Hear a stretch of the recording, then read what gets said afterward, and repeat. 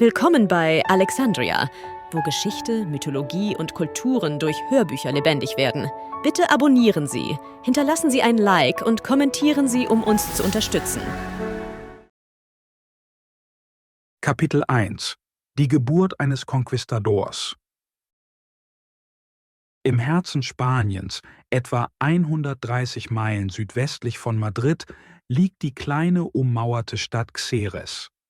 Abseits der großen Handelsrouten gelegen, beherbergt sie ungefähr 9000 bescheidene Einwohner und ist die Heimat alter Burgen und klösterlicher Institutionen. In einer dieser verfallenden Burgen wurde im Jahre 1500 ein Junge namens Hernando de Soto geboren. Seine adlige Familie war zwar stolz, aber verarmt und konnte sich keine angemessene Ausbildung für ihn leisten. Er war zu hochgeboren für harte Arbeit, doch zu arm für ein privilegiertes Leben, weshalb seine frühen Jahre von Untätigkeit geprägt waren. Hernando wuchs zu einem auffälligen jungen Mann heran, hochgewachsen, kräftig und geschickt im Fechten, Reiten und anderen ritterlichen Künsten. Er war mutig, energiegeladen und klug. Ein wohlhabender Adliger, Don Pedro de Ávila, wurde auf ihn aufmerksam und schickte ihn für 6 Jahre an eine spanische Universität, wahrscheinlich nach Saragossa. Zu jener Zeit zählte körperliche Stärke mehr als akademisches Wissen, und Hernando brillierte in Turnieren, beeindruckte Adlige und verzauberte Damen. Don Pedro, stolz auf seinen Schützling, nahm ihn in sein Haus auf. Inzwischen hatte die spanische Krone eine Kolonie in Darien auf der Landenge von Panama gegründet, einem Gebiet reich an Gold. Die einheimische Bevölkerung erkannte dessen Wert nicht und tauschte Gold gegen einfache Schmuckstücke, was die Spanier glauben ließ, dass unermessliche Schätze auf sie warteten. Doch ihre Gier verwandelte sich in Grausamkeit, und die Gräueltaten, die sie der indigenen Bevölkerung zufügten, waren sowohl entsetzlich als auch sinnlos. Frauen und Kinder wurden gejagt, Säuglinge brutal ermordet, und ihre Grausamkeit kannte keine Grenzen. Mit seinem Reichtum und Einfluss sicherte sich Don Pedro das mächtige Amt des Gouverneurs von Darien. Obwohl Hernando adliger Herkunft war, machte ihn seine Abhängigkeit von Don Pedro kaum mehr als einen bevorzugten Diener. Im Jahre 1514 trat Don Pedro sein Gouverneursamt an. Das Versprechen von Gold lockte Tausende an, und eine Flotte mit über 2000 Männern, darunter Soldaten, Adlige und Priester, segelte von St. Luca aus. Während einige Priester aufrichtig bemüht waren, das Christentum zu verbreiten, traten der Gouverneur und seine Männer dessen Prinzipien mit Füßen, getrieben von Gier, Grausamkeit und Ehrgeiz. Don Pedro selbst war skrupellos und rücksichtslos, so dass seine Herrschaft in Darien von Tyrannei und Katastrophen geprägt sein würde. Vasco Núñez, der vorherige Gouverneur, hatte weise regiert und gute Beziehungen zu den Einheimischen durch Handel aufgebaut. Sie versorgten seine Kolonie mit Lebensmitteln, während er lokale Entdecker aussandte, um nach Gold zu suchen. Doch als Don Pedro de Ávila die Herrschaft übernahm, wurde er neidisch auf die Beliebtheit von Núñez. Ohne einen legitimen Grund bezichtigte er ihn des Hochverrats und ließ ihn auf dem öffentlichen Platz von Acla hinrichten, während er das Enthaupten aus einem Versteck beobachtete, um dem Blick seines Opfers zu entgehen. Unter Don Pedros Herrschaft verschlechterten sich die Beziehungen zu den Einheimischen rapide. Die Spanier beraubten sie ihres Goldes, ihrer Nahrung und ihrer Würde, woraufhin die Bevölkerung floh. Plötzlich war die Kolonie von allen Vorräten abgeschnitten. Über 2000 Spanier, die weder auf Landwirtschaft vorbereitet waren noch über Nahrung verfügten, sahen sich Hungersnot und Krankheit ausgesetzt. Innerhalb von 6 Monaten überlebten nur noch einige hundert, zerlumpt und ausgehungert, während ihr Gold wertlos geworden war. In ihrer Verzweiflung boten sie Edelsteine und Gold für ein paar Schimmelbrocken an. Die Kolonie wäre gänzlich zugrunde gegangen, wären nicht Versorgungsschiffe aus Spanien eingetroffen. Die hungernden Spanier schickten Plündertrupps aus, um Lebensmittel zu stehlen, doch die geschwächte Kolonie ermutigte die Einheimischen zum Widerstand. Obwohl von Natur aus friedlich, kämpften sie nun mit unbändiger Entschlossenheit und trieben die Eindringlinge zurück an die Küste. Erst das Eintreffen weiterer Schiffe mit Verstärkungen bewahrte die Siedlung vor dem völligen Untergang. Nach 5 Jahren kehrte Don Pedro nach Spanien zurück, um mehr Männer und Ressourcen für seine ehrgeizigen Pläne zu gewinnen. Nördlich und südlich der Landenge erstreckten sich die riesigen Kontinente Nord- und Südamerika, wo er davon träumte, neue Gebiete zu erobern, Reiche zu errichten und unermessliche Schätze zu finden. Während Don Pedro abwesend war, blieb Hernando de Soto im Gouverneursschloss nahe Badajoz, versorgt durch die Großzügigkeit seines Gönners. Nun, 19 Jahre alt, war er zu einem eindrucksvollen jungen Mann herangewachsen. Die 16-jährige Tochter des Gouverneurs, Isabella, hatte bereits am spanischen Hof einen glänzenden Eindruck hinterlassen. Reich, schön und von edler Abstammung hatte sie zahlreiche Bewerber, darunter einen Prinzen von königlichem Geblüt. Doch als sie und De Soto im Schloss Zeit miteinander verbrachten, verliebten sie sich ineinander. Als De Soto es wagte, um Isabellas Hand anzuhalten, geriet Don Pedro in Wut und wies ihn voller Verachtung zurück.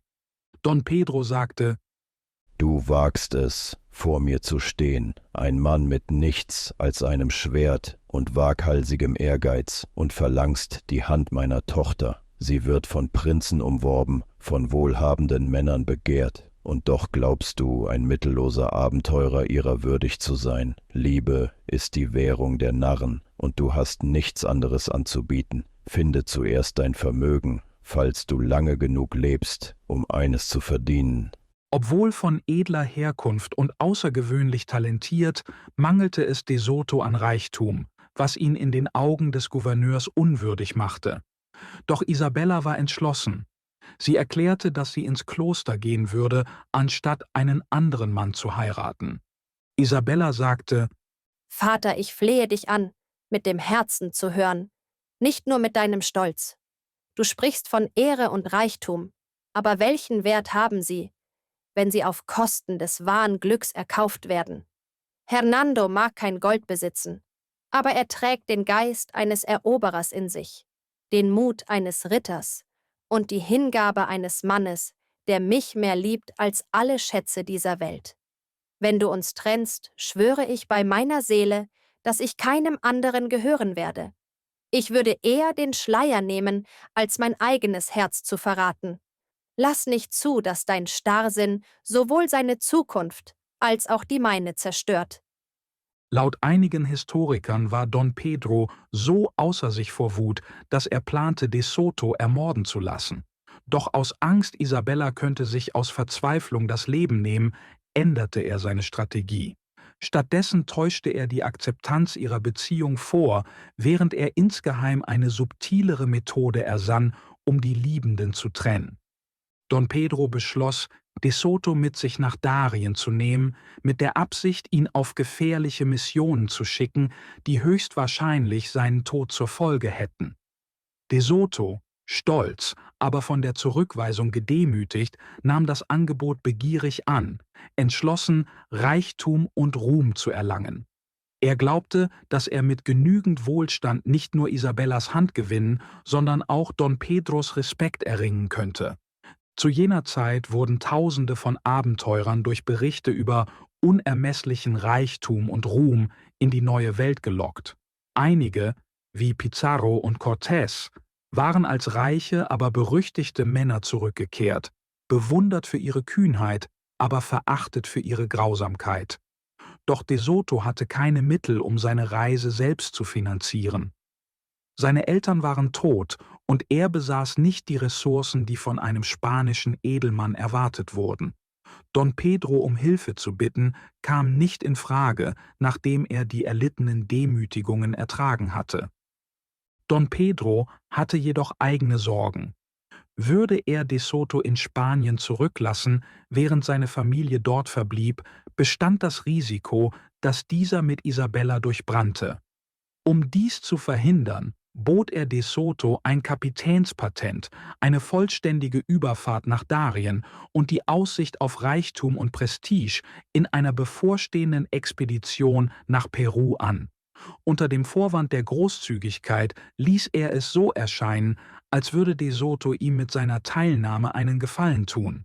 De Soto, begierig nach einer Gelegenheit, nahm das Angebot sofort an.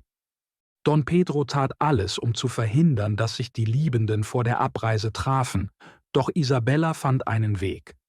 Als sie sich schließlich sahen, schworen sie sich ewige Treue. Da sie die Rücksichtslosigkeit ihres Vaters kannte, warnte Isabella de Soto mit einem feierlichen Abschied. Hernando, vergiss niemals, ein verräterischer Freund ist gefährlicher als 1000 erklärte Feinde. Im Jahre 1519 stach die Expedition von St. Luca aus in See und nahm Kurs auf Darien. Über die Reise ist nichts überliefert, doch die Flotte erreichte sicher ihr Ziel. Die spanischen Abenteurer, bewaffnet mit Musketen, Kanonen und Bluthunden, waren gut ausgerüstet, um die indigene Bevölkerung zu unterwerfen. Mit gerade einmal 19 Jahren war De Soto bereits ein starker und fähiger Anführer. Anders als viele seiner Zeitgenossen zeigte er Anzeichen von Ehre und Mitgefühl und war oft entsetzt über die Grausamkeit um ihn herum. Doch unter dem strengen militärischen Regime blieb ihm manchmal keine andere Wahl, als zu gehorchen. Don Pedro, berüchtigt für seine Brutalität, übertrug De Soto das Kommando über eine Kavallerieeinheit und schickte ihn häufig auf gefährliche Missionen. Dennoch wird De Soto von Historikern nicht mit den schlimmsten Gräueltaten des Gouverneurs in Verbindung gebracht. Einmal befahl Don Pedro ihm, ein ganzes indigenes Dorf niederzubrennen und dessen Bewohner zu töten. Der Befehl war vermutlich ein Test seiner Loyalität, doch De Soto weigerte sich und erklärte: Sagt Don Pedro, dem Gouverneur, dass mein Leben und meine Dienste ihm stets zur Verfügung stehen, wenn die Pflicht eines Christen und eines Edelmannes es verlangt. Doch Hauptmann Perez, in diesem Fall wäre es klüger gewesen, wenn der Gouverneur diesen Auftrag direkt euch erteilt hätte, anstatt euch mit dieser Botschaft zu mir zu schicken. Diese Worte beleidigten Hauptmann Perez, einen erfahrenen Duellanten, der für seine tödliche Treffsicherheit bekannt war. Don Pedro, der insgeheim auf De Sotos Tod hoffte, bestärkte das unausweichliche Duell. Vor einer Menge von Soldaten und Zuschauern kämpften die beiden erbittert über 2 Stunden hinweg. De Soto erlitt leichte Verletzungen, doch Perez blieb unversehrt, bis De Soto eine tiefe Wunde an dessen rechtem Handgelenk schlug, sodass dieser sein Schwert fallen ließ. Als Perez danach greifen wollte, stolperte er und stürzte. De Soto hielt ihm die Klinge an die Brust und forderte ihn auf, sich zu ergeben. Perez, zutiefst gedemütigt, weigerte sich, um Gnade zu flehen. In einer seltenen Geste ritterlicher Großmut steckte De Soto sein Schwert weg und erklärte: Ein Leben, für das es einem an Demut fehlt, darum zu bitten, ist es nicht wert, von meiner Hand genommen zu werden. Wahre Tapferkeit zeigt sich nicht in der Fähigkeit zu töten, sondern in der Gnade, wenn sie in unserer Macht liegt. De Sotos Sieg im Duell brachte ihm große Bewunderung ein, während Hauptmann Perez, zutiefst gedemütigt, seinen Rücktritt erklärte und nach Spanien zurückkehrte. Die neue Welt war somit um einen ihrer schlimmsten Abenteurer erleichtert.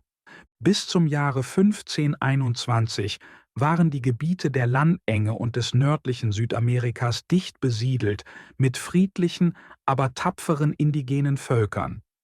Die Spanier, obwohl zahlenmäßig weit unterlegen, verfügten über überwältigende militärische Vorteile: Kriegspferde, Stahlrüstungen, Musketen und Bluthunde.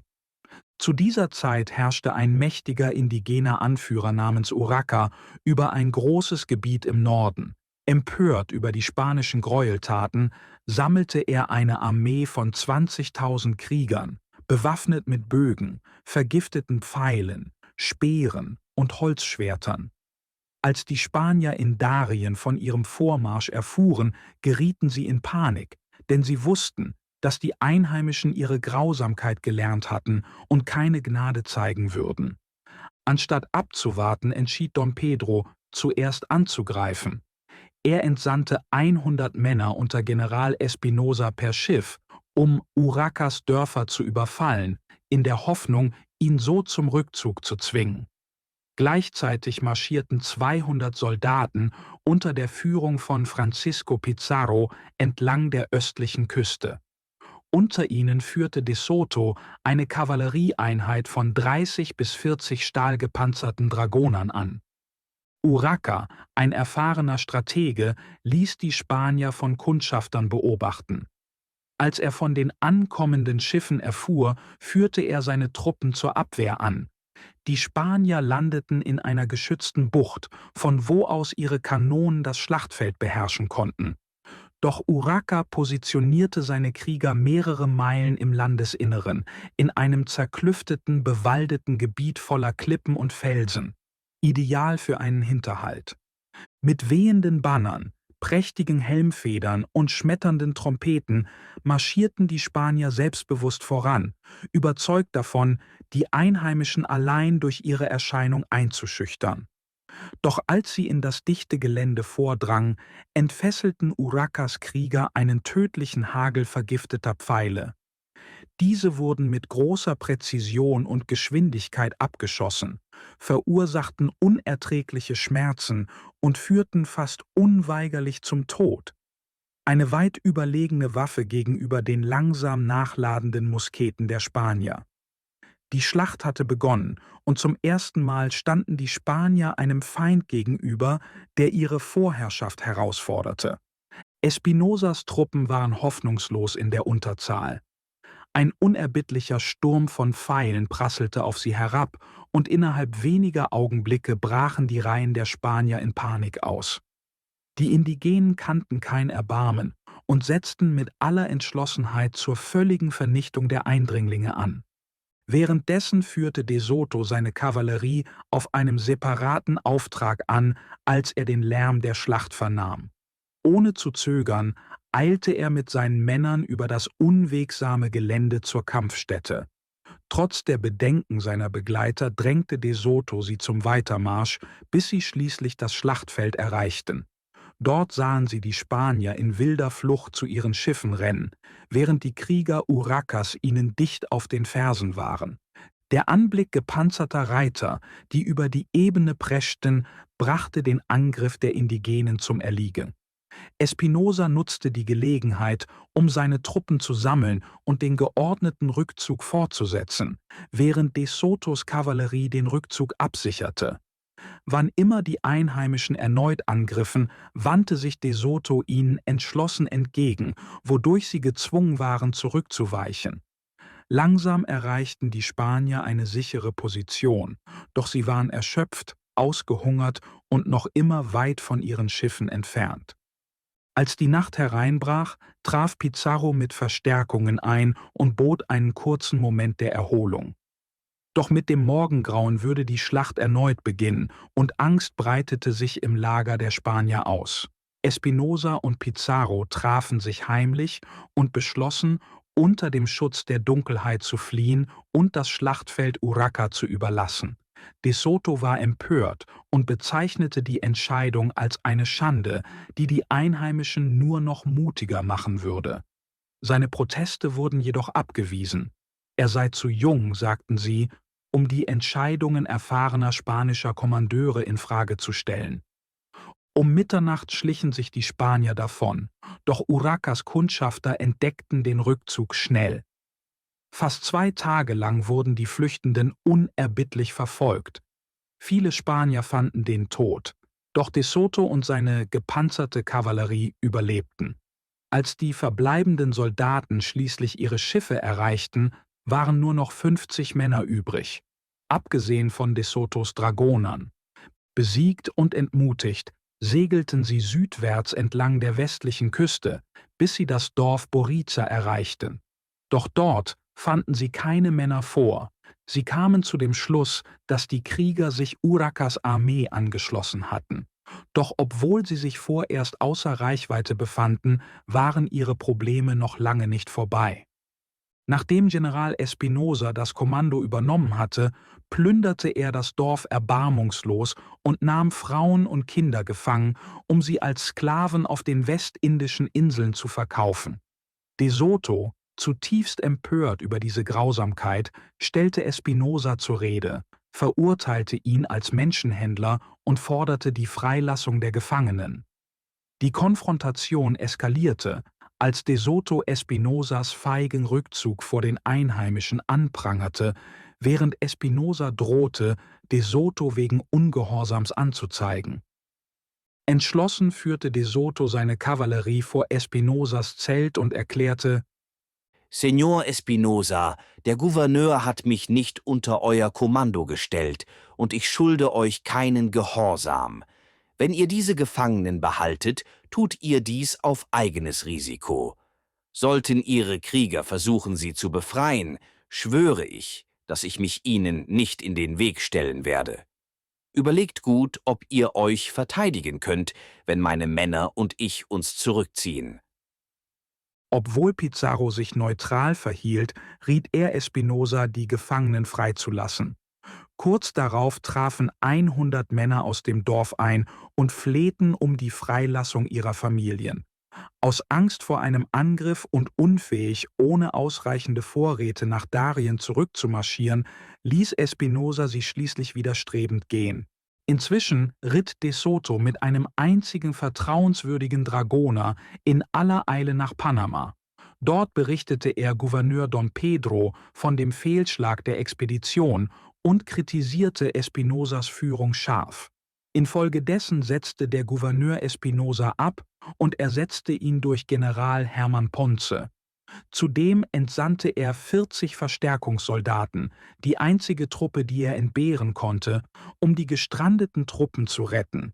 Urraca, gut über die spanische Position informiert, ließ Fallen entlang aller möglichen Fluchtwege aufstellen.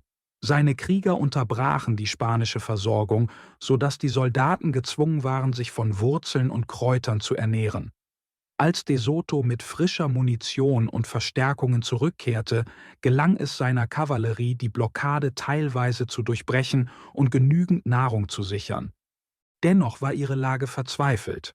Mit weniger als 150 Männern standen sie vor einem gefährlichen Rückzug durch Berge, Schluchten und dichte Wälder, einem Terrain, in dem Tausende von Kriegern auf jede ihrer Bewegungen lauerten. Hallo! Wenn euch unser Hörbuch gefallen hat, vergesst bitte nicht, den Kanal zu abonnieren. Ich brauche eure Unterstützung, um euch weitere Hörbücher zu bringen. Vielen Dank im Voraus für eure Unterstützung. Kapitel 2 – Der Krieg um Gold. Während Gouverneur Don Pedro in angespannter Erwartung auf Nachrichten aus Boriza wartete, traf ein Schiff aus Spanien ein, das mehrere hundert abenteuerlustige Männer an Bord hatte, darunter 150 ausgebildete Soldaten. Entschlossen, die Ehre Spaniens wiederherzustellen, sammelte Don Pedro diese Männer sowie 150 Freiwillige und brach nach Boriza auf. Er führte Kanonen mit sich, neue und furchteinflößende Waffen für die Einheimischen. Nach seiner Ankunft hielt er eine leidenschaftliche Rede, in der er seine Truppen an die militärische Größe Spaniens erinnerte und ihnen Reichtum versprach. Er behauptete, dass Veragua, das unter der Herrschaft von Urraca stand, voller Gold sei. Doch Urraca hatte seine Streitkräfte strategisch positioniert. Er stationierte eine Vorhut in unwegsamem Gelände, wo Kavallerie nutzlos war, und platzierte seine Hauptarmee entlang des Arva-Flusses, der eine natürliche Verteidigungslinie bildete. Don Pedros Armee von 500 Mann erreichte bald das schwierige Terrain, wo die Einheimischen bereits lauerten. Bemerkenswerterweise suchten die Spanier trotz ihrer unprovozierten Invasion vor der Schlacht um göttlichen Beistand. Priester leiteten Gebete, Soldaten bekannten ihre Sünden, und sie stürmten voran in dem Glauben, dass der Tod ihnen den Himmel öffnen würde. Doch die Einheimischen kämpften mit unerschütterlichem Mut. Ihre präzise geschossenen Pfeile und Speere stoppten den Vormarsch der Spanier und drängten sie schließlich zu einem panischen Rückzug. In dem dichten Gelände, wo jeder Krieger von hinter Bäumen und Felsen aus kämpfte, erwiesen sich ihre Waffen als weit effektiver als die langsam nachladenden Musketen der Spanier. Viele Spanier fielen, während sie sich mehrere Meilen weit ins offene Gelände zurückzogen. Erst die Kavallerie und die Kanonen konnten die Verfolgung durch die Indigenen stoppen. Obwohl die Spanier ihre Position hielten, waren sie erniedrigt. Ein Rückzug wäre eine Schande gewesen, doch ein erneuter Angriff schien unmöglich. Sie wussten, dass sie bisher nur der Vorhut von Urracas vollständiger Armee begegnet waren, die 20.000 Krieger umfasste und jenseits des Flusses auf sie wartete. Gefangen in dieser Ungewissheit zögerten sie tagelang. Urraca erkannte seine Chance und schmiedete einen geschickten Plan. Er ließ einige seiner Männer absichtlich gefangen nehmen. Unter der Androhung von Folter behaupteten sie, dass sich riesige Goldvorkommen nur wenige Meilen entfernt befänden. Die Spanier, geblendet von ihrer Gier, fielen auf den Trick herein. Ein Beweis dafür, dass diese angeblich primitiven Wilden ihre selbsternannten zivilisierten Eroberer überlisten konnten. Don Pedro schickte 40 seiner besten Männer zu der vermeintlichen Goldstätte, doch sie gerieten in einen Hinterhalt. Bis auf 3 wurden alle getötet. Rasend vor Wut befahl Don Pedro, dass seine Gefangenen von Bluthunden zerrissen werden sollten. Die gesamte Kampagne war ein völliger Fehlschlag. Don Pedro hatte ein Viertel seiner Armee verloren, die Moral war gebrochen und seine Männer standen einer überwältigenden Übermacht gegenüber. Gedemütigt blieb ihm keine andere Wahl, als sich nach Panama zurückzuziehen. Doch obwohl Urraca ihn besiegt hatte, verfolgte er die Spanier nicht. Hätte er es getan, hätte Don Pedro die Schlacht möglicherweise doch noch zu seinen Gunsten wenden können. Auf offenem Gelände, wo Kavallerie und Artillerie die einheimischen Krieger vernichten konnten. Dennoch ließ die Angst die spanischen Truppen nicht los. Sogar in Panama glaubten sie, in jeder Bewegung im Gras feindliche Krieger zu erkennen und in jedem Schatten auf dem Meer ein Kanu voller Feinde zu sehen. Der spanische Historiker Herrera schrieb: Wenn sie zu den Bergen blickten, sahen sie Indios in den Bäumen. Wenn sie sich dem Meer zuwandten, sahen sie Kanus voller wütender Feinde. Urraca erwies sich als außergewöhnlicher Anführer, selbst in den voreingenommenen Berichten seiner Feinde. Im Gegensatz zu Don Pedro zeigte er Zurückhaltung, führte keine unprovozierten Angriffe durch und verübte keine Gräueltaten. Trotz der Grausamkeit der Spanier ließ er sich nie auf ihr Niveau herab. Als eine spanische Adlige, Donna Clara Albités, gefangen genommen wurde, behandelte Urraca sie mit Freundlichkeit und ließ sie bald darauf unversehrt zu ihrem Volk zurückkehren. Eine Geste, die unter den Spaniern undenkbar gewesen wäre. Währenddessen suchte Don Pedro nach einem Weg, sich De Soto zu entledigen.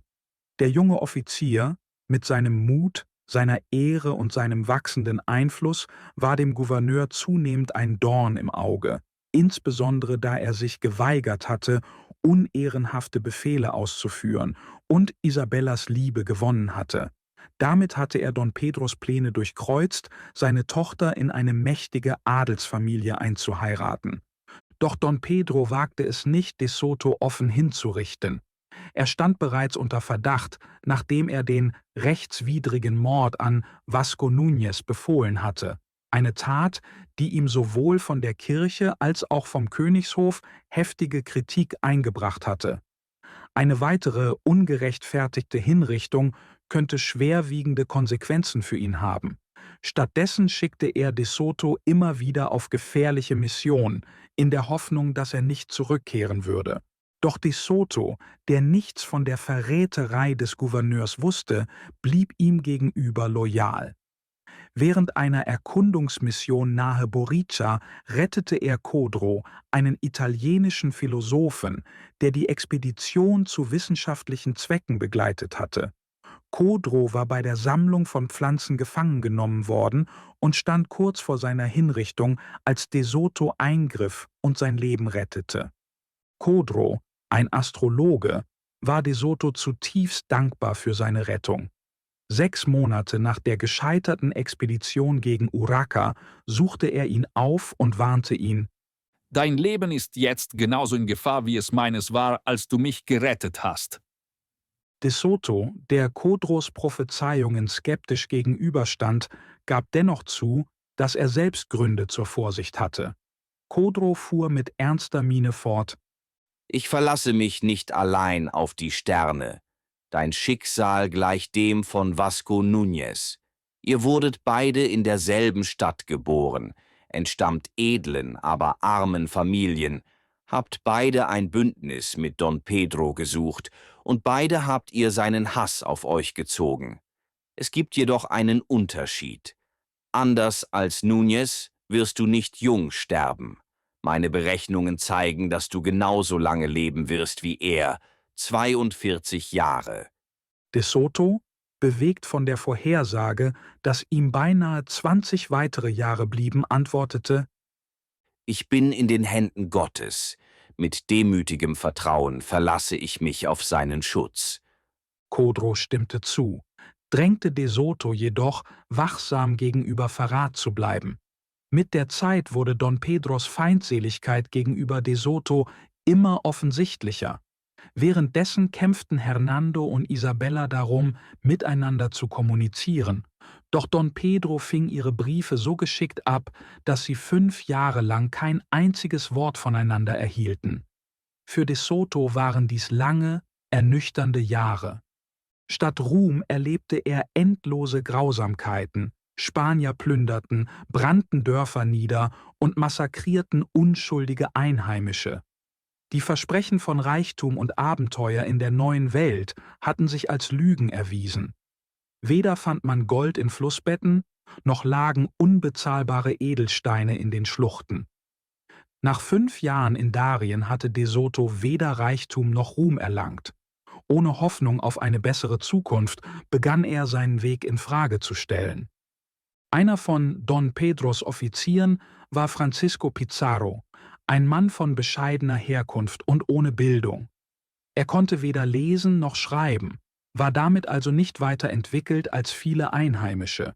Trotz seiner Misserfolge in Veragua erkannte Don Pedro Potenzial in ihm und beauftragte ihn mit der Führung einer Expedition, die mit 130 Mann die westliche Küste der Landenge auf dem Seeweg erkunden sollte.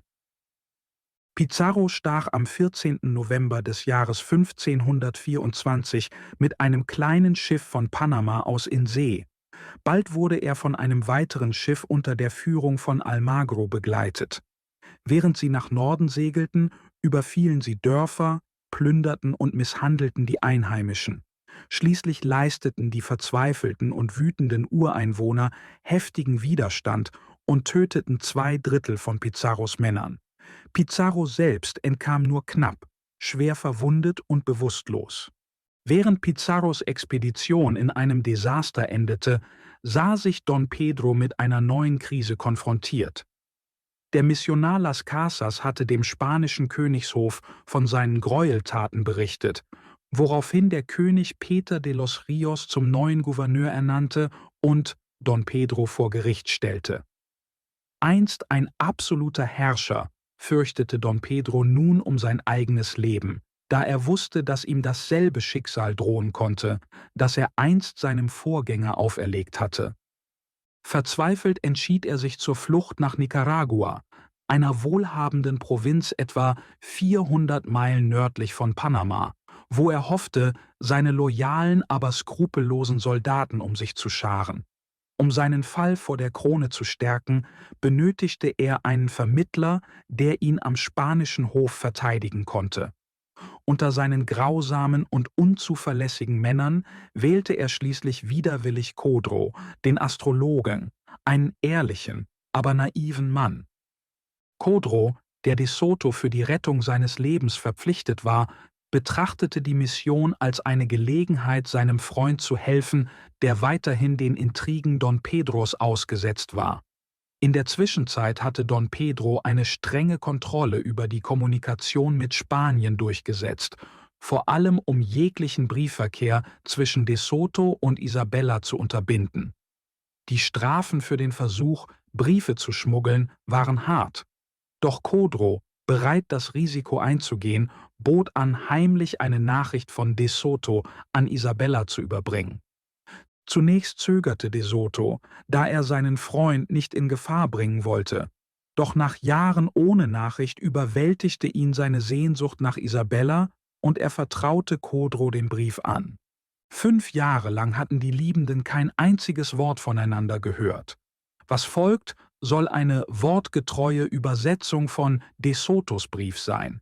Zwar kann seine vollständige Echtheit nicht bestätigt werden, doch der Inhalt trägt deutliche Zeichen von Authentizität und eine Manuskriptkopie existiert in der Bibliothek eines spanischen Gelehrten, der sein Leben der Sammlung historischer Dokumente seines Landes gewidmet hat. Meine teuerste, geliebte Isabella, zum ersten Mal seit 5 Jahren schreibe ich dir mit der Gewissheit, dass du meinen Brief erhalten wirst. Viele Male habe ich zuvor geschrieben. Doch wie hätte ich frei schreiben können, wenn ich fürchten musste, dass andere Augen jene zärtlichen Worte lesen, die nur deine Güte und Nachsicht entschuldigen könnten? Doch welchen Grund habe ich zu hoffen, dass du mich noch immer mit Wohlwollen betrachtest? Mein gereiftes Urteil lehrt mich, dass dieser Traum meiner Jugend, den ich so lange gehegt habe, nicht bloß Anmaßung, sondern Wahnsinn ist. Wenn ich deine vielen Tugenden bedenke und sie mit meinem eigenen geringen Verdienst vergleiche, so fühle ich, dass ich verzweifeln sollte, selbst wenn ich dir die Schätze tausender Königreiche zu Füßen legen könnte. Wie also kann ich es wagen, meine Augen zu dir zu erheben, da ich nichts anderes zu bieten habe als die Hingabe einer Liebe, die durch die Zeit nicht geschwächt wird und die selbst dann weiterlebt, wenn meine letzte Hoffnung erloschen ist? O Isabella, die Erwartungen, die mich in dieses Land geführt haben, haben sich nicht erfüllt. Ich kann kein Gold sammeln, außer auf Wegen, die meine Ehre, mein Gewissen und du selbst verurteilen müsstet. Vielleicht empfindest du Mitleid mit einem Mann, dem das Schicksal seinen Segen versagt hat. Doch ich weiß, dass deine Familie mit Recht für dich eine Verbindung mit hohem Rang und großem Reichtum erwartet. Und ich liebe dich viel zu sehr, um mein eigenes Glück über dein Wohlergehen zu stellen. Solltest du daher in deiner frühen Jugend ein Versprechen gegeben haben, das du inzwischen bereust, so bist du, soweit es in meiner Macht steht, davon entbunden. Für mich jedoch bleibt die Verpflichtung heilig und ewig. Es ist unwahrscheinlich, dass ich jemals in meine Heimat zurückkehren werde. Solange ich von deiner Gegenwart verbannt bin, sind alle Länder für mich gleich. Der Überbringer dieses Briefes setzt sich großer Gefahr aus, um mir einen Dienst zu erweisen. Ich bitte dich, Vorsichtsmaßnahmen zu treffen, die seine Sicherheit gewährleisten. Sollte deine Güte mir eine Nachricht gewähren, so wird er sie mir überbringen, und du kannst ihm vollkommen vertrauen. Vergib mir meine Kühnheit, dass ich es wage zu hoffen, noch immer in deiner Erinnerung zu bestehen. Und selbst wenn du mich nun mit Gleichgültigkeit oder Abneigung betrachtest, so verurteile mich nicht zu streng, wenn ich mich dennoch unveränderlich und hingebungsvoll nenne.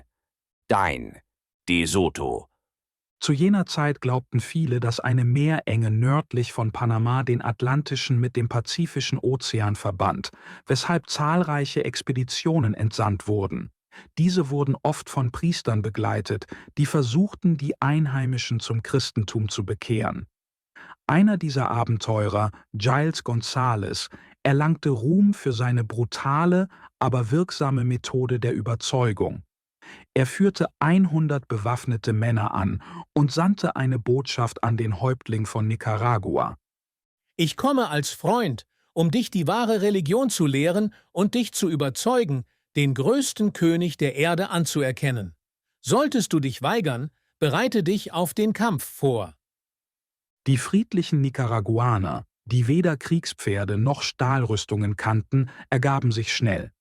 Der Häuptling akzeptierte nicht nur das Christentum, sondern schenkte González zudem Gold im Wert von $75.000. Innerhalb von 6 Monaten wurden über 36.000 Einheimische getauft, wodurch eine Summe von $400.000 an Gebühren eingenommen wurde. Während González seine Eroberungen fortsetzte, betrachtete Don Pedro sein Vorgehen als eigenmächtig und entsandte Ferdinand de Córdoba sowie de Soto, um Nicaragua offiziell für Spanien zu beanspruchen. Bald darauf kam es zum Konflikt. De Soto schlug mit 50 Mann sein Lager in Torrebio auf, nicht ahnend, dass González mit 300 Mann, darunter 200 indigene Verbündete, ganz in der Nähe war. Bei einem nächtlichen Angriff überrannten González Truppen die Infanterie von de Soto und töteten oder gefangen alle 30 Fußsoldaten. Doch de Soto und seine 20 Kavalleristen kämpften sich durch und entkamen. Nachdem González 50 seiner besten Männer verloren hatte, vermied er eine weitere Schlacht und zog sich in einen anderen Teil der Provinz zurück, um seine Bekehrungen fortzusetzen und weiterhin Gebühren für Taufen zu kassieren. In der Zwischenzeit gründeten de Soto und Córdoba die Stadt Grenada, errichteten Häuser, eine Kirche und Befestigungen. Córdoba regierte klug, und schon bald blühten 2 Städte auf, León und Grenada, die Siedler aus Panama anzogen. Später kehrte de Soto nach Panama zurück, um Don Pedro Bericht zu erstatten, nur um zu erfahren, dass der Gouverneur plante, nach Nicaragua umzusiedeln. Da er Don Pedros Grausamkeit kannte, fürchtete de Soto eine Katastrophe für die Kolonie und ihre Bewohner. Seine Besorgnis war offensichtlich, und der misstrauische Gouverneur bemerkte dies. Don Pedro sagte spöttisch: Ich erkenne an deinem Gesichtsausdruck, Hauptmann, dass du meine Unternehmungen in Nicaragua nicht gut heißt. De Soto antwortete mutig auf Don Pedros spöttische Bemerkung: Gouverneur, eure Pläne interessieren mich wenig. Es sei denn, sie fügen anderen Schaden zu. Nicaragua wird von Ferdinand de Córdoba gut regiert.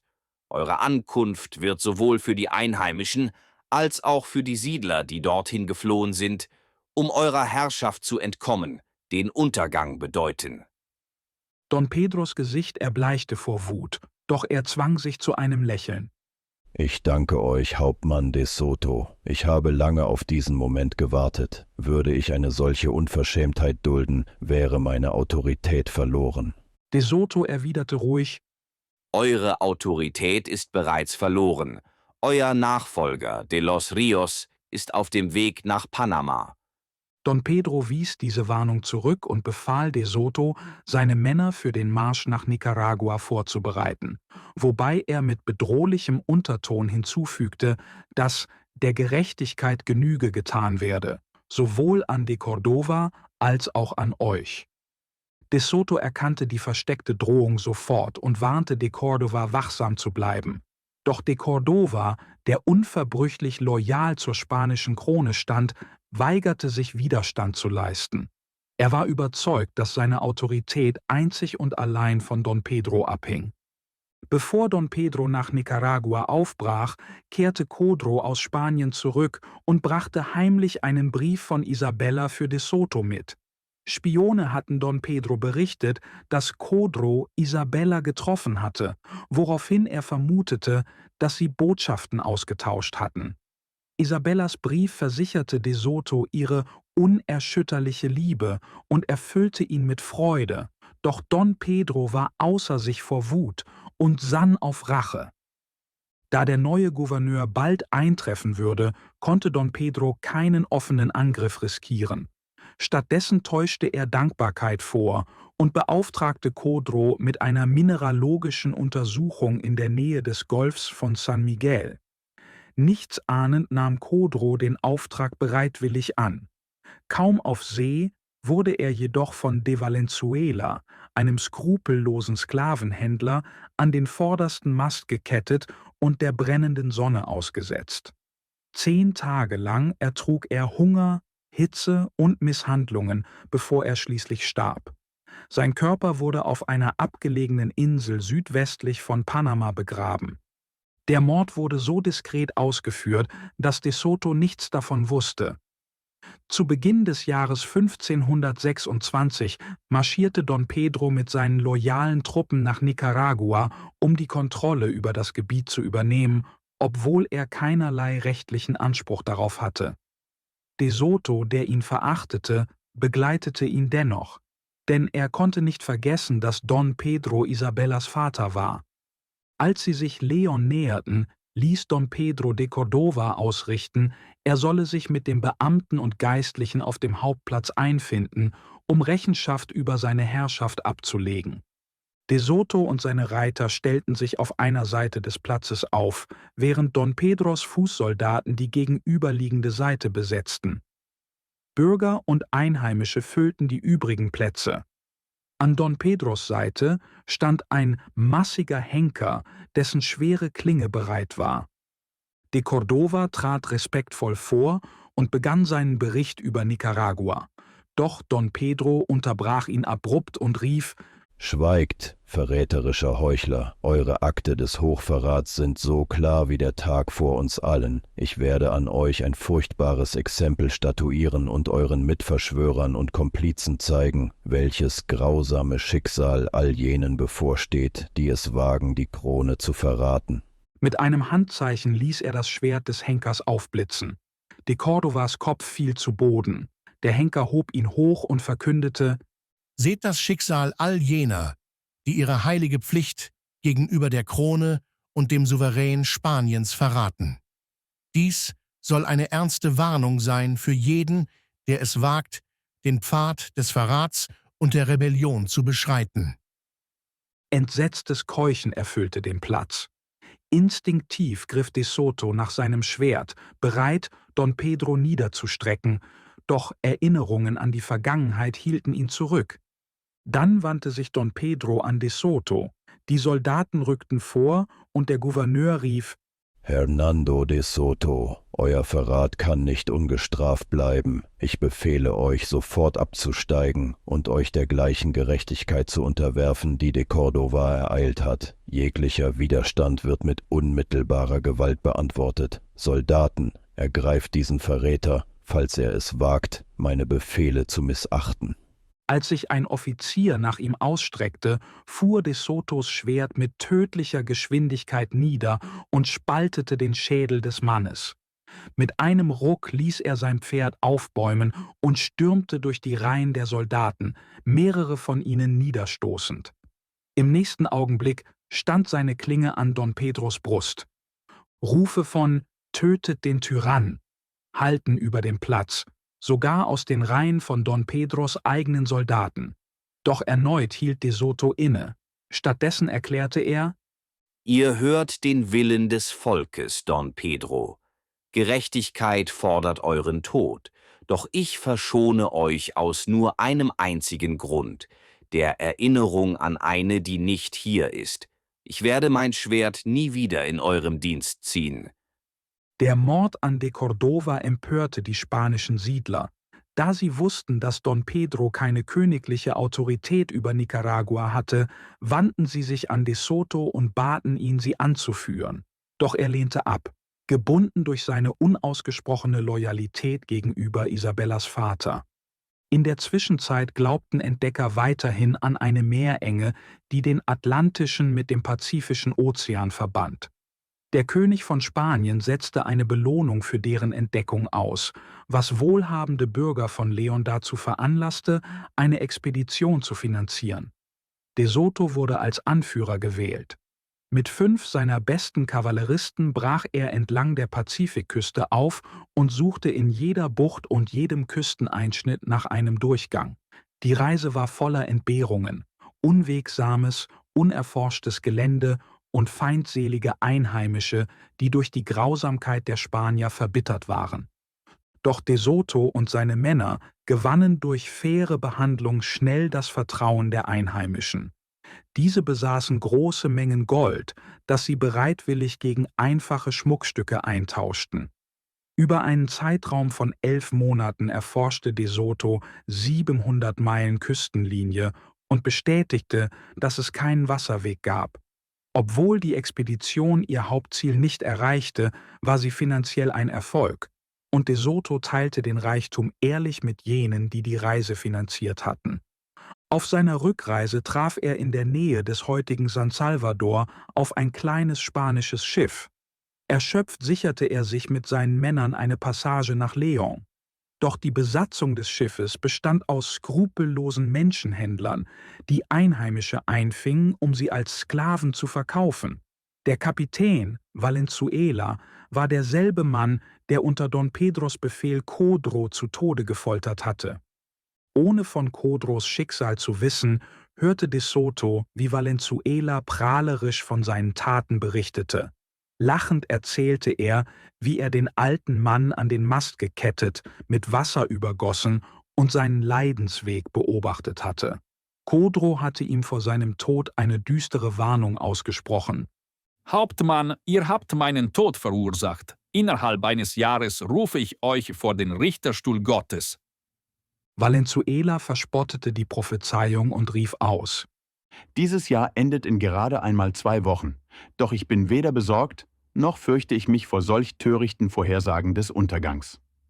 De Soto, kalt vor Wut, erwiderte, er soll kein Lügner sein. Mit einem einzigen schnellen Hieb schlug er Valenzuelas Kopf von dessen Schultern. Die abgebrühte Besatzung, die an Gewalt gewöhnt war, bewunderte die Präzision des Schlages. Dann wandte sich De Soto an sie und sprach: Falls jemand hier meine Tat in Frage stellen oder herausfordern möchte, so stehe ich bereit, sie zu verteidigen. Doch lasst es alle wissen, Codro war nicht nur mein geschätzter Freund und treuer Gefährte, sondern er fand seinen Tod, während er einen entscheidenden Dienst in meinem Auftrag ausführte. Sein Tod soll nicht unbeantwortet bleiben, und ich werde jeden niederstrecken, der es wagt, das Gegenteil zu behaupten. Keiner widersprach. In dieser brutalen Ära blieb ein solcher Mord ohne nennenswerte Folgen. Währenddessen war Don Pedros Herrschaft in blanke Tyrannei übergegangen. Er hetzte Bluthunde und Kavallerie auf die Einheimischen und verkaufte sie als Sklaven. Kettenzüge von Männern, Frauen und Kindern wurden regelmäßig durch die Straßen von León getrieben. Ein grausames Zeugnis seiner Brutalität. Don Pedros Grausamkeit kannte keine Grenzen.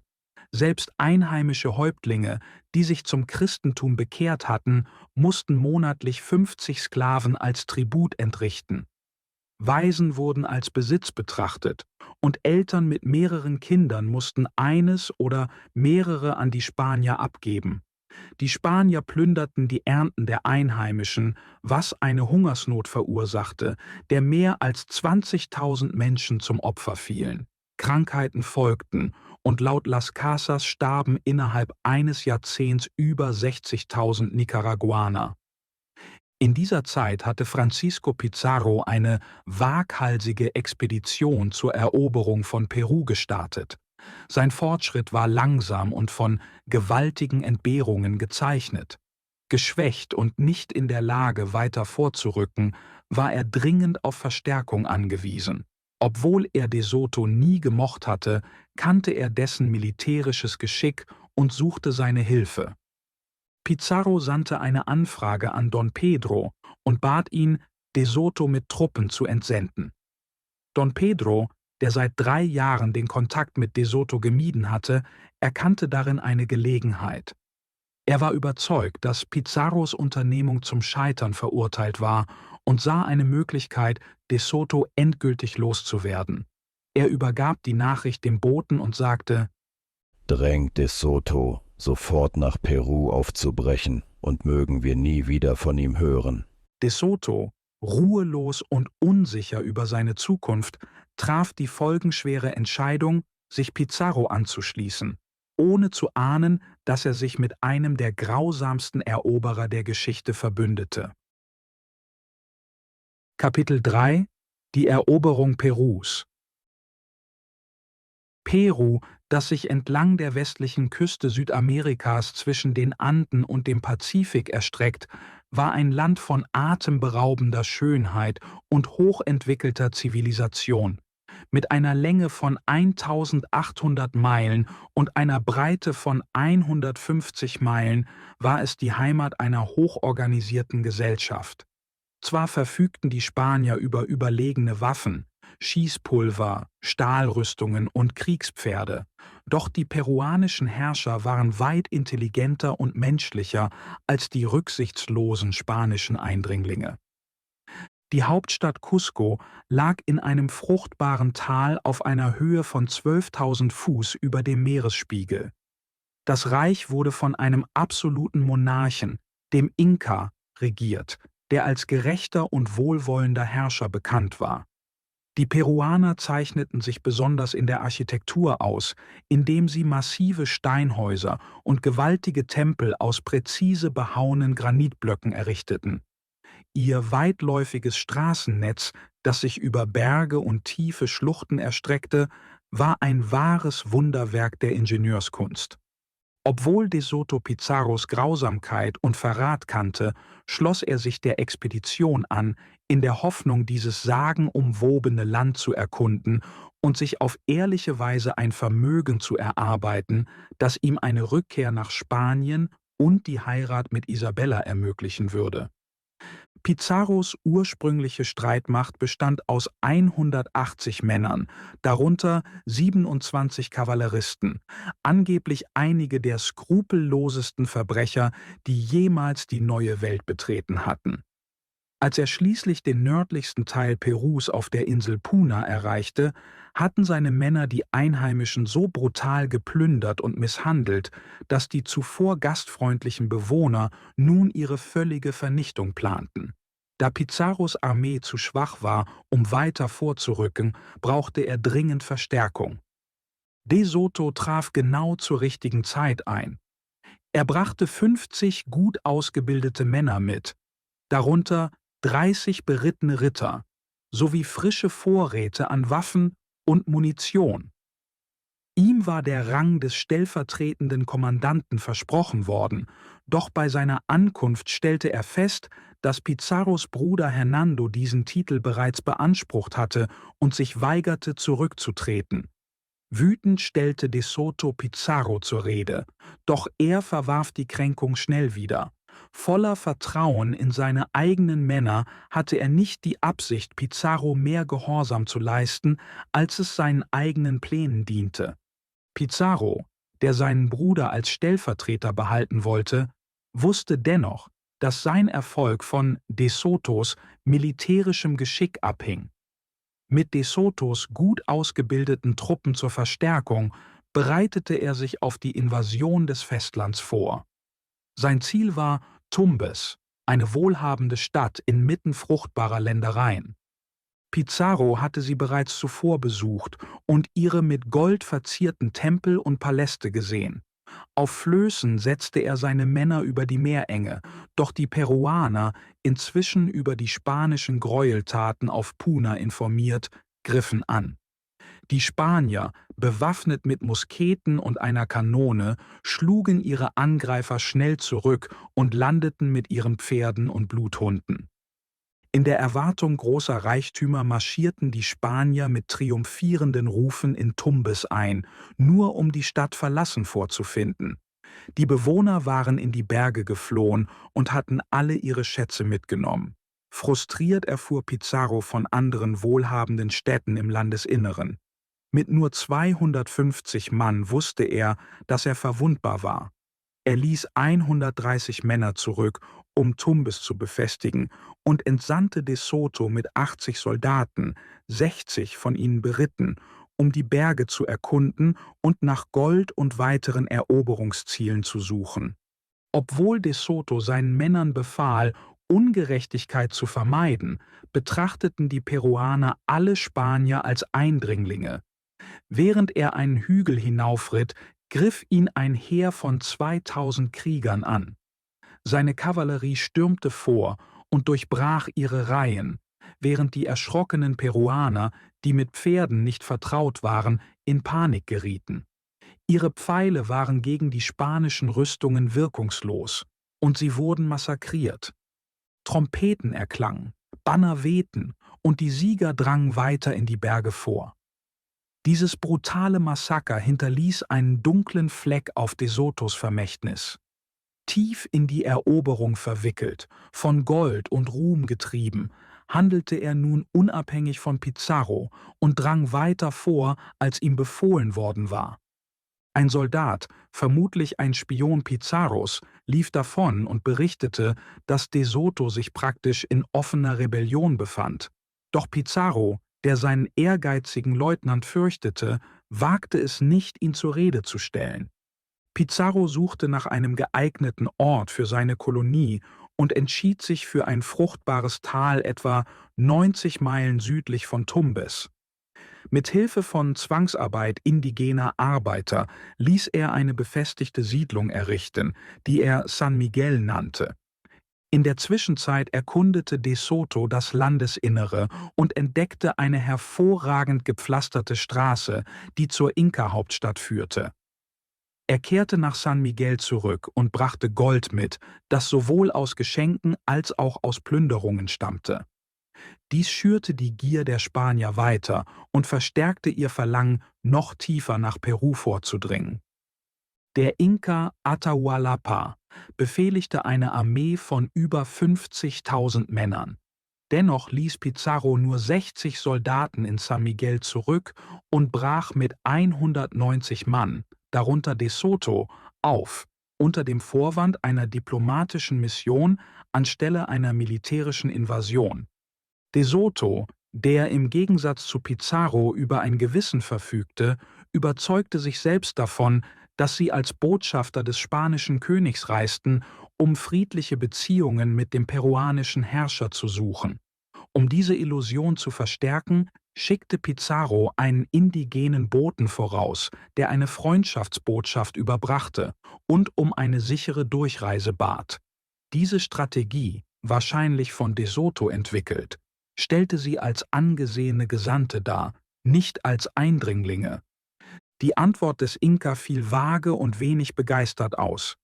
Als Zeichen des Willkommens übersandte er lediglich 2 kunstvoll geschnitzte Steinschalen und etwas duftendes Öl. Diese kühle Reaktion beunruhigte die Spanier und sie vermuteten eine Falle. Pizarro, der Verrat fürchtete, schlug vor, Spione auszusenden, um Informationen zu sammeln, bevor sie weiterzogen. Doch De Soto, getrieben von Ehrgeiz und Tatendrang, wies diese Bedenken zurück. Der Inka braucht keinen Verrat. Wenn er uns vernichten wollte, könnte er es leicht mit seiner Armee tun. Man sagt, er sei gerecht und gütig, und seine Geschenke, wenn auch bescheiden, zeugen von Wohlwollen. Wir haben keine Wahl, als weiterzuziehen.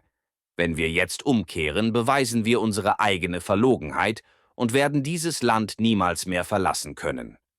Hernando Pizarro, ein roher und grausamer Mann, spottete über De Sotos Vertrauen und forderte ihn heraus, seinen Glauben an die Gerechtigkeit des Inka unter Beweis zu stellen. Da du so eifrig an die Gerechtigkeit und Gnade des Inka glaubst, dann beweise deinen Glauben durch Taten, nicht durch Worte. Du wirst als unser Gesandter vorausreiten, diesen mächtigen Herrscher von Angesicht zu Angesicht treffen und seine wahren Absichten ergründen. Ist er so ehrenhaft, wie du behauptest, hast du nichts zu befürchten. Falls uns jedoch Verrat erwartet, wird es dein Kopf sein, der zuerst fällt. De Soto funkelte Hernando Pizarro vor Zorn an und entgegnete fest: Don Hernando, es ist weder höflich noch klug, meine Aufrichtigkeit in Frage zu stellen. Ich vertraue der Ehre des Inka ebenso sehr wie der eines jeden Mannes hier, auch der eures Kommandanten. Wenn ihr euch zurückziehen wollt, dann tut es. Doch ich werde mich Atahualpa stellen, mit oder ohne eure Zustimmung. Diese mutige Erklärung stellte Pizarros Autorität offen in Frage. Ein Schritt, den sich De Soto nur leisten konnte, weil er die Unterstützung seiner Kavallerie wusste. Hernando Pizarro, obwohl wütend, schwieg und wagte es nicht, De Soto direkt herauszufordern. Francisco Pizarro, der seine Verärgerung verbarg, nutzte die Gelegenheit und ernannte De Soto offiziell zum Anführer einer Gruppe von 24 Reitern. Ein indigener Führer namens Filipilo begleitete sie.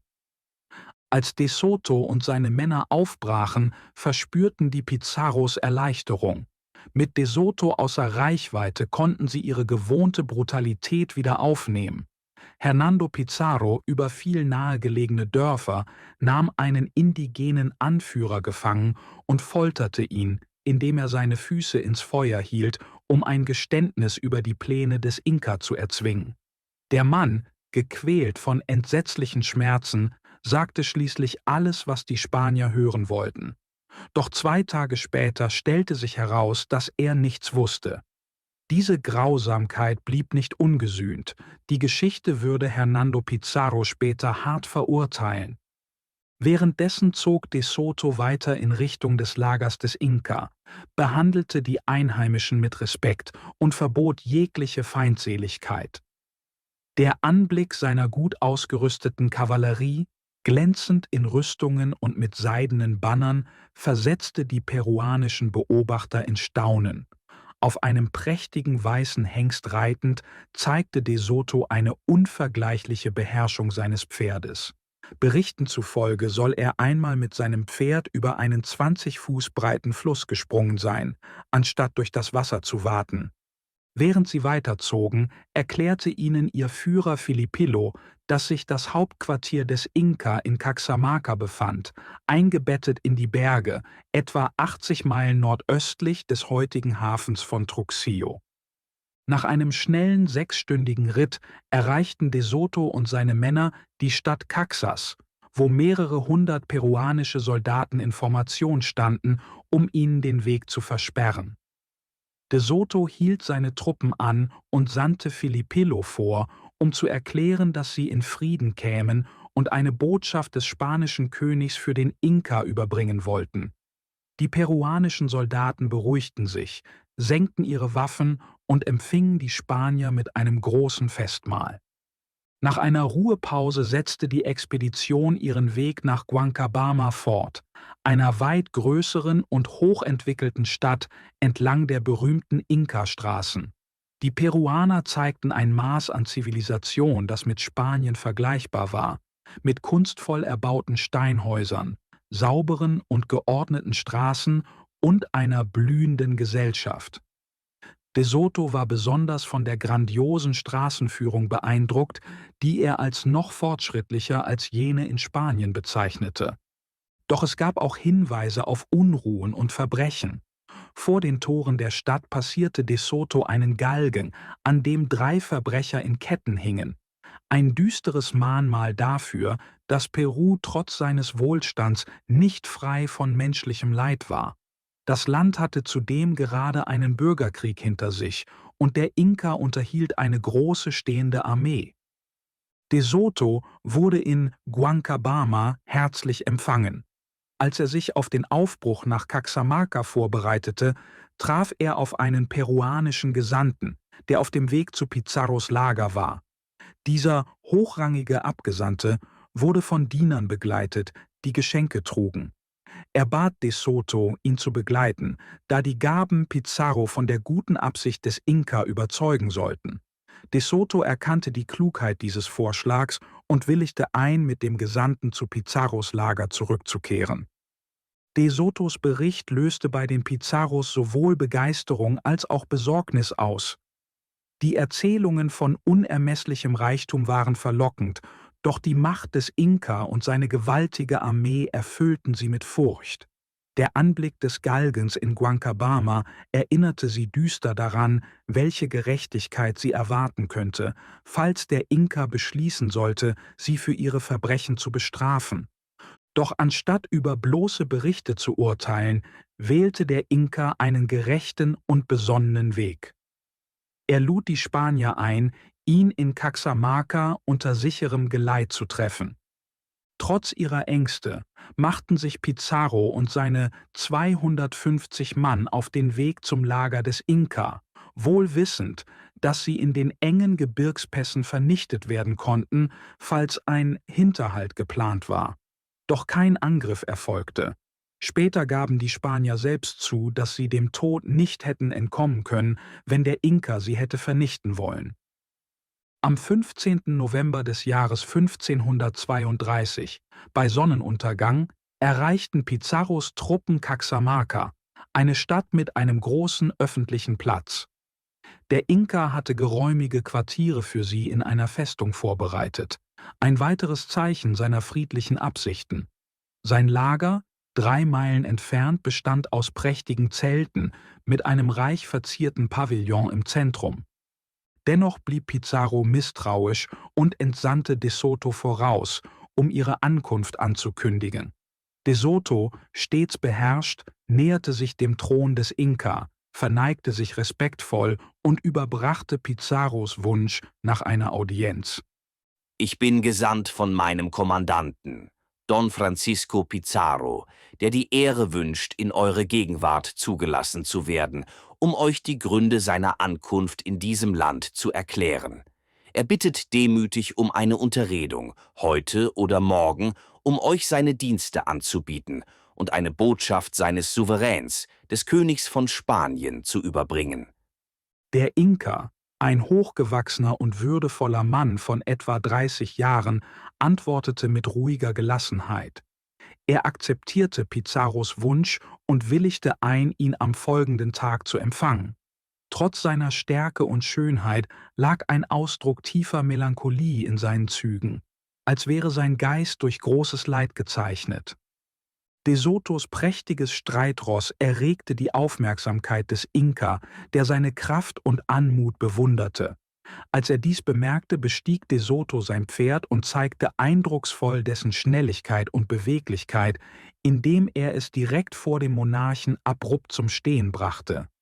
Während einige von Atahualpas Begleitern erschrocken zurückwichen, blieb der Inka ungerührt und tadelte sie für ihre Furcht. Einige Berichte besagen, dass er sie später für ihre Schwäche bestrafte. Anschließend wurden den Spaniern Erfrischungen in goldenen Bechern gereicht.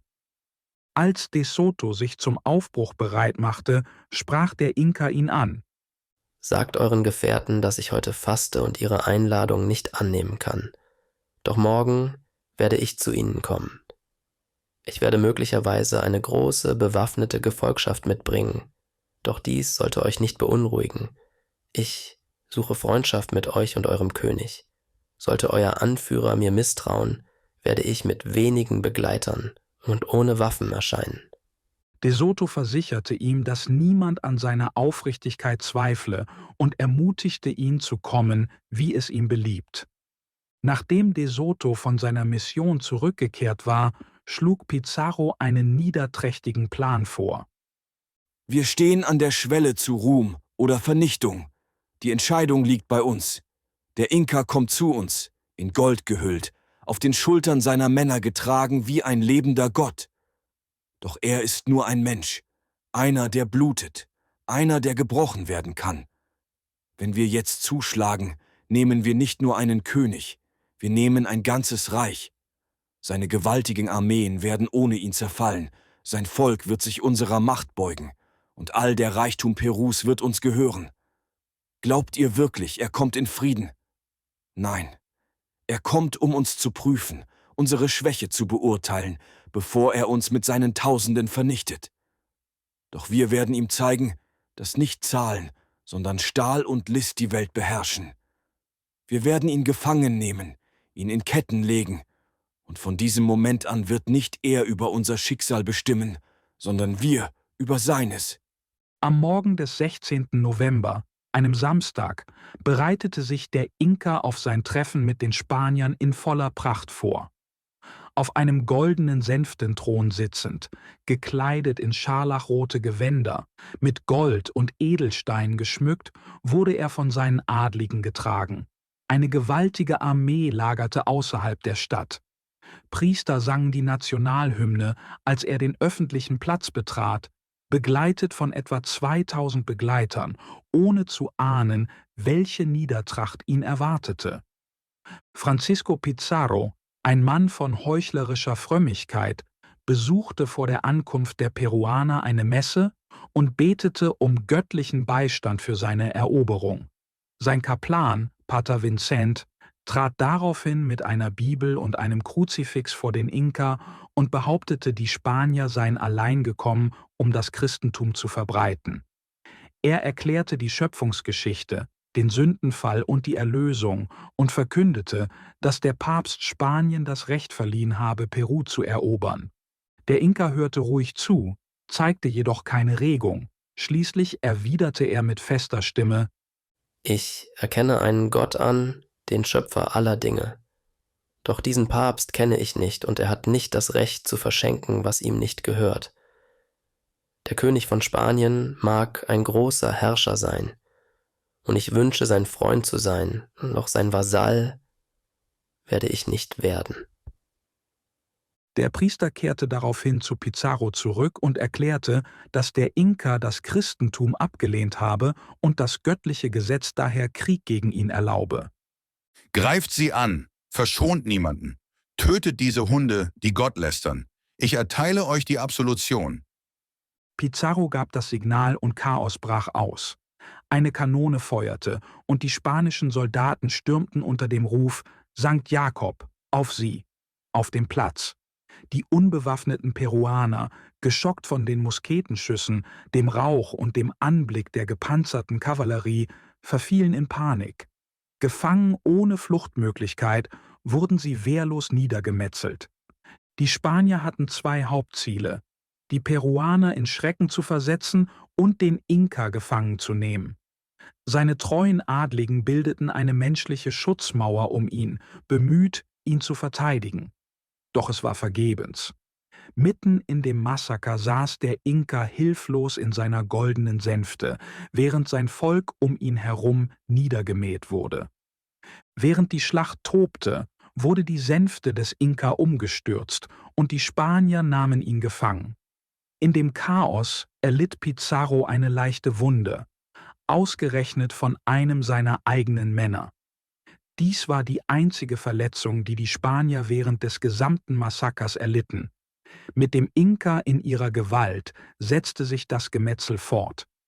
Pizarros Kavallerie jagte die fliehenden Peruaner gnadenlos und metzelte sie nieder. Die Schätzungen der Toten reichen von 2000 bis 10.000.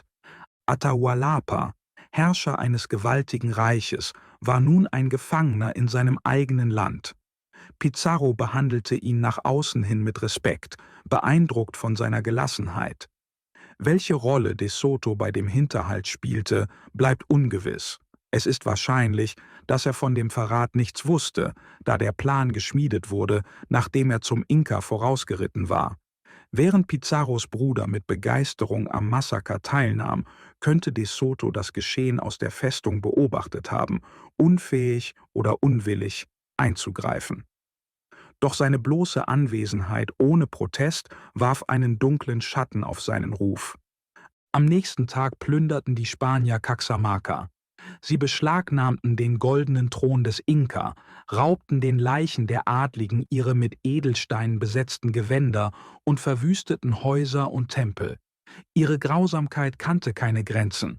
Ein Soldat hackte einer Mutter den Arm ab, als sie versuchte, ihre Tochter zu schützen, und tötete das Mädchen anschließend in blinder Wut. Pizarro, der sich nun selbst den Eroberer von Peru nannte, fühlte sich unbesiegbar, da er den Inka in seiner Gewalt hatte. Atahualpa erkannte De Sotos ehrenhafte Natur und suchte sein Vertrauen. Eines Tages fragte er ihn, welches Lösegeld Pizarro für seine Freilassung akzeptieren würde. De Soto, der Pizarros Gier und seine Angst vor Vergeltung kannte, erklärte ihm mit Bedauern, dass es kaum Hoffnung auf Freiheit gab. Tief verzweifelt flehte ihn der Inka an. Mein Freund, nehmt mir nicht meine einzige Hoffnung. Ich muss frei sein oder ich muss sterben. Euer Kommandant liebt Gold über alles. Sicherlich kann ich mir meine Freiheit erkaufen. Sagt mir, ich flehe euch an. Welcher Preis wird ihn zufriedenstellen? De Soto zögerte, bevor er antwortete. Sie saßen in einem Raum, der 22 Fuß lang und 17 Fuß breit war. In dem Versuch, dem Inka zu zeigen, dass kein Lösegeld ihn wirklich befreien würde, antwortete De Soto schließlich: Wenn ihr diesen Raum mit Gold füllen könnt, so hoch wie ich mit meinem Schwert greifen kann, könnte Pizarro dies als euer Lösegeld akzeptieren. Der Inka antwortete voller Eifer: Es soll geschehen. Sagt Pizarro, dass ich innerhalb eines Monats meinen Teil der Abmachung erfüllen werde. De Soto hatte dies nicht als ernsthaftes Angebot gemeint, doch er fühlte sich verpflichtet, es zu berichten. Zu seiner Überraschung nahm Pizarro das Angebot sofort an. Eine formelle Vereinbarung wurde getroffen und Pizarro gab sein feierliches Wort, dass der Inka freigelassen werde, sobald das Gold geliefert sei. Doch der gierige Spanier forderte bald noch mehr: einen zweiten Raum derselben Größe, gefüllt mit Silber. Atahualpa, angewidert von diesem Verrat, erhob keine Einwände. Er stimmte den neuen Bedingungen einfach zu. Mit seiner gewohnten Geradlinigkeit warnte De Soto Pizarro: Denkt daran, Don Francisco, dass meine Ehre an diese Abmachung gebunden ist. Sobald das Gold und das Silber geliefert sind, muss Atahualpa freigelassen werden. Kapitel 4 – Der Fall des Inka-Königs. Pizarro gab sein feierliches Versprechen, auf seinen christlichen Glauben geschworen, dass der Inka freigelassen werde, sobald das Lösegeld bezahlt sei. Atahualpa konnte sich nicht vorstellen, dass ein solches Gelübde gebrochen werden könnte. De Soto, der mit dem Gefangenen Mitgefühl hatte, besuchte ihn oft und lernte bald seine Sprache. Zwischen ihnen wuchs eine gegenseitige Achtung. Auf Drängen De Sotos erklärte sich Pizarro bereit, das Gold in seiner ursprünglichen Form, Vasen, Schmuckstücke und Kunstwerke, anzunehmen, anstatt es zu barren, einschmelzen zu lassen. Atahualpa entsandte seine Offiziere, begleitet von 3 Spaniern, in die Hauptstadt Cusco, um die Schätze des Reiches einzusammeln. Weitere Boten brachten Gold und Silber aus Tempeln und den Palästen des Adels, um das geforderte Lösegeld zu entrichten. Wochenlang zogen Prozessionen von Peruanern mit goldenen Vasen und kunstvoll gefertigten Schätzen in das spanische Lager. Der Gesamtwert des Lösegelds wurde auf $20 Millionen geschätzt. Nachdem das Lösegeld vollständig geliefert war, forderte der Inka seine Freiheit. Pizarro jedoch, der fürchtete, dass Atahualpa sein Volk vereinen und die Spanier vertreiben könnte, plante heimlich seine Hinrichtung. Er vermied es, De Soto in seine Pläne einzuweihen, da er wusste, dass dieser sich mit aller Kraft dagegen stellen würde. Stattdessen verzögerte er die Freilassung unter dem Vorwand, dass die Aufteilung der Schätze Zeit in Anspruch nehme. Die Beute wurde in einer feierlichen Zeremonie verteilt, begleitet von Gebeten um göttliche Zustimmung. 1/5 wurde für Kaiser Karl V. zurückgelegt. Pizarro nahm den größten Anteil für sich, einen Betrag in Millionenhöhe. De Soto erhielt mehr als $500.000, was ihn zu einem der wohlhabendsten Adligen Spaniens machte. Nun reich und berühmt, war er bereit, in seine Heimat zurückzukehren und Isabella zu heiraten. Doch die Ungewissheit über das Schicksal des Inka belastete ihn schwer. Immer wieder forderte er Pizarro auf, sein Versprechen zu halten. Was auch immer geschieht, der Inka muss freigelassen werden. Ihr gabt euer Wort und ich gab das meine. Ich werde es nicht brechen. Pizarro mahnte zur Vorsicht und fürchtete, die Vernichtung der Spanier zu riskieren, sollte Atahualpa freikommen. Doch De Soto wies seine Ausflüchte zurück. Nicht eine Woche, nicht ein Tag. Wenn ihr ihn nicht freilasst, werde ich es tun. Pizarro behauptete, neue Informationen hätten bewiesen, dass der Inka eine Rebellion plane. De Soto, misstrauisch, hielt dies für eine erfundene Rechtfertigung für Verrat. Ein hitziger Streit entbrannte, in dem Pizarro seinen Dolmetscher Filipillo herbeirief. Dieser, wahrscheinlich bestochen, bestätigte die Anklage. Doch De Soto blieb überzeugt, dass es eine Lüge war. Schließlich fanden Pizarro und De Soto einen Kompromiss. Pizarro schlug vor, dass De Soto mit einer Gruppe von Soldaten ausziehe, um Berichte über einen angeblichen Aufstand der Einheimischen zu untersuchen. Sollte sich kein Beweis finden, versprach er, Atahualpa nach De Sotos Rückkehr freizulassen. De Soto stimmte zu und brach sofort auf. Kaum war De Soto fort, handelte Pizarro schnell. Ein hastig einberufener Rat fällte ein Urteil. Atahualpa solle verbrannt werden. Pizarro selbst überbrachte ihm die Nachricht. Der Inka, erst 30 Jahre alt, saß einen Moment lang in schweigendem Schock, bevor er sprach: Ihr habt mir all meinen Besitz genommen, um mein Leben zu retten. Ein Leben, das ich für sicher hielt, da mein Tod euch keinen Nutzen bringt. Denkt darüber nach, wie grausam es ist, so plötzlich dem Tod ins Auge zu blicken, ohne jede Warnung. Ich bin erst 30 Jahre alt und hatte bis vor kurzem noch jede Hoffnung auf ein langes und glückliches Leben. Doch da mein künftiges Glück nun für immer zerstört ist, will ich nicht klagen. Wenn ihr mir erlaubt, die natürliche Lebensspanne zu leben, die Gott und die Natur mir zugedacht haben. Pizarro verweigerte ihm dieses letzte Flehen. Während die Sonne unterging, begannen die Vorbereitungen für die Hinrichtung. Pater Vincent, in Priestergewändern und mit einem Kruzifix in den Händen, trat an den Verurteilten heran. Es ist an der Zeit, eure Gedanken von den vergänglichen Dingen der Erde abzuwenden und euch den ewigen Wahrheiten zuzuwenden. Ihr seid zu Recht zum Tode verurteilt worden, für euren Unglauben und andere Sünden. Doch ich biete euch das Geschenk der Erlösung an, damit ihr der weit schlimmeren Strafe des ewigen Feuers entgeht. Der Inka wütend unterbrach ihn. Wo ist De Soto? Er ist mein Freund, er wird nicht zulassen, dass ich ermordet werde. Pater Vincent antwortete kalt: De Soto ist weit fort. Keine irdische Macht kann euch jetzt noch retten. Nehmt den Trost der Kirche an, küsst die Füße dieses Bildes, und ich werde euch eure Sünden vergeben und euch auf das Himmelreich vorbereiten.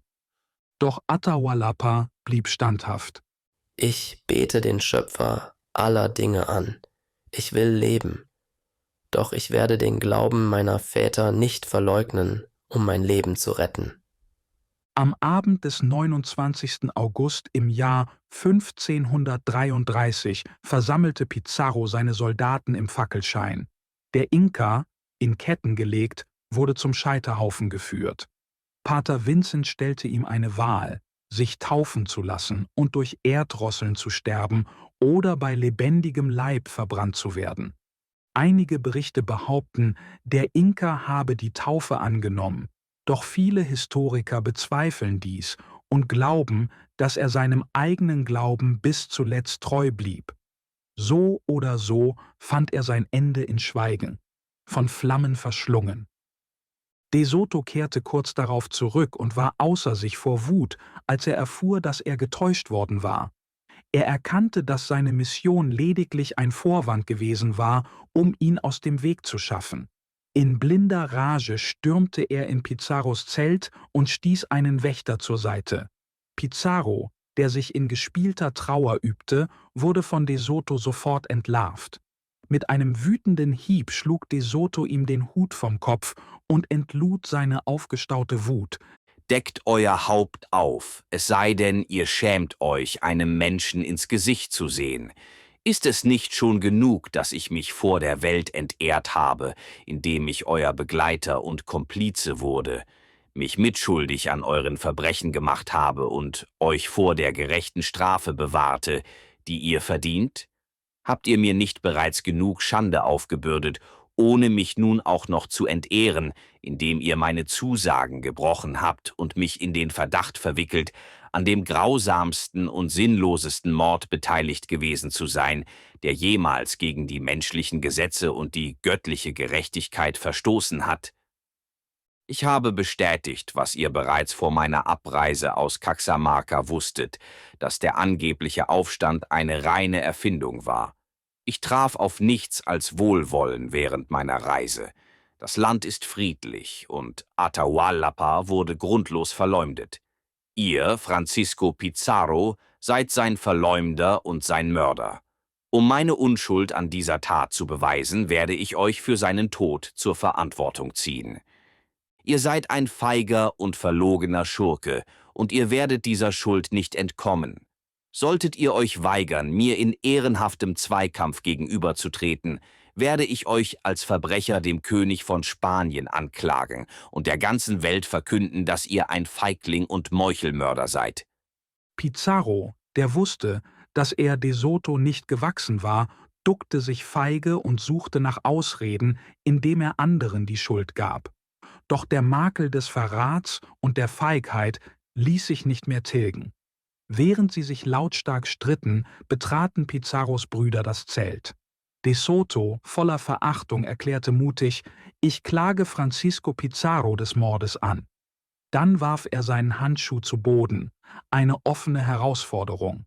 Doch niemand wagte es, ihn aufzunehmen. Angeekelt verließ er das Zelt und schwor, nie wieder mit ihnen gemeinsame Sache zu machen. De Soto trat von seinem Amt zurück und plante, nach Spanien zurückzukehren, zusammen mit seinem Anteil an der geplünderten Beute. Doch in der Zwischenzeit waren neue Verstärkungen aus Panama eingetroffen, wodurch die spanische Streitmacht auf 500 Mann anwuchs, umzingelt von einer aufgebrachten und zahlenmäßig weit überlegenen peruanischen Bevölkerung. Jetzt zu fliehen würde feige erscheinen, und De Soto bezweifelte Pizarros Fähigkeit, die Armee sicher zu führen. Seine Pflicht zwang ihn zu bleiben, bis die Spanier in einer sichereren Lage waren. Pizarro, misstrauisch gegenüber De Soto, jedoch auf dessen militärische Fähigkeiten angewiesen, bereitete einen Marsch nach Cusco vor. In gewohnter Hinterhältigkeit nahm er Chalcuquima, einen angesehenen peruanischen Adligen, als Geisel und drohte mit dessen Hinrichtung, falls sich Widerstand regte. Ebenso nahm er Topaxpa, den jungen Sohn des ermordeten Inka, gefangen und erklärte ihn zum neuen Herrscher unter spanischer Kontrolle, um die Peruaner zu manipulieren. Die Spanier brachen im September des Jahres 1533 zu ihrer Reise durch die atemberaubenden Täler der Kordilleren auf. Was eine majestätische Expedition hätte sein können, wurde zu einem Pfad der Verwüstung. De Soto, trotz seiner Vorbehalte, blieb der wichtigste Stratege. Er führte die Vorhut an und ebnete Pizarro und seinen plündernden Soldaten den Weg. Während des Vormarsches fiel es den Peruanern schwer, wirksamen Widerstand zu leisten. Die Kommunikation innerhalb des Reiches verlief langsam, und ohne Pferde waren sie den berittenen Spaniern klar unterlegen. Pizarros geschickter Einsatz von Geiseln schwächte den Widerstand zusätzlich, während De Soto, wenn auch widerwillig, weiterhin der treibende Faktor hinter dem spanischen Erfolg blieb. Während die spanische Armee durch üppige Täler zog, staunten die peruanischen Einwohner über die glänzenden Rüstungen und donnernden Pferde. Mehrere Tage lang leisteten die Einheimischen keinen Widerstand, und De Sotos Anwesenheit hielt die Soldaten von ihren üblichen Grausamkeiten ab. Doch Pizarro, der Gewalt plante, schickte De Soto stets auf Missionen, bevor er seine Pläne ausführte. Bald erreichten sie einen reißenden Bergfluss, dessen Brücke entweder vom Hochwasser weggespült oder von den Peruanern zerstört worden war. Am anderen Ufer wartete eine große einheimische Streitmacht, bereit, den Spaniern den Weg zu versperren.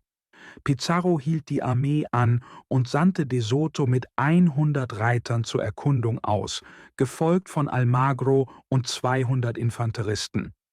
De Soto, der langsameren Infanterie vorausritt, erreichte den Fluss und sah tausende peruanische Krieger, bewaffnet mit Speeren und Keulen. Ohne zu zögern stürzten er und seine Kavallerie sich in die tosenden Fluten, durchschwammen den Strom oder kämpften sich durch seichtes Wasser. Als ihre gepanzerten Pferde ans Ufer brachen und die Schwerter im Sonnenlicht blitzten, ergriffen viele Peruaner in panischer Angst die Flucht, in dem Glauben, es handle sich um übernatürliche Wesen. Einige leisteten tapferen Widerstand, doch sie waren der überlegenen spanischen Reiterei nicht gewachsen und wurden gnadenlos niedergemetzelt. De Soto führte das Massaker an, Obwohl die Peruaner lediglich ihr eigenes Land gegen erbarmungslose Eindringlinge verteidigten. Unweit des Schlachtfeldes befand sich ein Tempel, der Sonne, der heiligsten Gottheit der Peruaner, geweiht war. In der Überzeugung, dass heidnische Schätze den Christen rechtmäßig zustünden, erlaubte De Soto seinen Truppen, den Tempel zu plündern. Sie raubten einen gewaltigen Schatz aus Silber und Gold, darunter eine massive goldene Sonnenscheibe. Der Historiker Wilmer bemerkte treffend, dass De Soto, nicht Pizarro, der wahre militärische Führer der Eroberung war. Während Pizarros Taten in Caxamarca kaum mehr als ein Massaker waren, das weder Strategie noch Mut erforderte, war es De Soto, der jede bedeutende Schlacht anführte und den Weg nach Cusco ebnete. Kapitel 5 – Die Rückkehr nach Spanien. Sobald sich De Soto und Pizarro getrennt hatten, schien es, als wären beide erleichtert, einander los zu sein. Anstatt De Soto in seinem gefährlichen Vormarsch zu unterstützen, konzentrierte sich Pizarro darauf, Herrenhäuser und Tempel entlang des Weges zu plündern. De Soto hingegen, offenbar entschlossen, sich von Pizarro zu distanzieren, drängte unermüdlich voran, ohne auf Verstärkungen zu warten.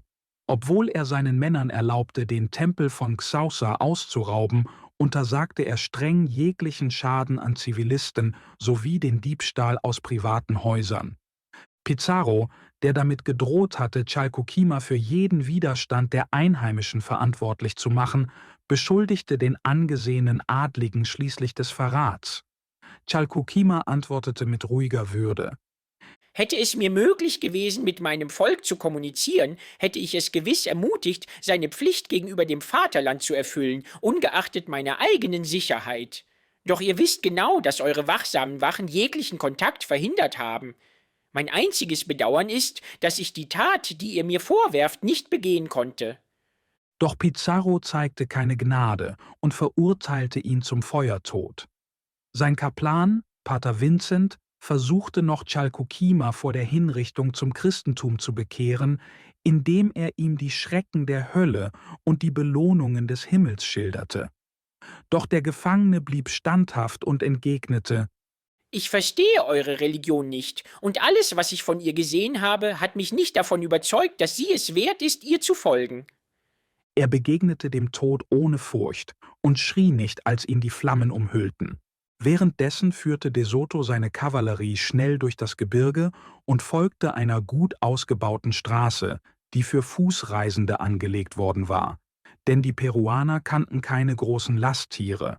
Sie erreichten einen steilen Gebirgspass, in den Stufen aus massivem Fels gehauen waren. Dies zwang sie, ihre Pferde zu Fuß zu führen. Oben auf den Klippen hatten sich Tausende von Peruanern versammelt, bereit für den Kampf.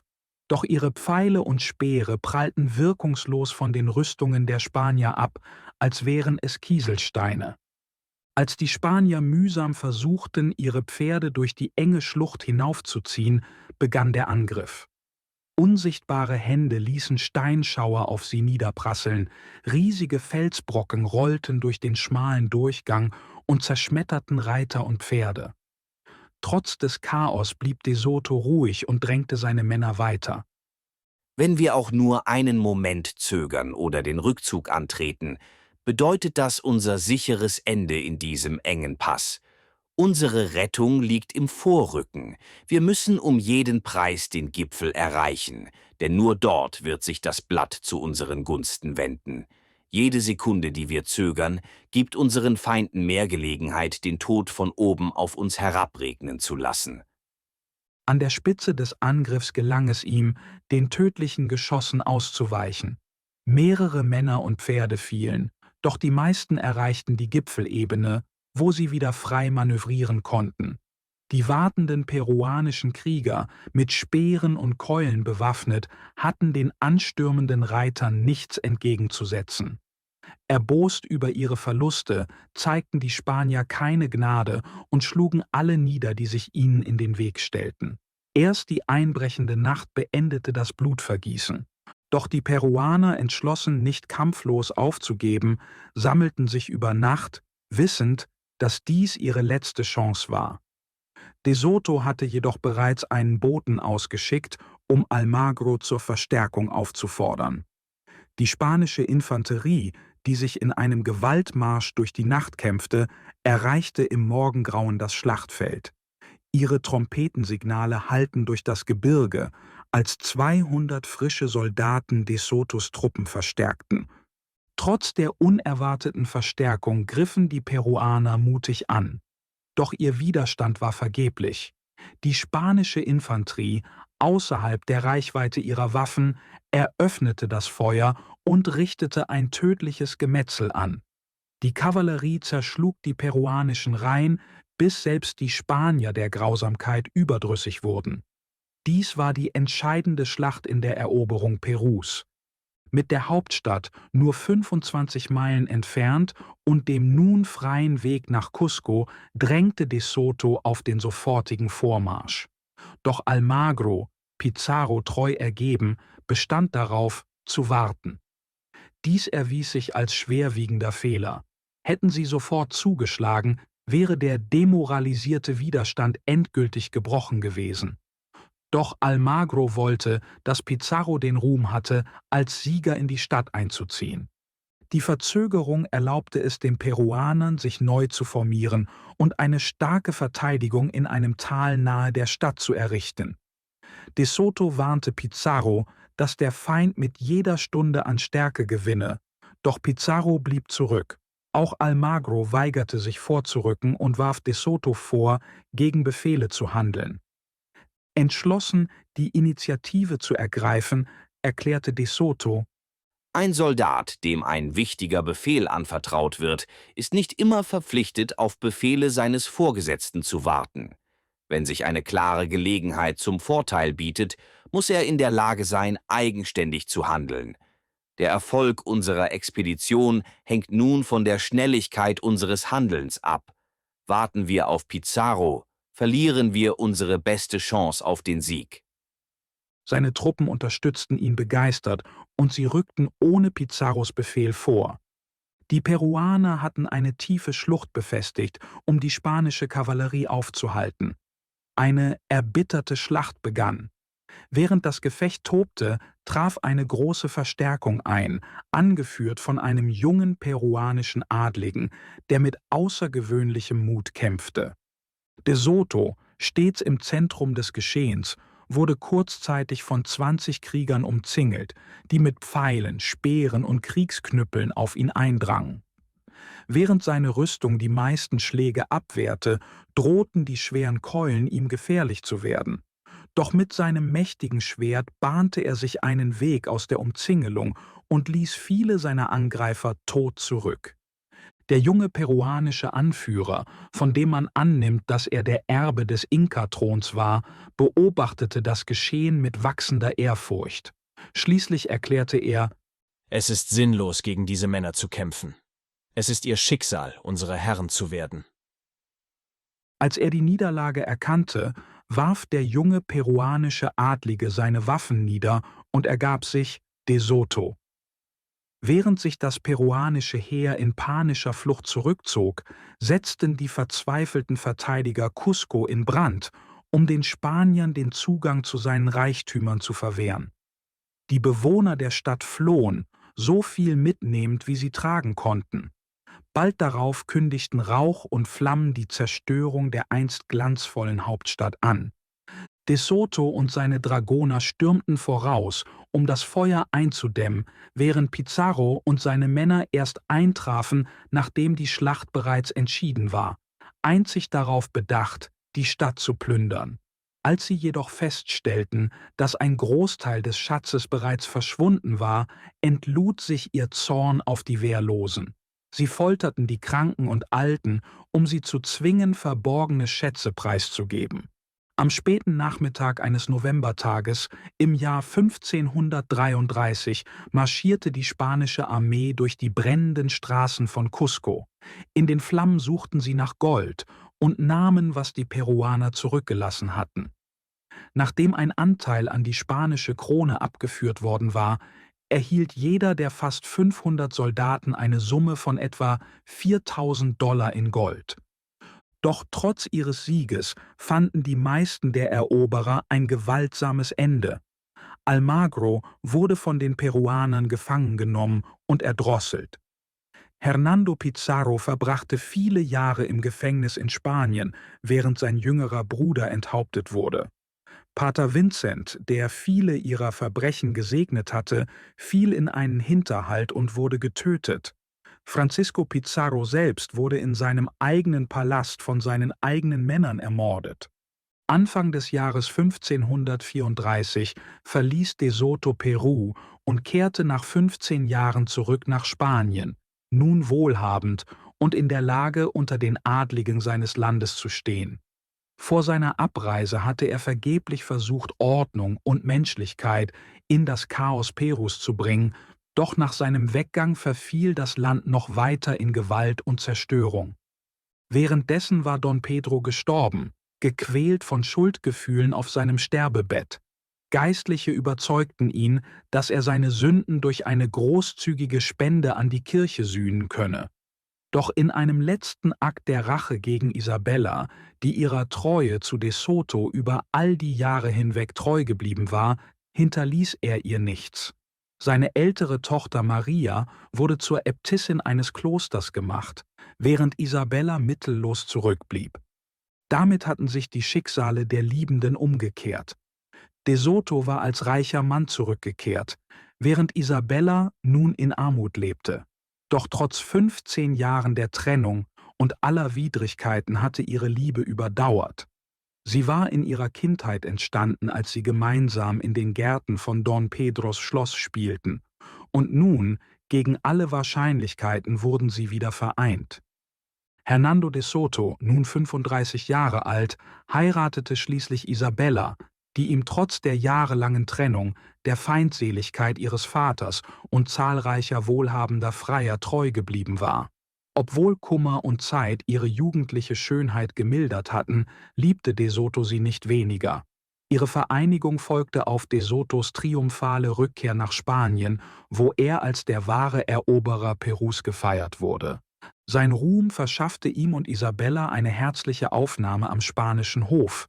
Er lebte in fürstlichem Glanz, unterhielt einen großen Haushalt mit zahlreichen Dienern und kaufte eines der prächtigsten Herrenhäuser in Sevilla. Doch innerhalb von 2 Jahren war die Hälfte seines immensen Vermögens verschwunden. Ihm wurde klar, dass er entweder seine Ausgaben drastisch reduzieren oder neue Reichtümer finden musste. De Sotos Gedanken wandten sich Florida zu, einem riesigen und noch unerforschten Gebiet in Nordamerika, von dem es hieß, es berge ungeheure Schätze. 8 Jahre zuvor war der Entdecker de Narváez mit 300 Mann nach Florida aufgebrochen, doch die Expedition endete in einer Katastrophe. Fast alle Männer kamen ums Leben. Ein einziger Überlebender, Cabaca de Vaca, kehrte mit abenteuerlichen Berichten über ein Land voller Gold, prächtiger Städte und fruchtbarer Böden zurück. Obwohl seine Erzählungen übertrieben waren, beflügelten sie de Sotos Vorstellungskraft und weckten erneut seine Leidenschaft für das Abenteuer. Er glaubte, dass Florida noch größere Reichtümer als Peru besaß und dass seine Erfahrung in Eroberung und Kolonisierung ihn zum idealen Anführer für eine solche Unternehmung machte. Entschlossen, sein Vermögen wiederherzustellen und neuen Ruhm zu erlangen, ersuchte de Soto Kaiser Karl V. um die Erlaubnis, auf eigene Kosten eine Expedition zur Eroberung Floridas zu führen, wobei er der Krone ein 1/5 der Beute anbot. Der Kaiser, stets auf der Suche nach neuen Einnahmequellen, gewährte ihm bereitwillig sein Gesuch. Er ernannte de Soto zum Gouverneur von Kuba, das als Basis für seine Operationen dienen sollte, und übertrug ihm uneingeschränkte zivile und militärische Befugnisse. Zusätzlich versprach der Kaiser de Soto ein riesiges Landgut in Florida, 90 Meilen lang und 45 Meilen breit, mit dem Titel eines Marquis über die eroberten Gebiete. Angetrieben von diesen Ehren und Ambitionen begann de Soto mit den Vorbereitungen für sein nächstes großes Abenteuer. Er war überzeugt, dass sein Reichtum, seine Erfahrung und seine Führungsstärke ihn zu noch größerem Ruhm führen würden. Die Nachricht von De Sotos Expedition verbreitete sich schnell in Spanien und zog Hunderte begeisterter Freiwilliger an.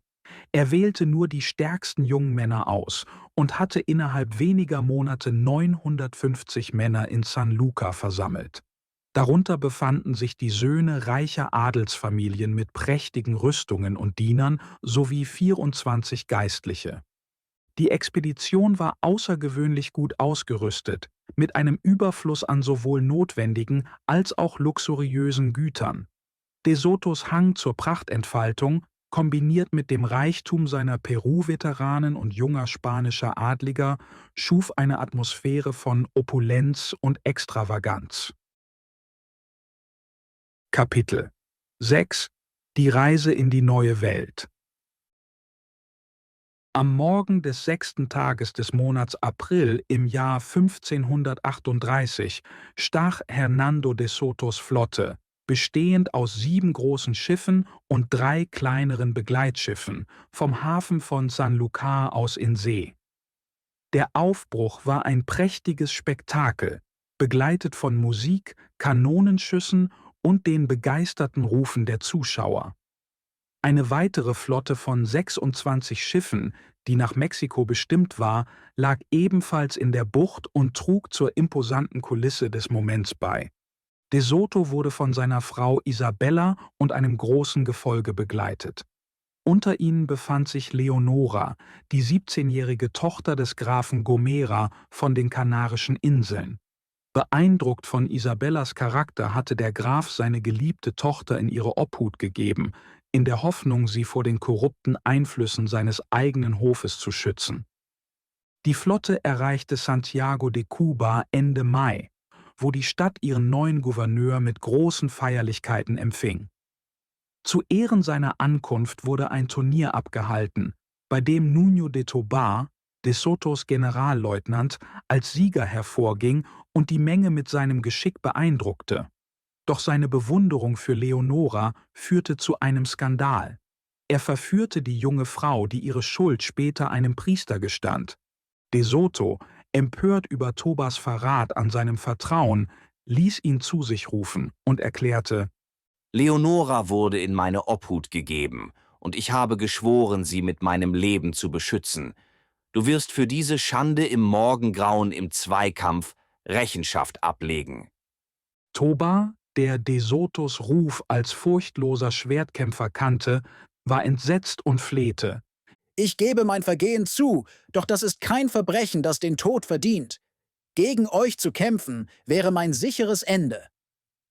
De Soto entgegnete kalt: Du hast mich hintergangen und ihr Unrecht getan. Wähle, den Tod im Kampf oder durch das Beil des Henkers. In seiner Verzweiflung suchte Tobar einen Beichtvater auf und heiratete Leonora umgehend, in der Hoffnung, seinen Fehler wieder gutzumachen. Als er De Soto davon unterrichtete, erklärte der Gouverneur: Du hast dein Leben gerettet, aber nicht deine Ehre. Du wirst deines Ranges enthoben. Mein Generalleutnant muss ein Mann von untadeligem Charakter sein. De Soto verbrachte 3 Monate auf Kuba, um seine Verwaltung zu organisieren, Pferde zu beschaffen und seine Expedition vorzubereiten. Er entsandte ein Kundschafterschiff, um einen geeigneten Hafen in Florida zu finden.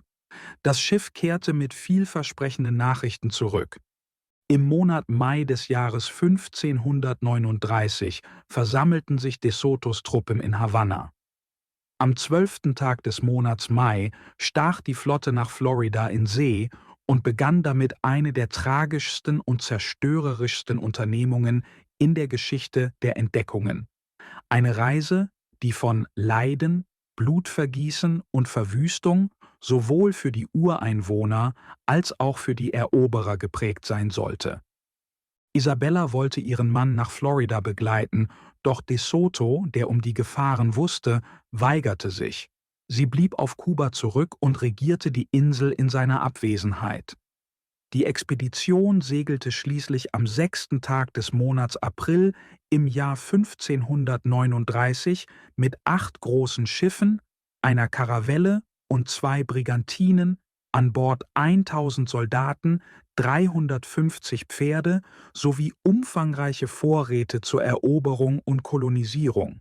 Nach einer langsamen Überfahrt über den Golf erreichten sie die Westküste Floridas am 25. Tag des Monats Mai. De Soto taufte den Hafen auf den Namen Espiritu Santo, heute bekannt als Tampa Bay. Als sie sich der Küste näherten, loderten Feuer auf den Hügeln auf, ein klares Zeichen für den Widerstand der Einheimischen. Die Spanier verbrachten mehrere Tage damit, das Gebiet auszukundschaften und einen sicheren Landeplatz zu finden. Am letzten Tag des Monats Mai betraten schließlich 300 Soldaten das Land und erklärten es im Namen von Kaiser Karl V. für Spanien. Die Nacht verlief ruhig, doch kurz vor der Morgendämmerung ertönten plötzlich wilde Kriegsschreie aus dem Wald, als eine Gruppe indianischer Krieger die Spanier mit Pfeilen und Speeren angriff. Der plötzliche Überfall versetzte die Spanier in Panik. Sie zogen sich in ihre Boote zurück und gaben Signale an die Schiffe, um Verstärkung anzufordern. Vasco Porcalo, De Sotos neuer Generalleutnant, führte die Rettung an. Ein reicher und unerschrockener Adliger aus Kuba hatte sich Porcalo der Expedition angeschlossen, in der Hoffnung auf Abenteuer und die Möglichkeit, Sklaven für seine Plantagen zu erbeuten. Mit nur 7 Dragonern stürzte sich Porcalo furchtlos in die feindlichen Reihen und schlug eine Bresche in ihre Formation, bis die Krieger flohen. Doch eine Pfeilspitze traf sein Pferd tödlich, und das Tier brach unter ihm zusammen. Porcalo, stolz auf seine Kühnheit, prahlte damit, dass sein Pferd das erste sei, das gefallen war, und sein Schwert das erste, das die Feinde in die Flucht geschlagen hatte. Bis zum Ende des Tages war die gesamte Armee an Land gegangen und hatte ein befestigtes Lager errichtet. Späher berichteten von einem großen einheimischen Dorf 6 Meilen im Landesinneren, der Heimat von Ouchita, dem Häuptling der Region. De Soto, entschlossen, den mächtigen Anführer persönlich zu konfrontieren, ließ einen Teil seiner Truppen zurück, um die Vorräte zu bewachen, und zog mit dem Hauptheer in Richtung des Dorfes. Als die Spanier Ouchitas Dorf erreichten, fanden sie es verlassen vor. Es war eine große Siedlung mit gut gebauten Holzhäusern, die mit Palmblättern gedeckt waren. Viele der Gebäude hatten mehrere Räume, komfortable Möbel und kunstvolle Dekorationen. Die Frauen fertigten wunderschöne Schals und Mantillas aus Maulbeerbaumrinde und wildem Hanf, gefärbt in prächtigen Farben. Wohlhabendere Haushalte waren mit weichen Wildlederteppichen und Wandbehängen geschmückt. Obwohl die Floridianer kein Eisen kannten, waren sie in der Lage, Kupfer so zu härten, dass sie scharfe Werkzeuge daraus fertigten. Ihre Behausungen und Lebensweise waren weitaus weiterentwickelt als die der nördlichen Stämme oder sogar die ersten Siedlungen europäischer Kolonisten. De Soto und seine Soldaten nutzten die verlassenen Häuser als Unterkünfte. Von gefangenen Einheimischen erfuhr er, dass ihre Feindseligkeit aus der Grausamkeit des spanischen Abenteurers Narváez herrührte, der die Region Jahre zuvor besucht hatte. Narváez hatte schreckliche Gräueltaten verübt, darunter die grausame Hinrichtung von Häuptling Ouchitas Mutter durch Bluthunde und die Verstümmelung Ouchitas, indem er ihm die Nase abschnitt. Diese Grausamkeiten hinterließen bei dem Häuptling und seinem Volk eine tiefe, unversöhnliche Abneigung gegen alle Spanier. Entschlossen, Konflikte zu vermeiden, suchte De Soto nach einem friedlichen Weg. Obwohl er die harten Einstellungen seiner Zeit teilte, war er von Natur aus gerecht und verbot seinen Soldaten jeglichen Missbrauch der Einheimischen. Jeder, der sich der Gewalt schuldig machte, wurde bestraft. Gefangene wurden freundlich behandelt und mit Geschenken nach Hause geschickt. Immer wieder sandte De Soto Boten zu Ouchita, verurteilte die Verbrechen von Narváez und drückte seinen aufrichtigen Wunsch nach Frieden und Freundschaft aus. Doch Ouchita, erfüllt von unstillbarem Zorn, ließ ausrichten: Ich will keine Worte oder Versprechen der Spanier hören. Bringt mir ihre Köpfe, dann werde ich sie willkommen heißen. Trotz Uchitas Feindseligkeit befestigte De Soto das Dorf und setzte Pedro Calderón, einen erfahrenen Soldaten, als Kommandanten ein. Dann schickte er die großen Schiffe zurück nach Kuba, entweder um neue Vorräte zu holen oder um seinen Männern zu verdeutlichen, dass ihr Überleben allein von ihrem eigenen Mut abhing. Da er nicht mit einem feindlichen Gegner in seinem Rücken ins Landesinnere marschieren wollte, setzte De Soto seine Bemühungen um Frieden fort. Er entschuldigte sich für die Grausamkeiten von Narváez und bot Entschädigungen an. Schließlich gab Uchita eine Antwort, wenn auch mit spürbarem Groll: Meine Wunden hindern mich daran, eure Freundlichkeit zu erwidern. Doch eure Höflichkeit hält mich davon ab, euch mit Hass zu begegnen. Während De Soto weiterhin auf Frieden mit Uchita hoffte, erschien eines Tages ein Mann in indianischer Kleidung im Lager und gab sich als Spanier namens Juan Ortiz zu erkennen. Er war Teil der gescheiterten Expedition von Narváez gewesen und 10 Jahre zuvor von den Einheimischen gefangen genommen worden. Als er 18 Jahre alt war, hatte man ihn beinahe lebendig verbrannt, doch Ulele, die mitfühlende Tochter eines Häuptlings, flehte um sein Leben und rettete ihn. Ortiz hatte sowohl Grausamkeit als auch Freundlichkeit während seiner Gefangenschaft erlebt und beherrschte nun die Sprache der Einheimischen fließend. Damit wurde er für De Soto zu einem wertvollen Führer. De Soto befragte Ortiz über das Land und die Möglichkeit, Gold zu finden. Ortiz berichtete, dass etwa 100 Meilen entfernt ein mächtiger Häuptling namens Uribarakaxi lebte, der über viele Stämme herrschte. Daraufhin entsandte De Soto Baltasar de Gallegos mit 60 Reitern und ebenso vielen Fußsoldaten, um Uribarakaxi aufzusuchen, das Gebiet zu erkunden und Informationen über Gold zu erhalten. Nach einem Marsch von 40 Meilen erreichte die Gruppe das Dorf Mucozo, in dem Ortiz einst gelebt hatte. Häuptling Mucozo, ein Verwandter von Uribarakaxi, empfing die Spanier freundlich und stellte ihnen einen Führer für die Weiterreise zur Verfügung. 4 Tage lang kämpften sich die Soldaten durch Sümpfe und unwegsames Gelände, bis sie das Gebiet von Uribarakaxi erreichten. Doch der Häuptling, misstrauisch gegenüber der berüchtigten Grausamkeit der Spanier, war mit seinem Volk geflohen. Trotz Gallegos Versuchen, Kontakt aufzunehmen, gab es keine Antwort. Gemäß De Sotos Anweisungen verhielten sich die Spanier friedlich und verschonten das verlassene Dorf.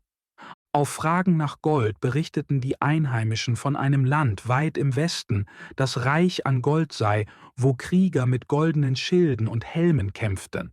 Doch die Spanier vermuteten, dass dies eine List war, um sie aus dem Gebiet zu vertreiben. Währenddessen erfuhr De Soto, dass sich Uchita in einem sumpfigen Wald nahe dem Lager versteckte. Der prahlerische Porcalo, begierig nach Ruhm, flehte darum, eine Expedition anzuführen, um den Häuptling gefangen zu nehmen. De Soto gewährte ihm diese Gelegenheit. In glänzender Rüstung und mit einer prächtig ausgerüsteten Truppe zog Porcalo siegessicher los. Doch Uchita hatte die Spanier genau beobachtet. In einer Geste unerwarteter Größe sandte er eine Botschaft mit einer Warnung an Porcalo. Du setzt dein Leben aufs Spiel, wenn du versuchst, mich in meinen Wäldern und Sümpfen zu verfolgen. Mein Versteck ist sicher und jeder Angriff wird dir nur Verluste bringen. Diese Warnung entspringt nicht meiner Furcht, sondern meinem Respekt vor De Soto, der mein Land und mein Volk mit Zurückhaltung behandelt hat. Porcalo, der Uchitas edle Worte als eine Falle abtat, führte seine Männer dennoch tief in die sumpfige Wildnis. Überheblich und unvorsichtig ritt er voran, doch kaum war er im Sumpf angelangt, versank sein Pferd im dichten Morast, warf ihn ab und ließ ihn hilflos im Schlamm liegen. Sein schwerer Harnisch zog ihn immer tiefer und er rang nach Atem. Statt ihm zu helfen, brachen seine Soldaten in schallendes Gelächter aus und verspotteten sein Unglück. Schließlich befreite sich Porcalo mit letzter Kraft aus dem Morast und erreichte wütend und gedemütigt das Lager. Verbittert durch sein Scheitern und enttäuscht von De Sotos strikter Ablehnung der Sklaverei beschloss er, die Expedition endgültig zu verlassen. Vor seiner Abreise zeigte Porcallo eine letzte Geste der Großzügigkeit. Er überließ seine edlen Pferde, Waffen und Ausrüstungen seinen Kameraden und stellte dem Heer große Vorräte an Lebensmitteln und Munition zur Verfügung. Ohne jegliches Zeremoniell segelte er zurück nach Kuba und ließ die Expedition und seine Hoffnungen auf Ruhm hinter sich. Die Chronisten berichten, dass sich das Verhältnis zwischen Porcallo und De Soto bereits erheblich verschlechtert hatte. De Soto verachtete Porcallos unersättlichen Hunger nach Sklaven und lehnte jegliche Grausamkeit in seiner Armee ab. Porcallo wiederum sah keine Zukunft unter einem Anführer, der seine Ambitionen nicht unterstützte. Ihre Trennung war unausweichlich und für beide eine Erleichterung. Am Tag nach Porcallos Abreise erreichte ein Bote von Hauptmann Gallegos das Lager mit einer Nachricht. In Uribarakaxis Gebiet gab es reichlich Nahrung und es kursierten Gerüchte über Gold. Von der Aussicht auf Reichtümer angetrieben, ließ De Soto eine Garnison aus 40 Reitern und 80 Fußsoldaten unter dem Kommando von Hauptmann Calderón in Uchita zurück. Er wies ihn an, die Einheimischen freundlich zu behandeln und jeden Konflikt zu vermeiden. Dann machte sich De Soto mit dem Hauptheer auf den Weg nach Uribarakaxi und erkannte schnell, dass Florida kein zweites Peru war. Das Land war unbarmherzig, dichte Wälder, Sümpfe und keinerlei Wege. Das Vorankommen war mühsam und erschöpfend, besonders für die Soldaten, die schwere Rüstungen und Ausrüstung mit sich trugen. Begleitet wurden sie von einer Herde von 300 Schweinen, die für zukünftige Siedler vorgesehen waren. Nach 2 Tagen erreichten sie das Dorf Mocoso, wo der freundliche Häuptling sie willkommen hieß. Weiterziehend gelangten sie nach Uribarakaxi, nahe dem heutigen Hillsborough River. Doch der lokale Häuptling weigerte sich, sein Versteck im Wald zu verlassen, trotz De Sotos friedlicher Annäherungsversuche. 9 Meilen vom Dorf entfernt stand das Heer vor einem gewaltigen Sumpf, 3 Meilen breit, erfüllt von Morast, hoch aufragenden Bäumen und einem dichten Gewirr aus Wurzeln. Nach einem ganzen Tag des Kampfes durch das Moor erreichten sie die andere Seite, nur um auf eine weitere Reihe von Wasserläufen und Sümpfen zu stoßen. De Soto zog mit 100 Reitern und ebenso vielen Fußsoldaten 3 Tage lang voraus, um nach einem passierbaren Weg zu suchen. Sie nahmen mehrere Einheimische gefangen, um sie als Führer zu benutzen, doch die Gefangenen lockten sie in tödliche Hinterhalte, was den Verlust vieler Pferde zur Folge hatte. Wütend über diese Täuschung bestraften die Spanier die Führer mit Bluthunden, eine brutale Vergeltung, die die Gefangenen mit bemerkenswerter Standhaftigkeit ertrugen. Schließlich entdeckten die Spanier einen schmalen und gefährlichen Pfad, den die Einheimischen aus umgestürzten Bäumen und improvisierten Holzbrücken errichtet hatten. Kleine Gruppen von Kriegern setzten ihnen unaufhörlich zu, feuerten Pfeile aus verborgenen Kanus in den Wasserläufen ab und verschwanden, bevor sie verfolgt werden konnten. De Soto schickte daraufhin einen Boten, Silvestre, zusammen mit seinem Begleiter Juan López, um das Hauptheer unter Moscoso nachzuholen. Sie ritten 30 Meilen durch gefährliches Gelände, vertrauten auf den Instinkt ihrer Pferde, um den besten Pfad zu finden, und kamen unbemerkt an Kriegszeremonien der Einheimischen vorbei, wo laute Gesänge und Trommeln ihre Bewegung übertönten. Als Moscoso die Nachricht erhielt, entsandte er 30 Reiter mit Vorräten. De Sotos Truppen, ausgehungert und erschöpft, verließen schließlich ihr Lager im Sumpf und erreichten ein fruchtbares Tal mit ausgedehnten Maisfeldern, wo sie Rast machten. Bald darauf traf Moscoso mit dem restlichen Heer ein und die Truppen versammelten sich an einem Ort, der später als Palaclicaja bekannt wurde. Der örtliche Häuptling, Acuera, war mit seinem Volk geflohen.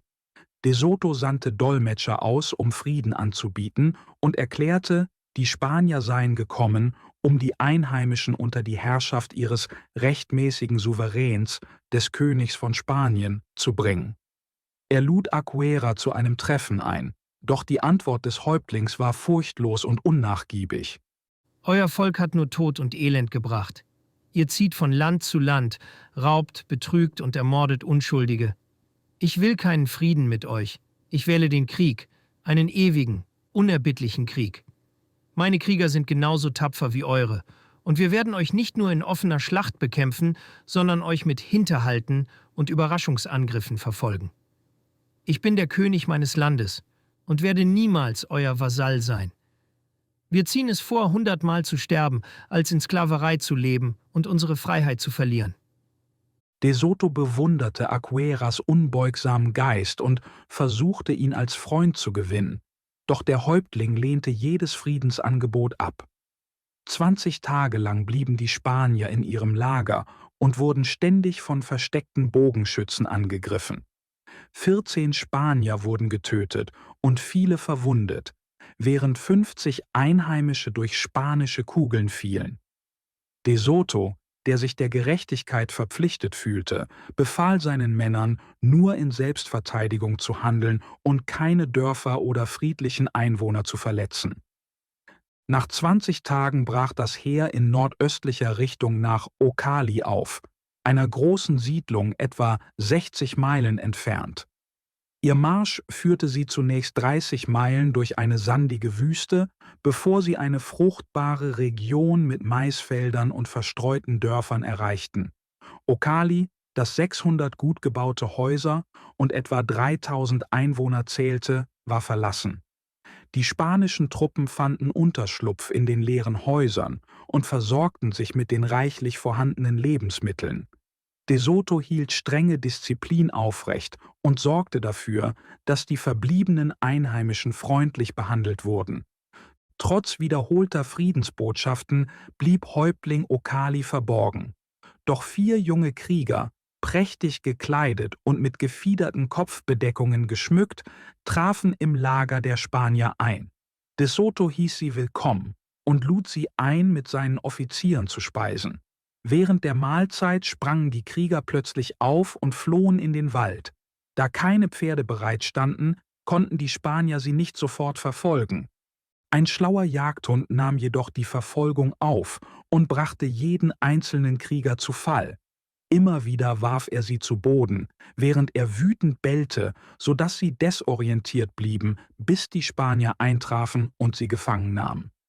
Bei der Befragung stellte sich heraus, dass ihre Flucht keine feindliche Handlung war. Es war lediglich ein kühnes Spiel, um ihre Schnelligkeit und athletische Geschicklichkeit zu demonstrieren. Nach 6 Tagen des Widerstands besuchte Häuptling Ocali schließlich De Sotos Lager, wo er freundlich empfangen wurde. Während er mit De Soto entlang eines Flusses ging, um eine geeignete Furt zu finden, tauchte auf der gegenüberliegenden Seite eine Gruppe feindlicher Krieger auf. Sie riefen Beleidigungen und schossen Pfeile, von denen einer einen Spanier verwundete. Ocali erklärte, dass es sich um Rebellen handelte, die über sein Bündnis mit den Spaniern wütend seien. Plötzlich riss sich der Bluthund der Spanier, der bereits die 4 jungen Krieger gefangen hatte, los und stürmte in den Fluss. Die Indianer feuerten einen tödlichen Pfeilhagel ab und töteten das Tier, als es gerade das Ufer erreichte. Die Spanier betrauerten den Verlust des tapferen Hundes, als wäre er ein gefallener Soldat. Da De Soto erkannte, dass Ocali wenig Einfluss auf sein eigenes Volk hatte, ließ er ihn gehen, doch der Häuptling kehrte nie zurück. Die Spanier errichteten daraufhin eine provisorische Brücke, überquerten den Fluss und marschierten 3 Tage lang durch flaches Gelände, bis sie das Gebiet von Vitachuco erreichten. Diese Region wurde von 3 Brüdern regiert und umfasste das befestigte Dorf Ochile, das als militärischer Vorposten diente, da es ständig in Konflikte mit benachbarten Stämmen verwickelt war. Laut den historischen Berichten, insbesondere aus Garcilaso de la Vegas Geschichte von Hernando de Soto und der anonymen portugiesischen Erzählung, wollte De Soto die Einheimischen mit einer Machtdemonstration beeindrucken. Im Morgengrauen stürmte die spanische Vorhut in Ochile ein, während Trommeln und Trompeten durch die Straßen hallten. 100 Reiter galoppierten mit donnernden Hufen heran, gefolgt von 100 Fußsoldaten in klirrender Rüstung. Für die überraschten Einwohner wirkte das plötzliche Erscheinen der Spanier wie eine Invasion aus einer anderen Welt. Die Spanier umstellten rasch die große Residenz des Häuptlings. Ein gewaltiges Gebäude von fast 300 Fuß Länge mit mehreren angrenzenden Gebäuden, und signalisierten damit ihre überwältigende Präsenz in der Stadt. Mit dem ersten Tageslicht strömten die Bewohner von Ochile auf die Straßen, überwältigt von dem unerwarteten Auftauchen der spanischen Truppen. De Soto wollte Gewalt vermeiden, indem er seine militärische Überlegenheit demonstrierte, ohne eine offene Konfrontation zu provozieren. Ihm war bewusst, dass der örtliche Häuptling ein erfahrener Krieger war, der von bewaffneten Männern umgeben war, und dass jede Flucht oder ein Alarmruf einen blutigen Konflikt auslösen konnte.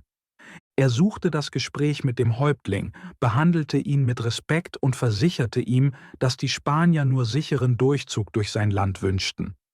Den Soldaten wurden strikte Befehle erteilt, jegliche Feindseligkeit zu vermeiden und keine Eskalation zu riskieren.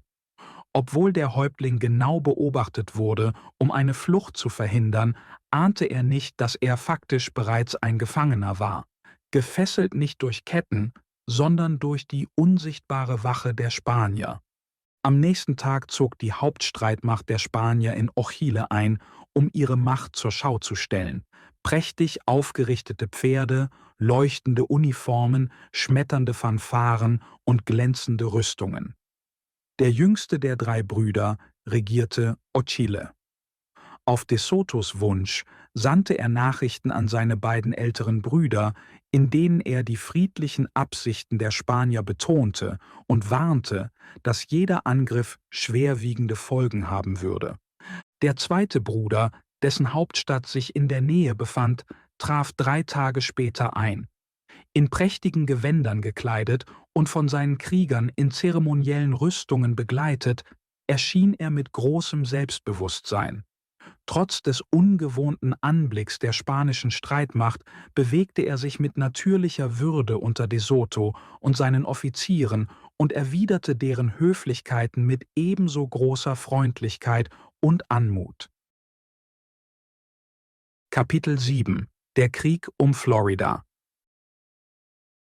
Vitachuco, der älteste und mächtigste der 3 herrschenden Brüder, wies ihre Bitte um Frieden mit den Spaniern entschieden zurück. Er sandte eine scharfe Antwort zurück, die von Garcilaso de la Vega überliefert wurde. Ihr sprecht wie Feiglinge, die diese weißen Männer preisen. Habt ihr die Grausamkeiten vergessen, die ihresgleichen unserem Volk zugefügt hat? Sie ziehen von Land zu Land, stehlen, morden und nehmen sich, was ihnen nicht gehört. Wären sie tugendhaft, würden sie in ihrem eigenen Land bleiben und von ihrer eigenen Arbeit leben. Sagt ihnen, dass sie mein Land nicht betreten sollen. Wenn sie es tun, werden sie es niemals lebend wieder verlassen. De Soto blieb 8 Tage in Ochile und gewann das Vertrauen der beiden jüngeren Brüder, die daraufhin zu Vitachuco reisten, um ihn von den friedlichen Absichten der Spanier zu überzeugen. Vitachuco, entweder überzeugt oder nur eine List vortäuschend, lud De Soto und sein Heer in sein Gebiet ein. Die spanischen Truppen schlugen ihr Lager in einem fruchtbaren Tal auf, wo Vitachuco sie gemeinsam mit seinen Brüdern und 500 Kriegern in zeremoniellen Gewändern empfing. De Soto und Vitachuco, beide imposante Gestalten, tauschten Begrüßungen aus, als wären sie alte Freunde. Die Spanier wurden in die befestigte Hauptstadt geführt, eine Siedlung mit 200 großen Holzbauten. Mehrere Tage lang fanden festliche Bankette statt. Doch Juan Ortiz, der spanische Dolmetscher, warnte De Soto vor einer tödlichen Falle. Freundliche Einheimische berichteten, dass Vitachuco einen Hinterhalt während einer großen Parade plante. Vitachuco hatte vor, 10.000 Krieger zusammenzubringen, die unbewaffnet erscheinen sollten, um keinen Verdacht zu erregen, während ihre Waffen im hohen Gras versteckt waren. Während De Soto und seine Offiziere dem Spektakel beiwohnten, sollten 12 starke Krieger, die heimlich bewaffnet waren, ihn angreifen. Ihr Befehl lautete, De Soto lebend zu fangen, falls möglich, oder ihn zu töten, falls nötig, bevor der Großangriff zur Vernichtung der spanischen Armee beginnen sollte. De Soto entdeckte Vitachucos Hinterhalt mit dem Ziel, das spanische Heer während einer feierlichen Militärparade in die Falle zu locken. Der Plan war, dass 10.000 Krieger angreifen würden, sobald De Soto gefangen genommen war, während versteckte Waffen dazu dienten, die Spanier zu überrumpeln. Um diesem Verrat zu begegnen, plante De Soto seine eigene Falle. Am vereinbarten Tag lud Vitachuco De Soto ein, die Parade zu beobachten und versicherte, dass seine Krieger unbewaffnet seien. De Soto stimmte zu, kündigte jedoch an, dass seine gesamte Armee in voller Kampfformation antreten werde. Trotz seiner Unruhe akzeptierte Vitachuco in der Hoffnung, De Soto gefangen zu nehmen und die Spanier mit überwältigender zahlenmäßiger Überlegenheit zu besiegen. Um 9 Uhr morgens standen De Soto und Vitachuco gemeinsam auf einem Hügel mit Blick auf die Ebene. Sobald Vitachuco das Signal gab, stürmten seine Krieger unter einem ohrenbetäubenden Kriegsschrei vor. Gleichzeitig erklang ein spanischer Trompetenstoß, der das Heer zum Gegenangriff befahl. De Sotos Leibgarde überwältigte Vitachuco sofort und nahm ihn gefangen. De Soto bestieg sein Pferd, wurde jedoch schnell abgeworfen, als das Tier von Pfeilen durchbohrt zusammenbrach. Auf ein anderes Pferd steigend, führte er den Angriff der Kavallerie in die tobende Schlacht. Den ganzen Tag wütete der Kampf. Einige Einheimische flohen in die Wälder, andere ertranken in den nahegelegenen Seen, doch viele kämpften bis zum Tod. Unter den Gefangenen befanden sich mehrere junge Söhne von Häuptlingen, die außergewöhnlichen Mut zeigten. Sie beklagten ihr Überleben und sagten: Wenn ihr uns wirklich verschonen wollt, dann beendet unser Leben jetzt. Wir haben unsere heilige Pflicht, unseren Häuptling zu beschützen und unser Land zu verteidigen, nicht erfüllt. Wir sind unwürdig, weiterzuleben, wenn uns die Schande unserer Niederlage und das Wissen, dass wir unsere Ahnen nicht ehren konnten, auf ewig begleiten wird. Der Tod wäre eine gnädigere Strafe als dieses Schicksal. Tief bewegt lobte De Soto ihren Mut und behandelte sie mit großem Respekt. 2 Tage lang lud er sie zu seinen Mahlzeiten ein, beschenkte sie mit feinen Stoffen, Seiden und Spiegeln, bevor er sie mit großzügigen Gaben für ihre Familien und einer Friedensbotschaft freiließ. Unter den Gefangenen befanden sich auch 4 der ranghöchsten Offiziere Vitachucos, die sich als Freunde ausgegeben hatten, während sie insgeheim den Untergang der Spanier planten. De Soto stellte sie zur Rede. Ihr habt mich getäuscht und unter dem Deckmantel der Freundschaft gegen mich und meine Soldaten intrigiert. Ein solch hinterhältiger Verrat verdient den Tod. Dennoch wähle ich Gnade. Ich verschone euch, doch warne euch, verratet mich erneut und meine Rache wird unerbittlich sein. Trotz Vitachucos Verschwörung behandelte De Soto ihn weiterhin freundlich, in der Hoffnung, die Eingeborenen zu befrieden, bevor er seine Suche nach Gold fortsetzte. Etwa 900 Krieger aus Vitachucos Stamm wurden gezwungen, den Spaniern im Lager zu dienen. Doch Vitachuco plante insgeheim einen weiteren Angriff. Während eines festlichen Banketts sollten auf sein Kommando hin alle einheimischen Diener ihre spanischen Herren töten, mit Speeren, Schwertern, Kochgeschirr oder brennenden Holzscheiten. Sein eigenes Signal zum Angriff sollte ein Kriegsschrei während seines persönlichen Angriffs auf De Soto sein. Am 3. Tag, während eines Abendessens mit De Soto, sprang Vitachuco plötzlich auf, packte den Gouverneur am Kragen und schlug ihn mit einem gewaltigen Hieb zu Boden, sodass De Soto blutend und bewusstlos liegen blieb. Der Häuptling stieß einen durchdringenden Kriegsschrei aus, das Signal für die Revolte. Sofort brach Chaos aus.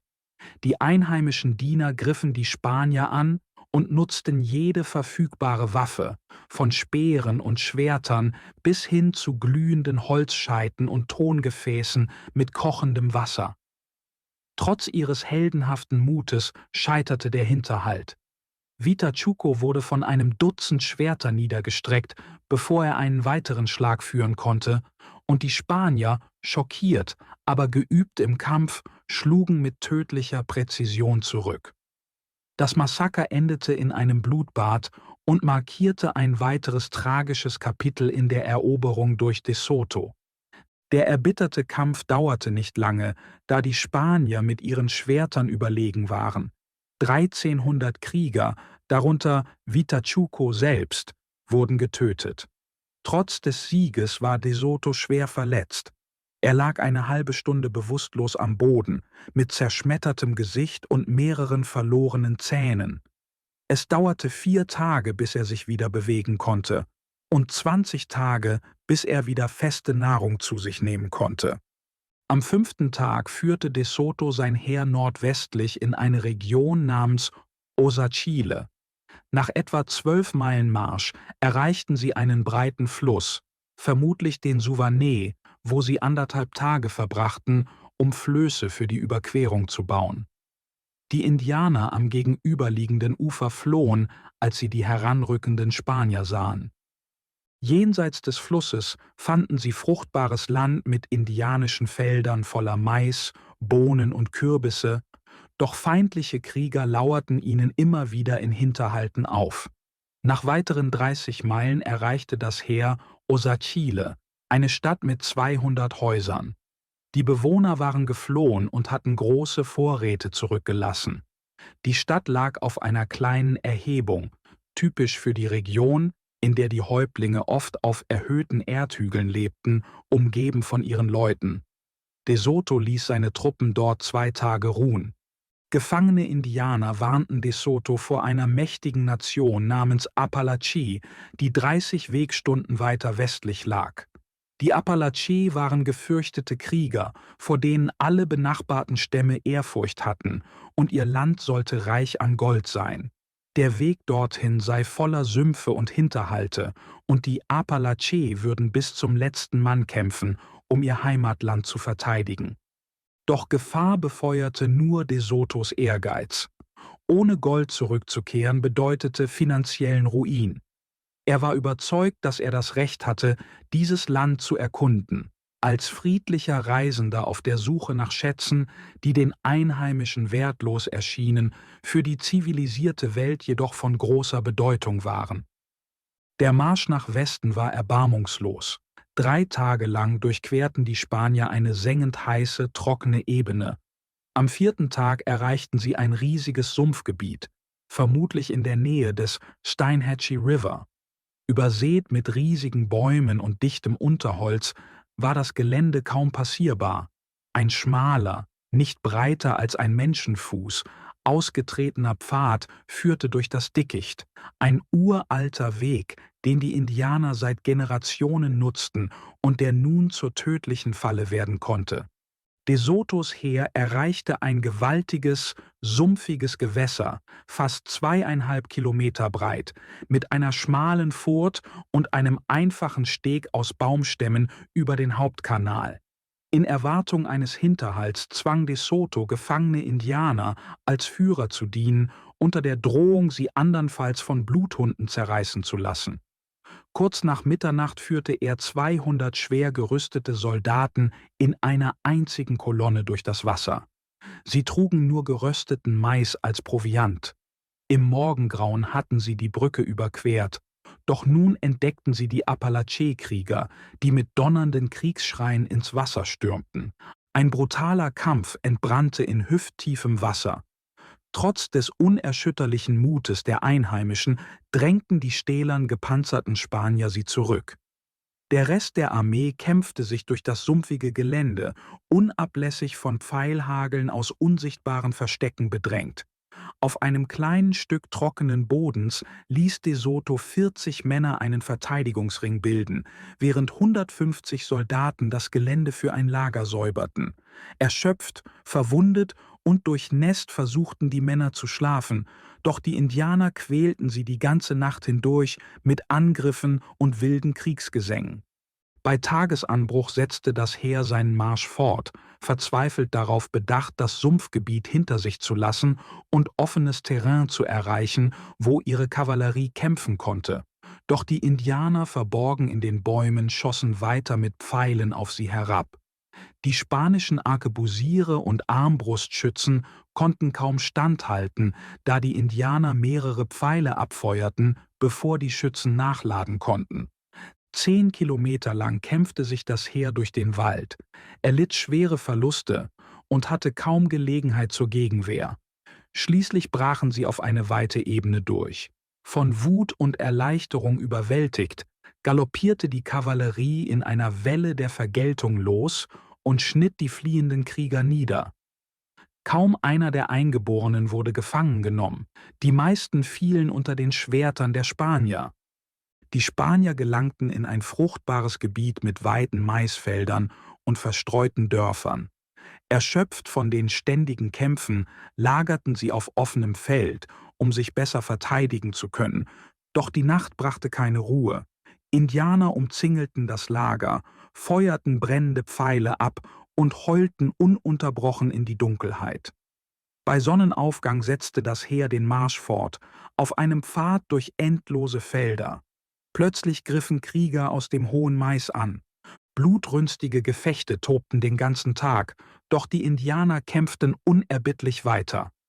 Nach 6 Meilen erreichten die Spanier den Uchi River, wo die Eingeborenen eine Barrikade über einer schmalen Furt errichtet hatten. De Soto befahl schwer gepanzerten Reitern, den Wall zu durchbrechen. Trotz hoher Verluste stürmte die Kavallerie hindurch, zerschlug die Verteidigung und verfolgte die flüchtenden Krieger gnadenlos.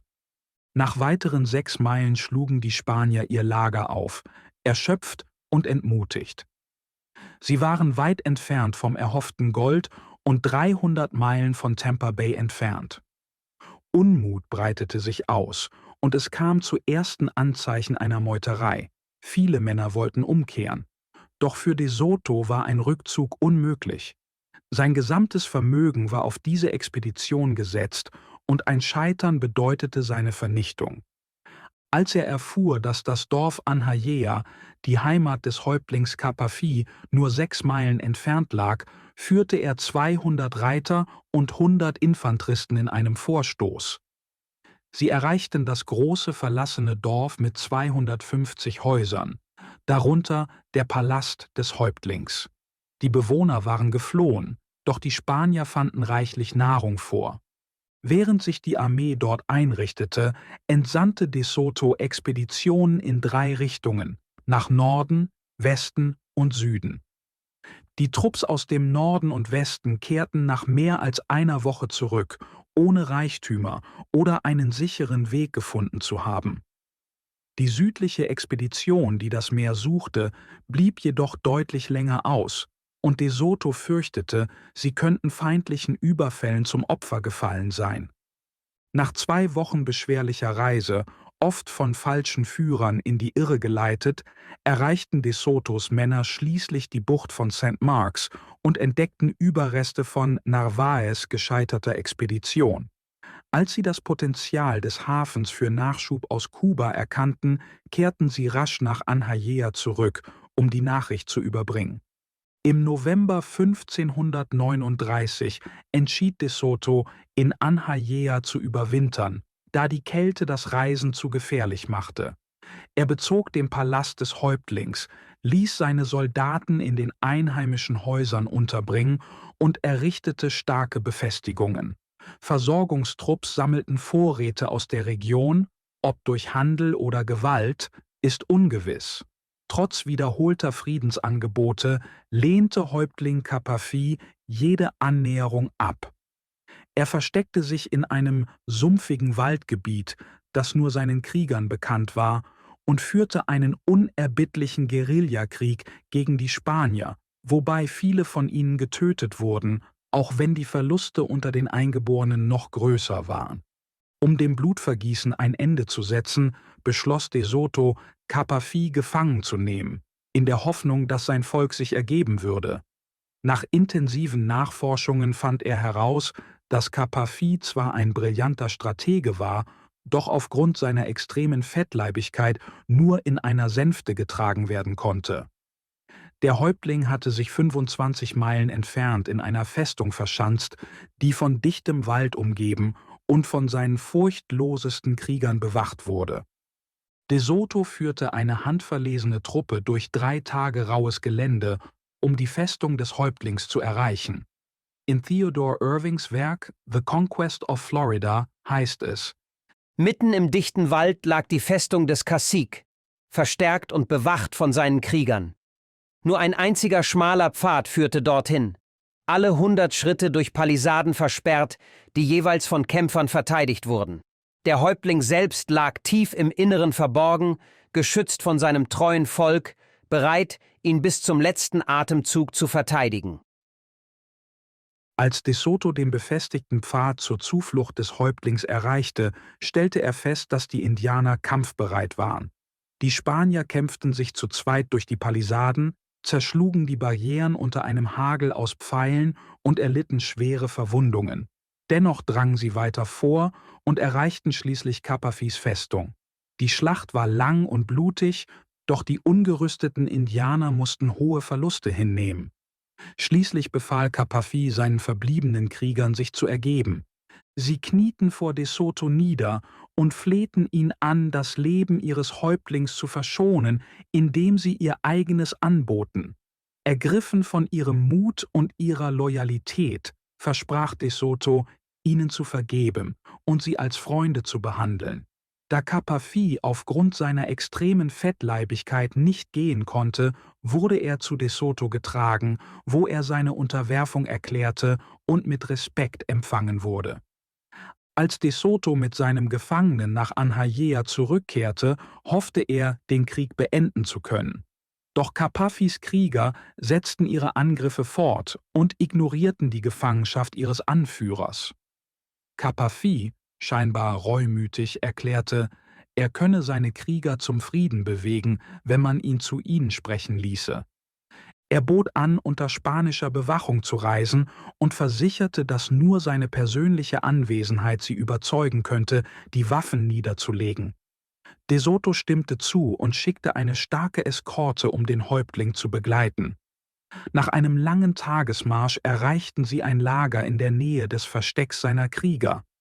In der Nacht wurden die erschöpften Spanier, die sich ihrer Sache zu sicher fühlten, nachlässig und schliefen ein, obwohl sie Wachen aufgestellt hatten.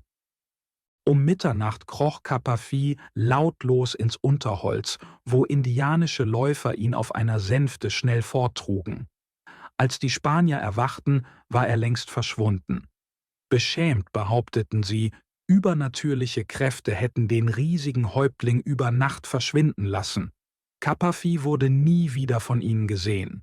Als die Wachen nach Anhajea zurückkehrten, berichteten sie von seltsamen Erscheinungen und unheimlichen Geräuschen in der Nacht. De Soto, eher amüsiert als verärgert, lächelte spöttisch und bemerkte: Das überrascht mich nicht. Diese indianischen Zauberer haben noch weit größere Tricks auf Lager, als nur einen fetten Häuptling verschwinden zu lassen. Der Winter in Anhajea war hart und von ständigen Kämpfen geprägt. Die kriegerischen und furchtlosen Einheimischen, hochgewachsen und stark, führten unaufhörliche Guerilla-Angriffe und töteten jeden Spanier, der sich zu weit vom Dorf entfernte. Die Vorräte wurden knapp, doch das Sammeln von Holz oder Nahrung war gefährlich. Das Geräusch einer Axt genügte, um einen plötzlichen Hinterhalt auszulösen. Um zu überleben, griff De Soto zu drastischen Maßnahmen. Er versklavte zahlreiche gefangene Indianer, die unter spanischer Bewachung Holz hacken und Wasser holen mussten. Jeder Gefangene wurde mit einer Kette um den Hals oder die Taille gefesselt und diente damit sowohl als Arbeitskraft als auch als lebender Schutzschild gegen feindliche Pfeile. Doch einige der verzweifelten Gefangenen wehrten sich gegen ihre Bewacher und attackierten sie mit unerwarteter Gewalt. Dabei wurden über 20 Spanier getötet und viele weitere verletzt. Trotz dieser Strapazen blieb de Soto entschlossen und wartete auf die erwarteten Schiffe in der St. Mark's Bay sowie auf die Uchita-Garnison, die er aus 300 Meilen Entfernung herbeigerufen hatte.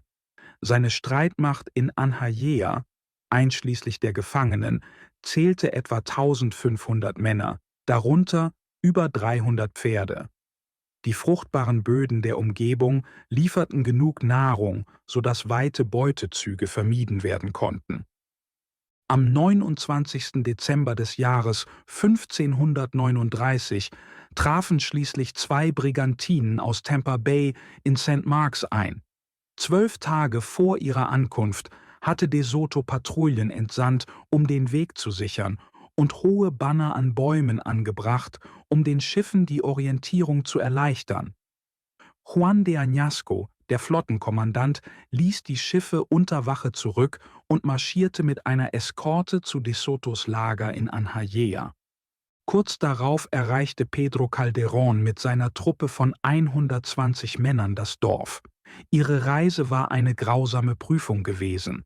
Sie hatten sich durch feindliches Territorium gekämpft, in dem selbst 800 Soldaten Mühe gehabt hätten zu überleben. Trotz ständiger Angriffe und schwer verletzter Kameraden setzten sie ihren Marsch fort und erlitten erhebliche Verluste. 12 der Verwundeten starben kurz nach ihrer Ankunft in Anhajea. Ihr Überleben war eine große Erleichterung für das erschöpfte Lager. De Soto, zutiefst bewegt, umarmte Calderón wie einen Vater seinen lange vermissten Sohn. Gerüchte hatten ihn erreicht, dass die gesamte Truppe getötet worden sei, weshalb ihre Rückkehr als Wunder gefeiert wurde. Kapitän Calderón überbrachte de Soto einen Brief seiner Frau Isabella. Der Brief, aufgezeichnet von Lambert Alexander Wilmer, spiegelte ihre tiefe Besorgnis wider. Ich habe mit Bischof Las Casas gesprochen, der mich davon überzeugte, dass die Behandlung der Indianer durch unser Volk ein schweres Vergehen vor Gott ist. Ich bete, mein geliebter Ehemann, dass du den Weg der Menschlichkeit und des Glaubens wählst. Kehre unverzüglich zu mir zurück, denn kein Reichtum Floridas könnte den Schmerz aufwiegen, den ich in deiner Abwesenheit fühle. Ich würde lieber sehen, dass du mit leeren Händen heimkehrst, als dass du Reue für Grausamkeiten empfindest. Was auch immer dein Schicksal sein mag, komm zu mir zurück, denn kein Verlust ist so schlimm wie das Elend des Wartens. Der Brief verstörte de Soto zutiefst, doch sein Stolz und seine Entschlossenheit, nicht als Versager nach Kuba zurückzukehren, hielten ihn davon ab, seine Expedition aufzugeben.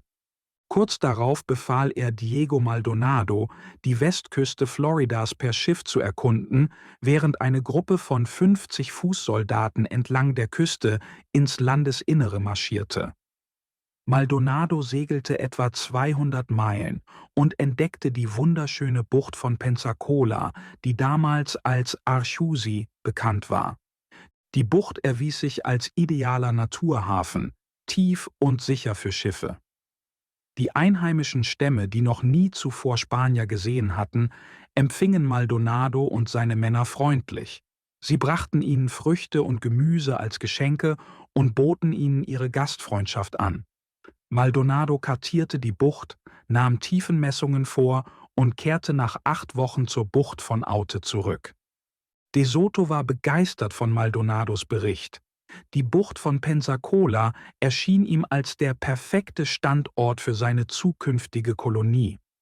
Obwohl die Suche nach Gold bisher ergebnislos geblieben war, träumte er noch immer davon, ein mächtiges Reich zu errichten. Mittlerweile war es Ende Februar. De Soto schickte Maldonado mit einem Auftrag nach Havanna zurück. Er sollte spätestens am 1. Oktober mit Nachschub für das isolierte Heer nach Pensacola zurückkehren. Währenddessen plante de Soto einen weiten Vorstoß ins Landesinnere, denn er hatte von einer fernen Provinz namens Cofachiqui gehört, die von einer jungen und schönen Königin regiert wurde. Man erzählte ihm, dass dieses Land Tribut von den umliegenden Regionen erhielt und große Reichtümer versprach, genau das, wonach er so lange gesucht hatte. Im März des Jahres 1540 brach De Soto von Anhajea aus in Richtung Cofachiqui auf, getrieben von Berichten über Gold- und Silbervorkommen, die ihm 2 junge indianische Händler zugetragen hatten. Diese Jungen, kaum 16 Jahre alt, hatten die Vorgänge des Schmelzens und Bergbaus so lebhaft beschrieben, dass De Sotos erfahrene Bergleute überzeugt waren, dass sie solche Operationen tatsächlich mit eigenen Augen gesehen hatten. Nach 3 Tagen mühsamen Marsches durch eine einsame Wildnis erreichte das Heer Capachiqui, ein Dorf, das auf einer Insel inmitten eines ausgedehnten Sumpfgebiets erbaut war.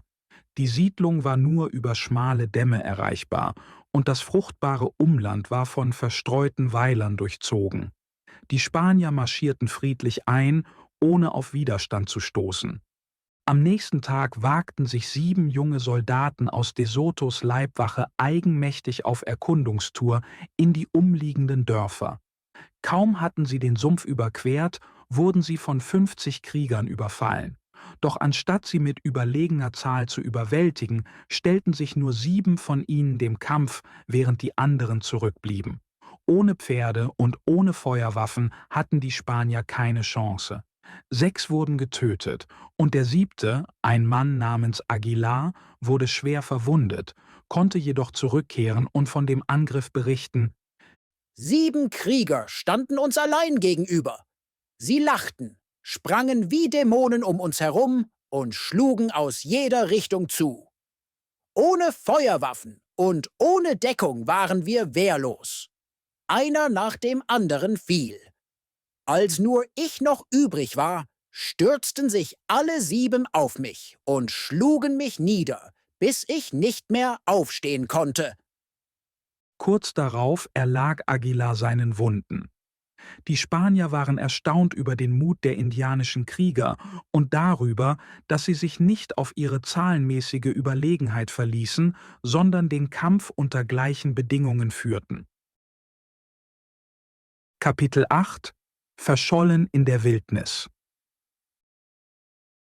De Soto und seine Armee setzten ihren Marsch fort und erreichten die Provinz Atapaha.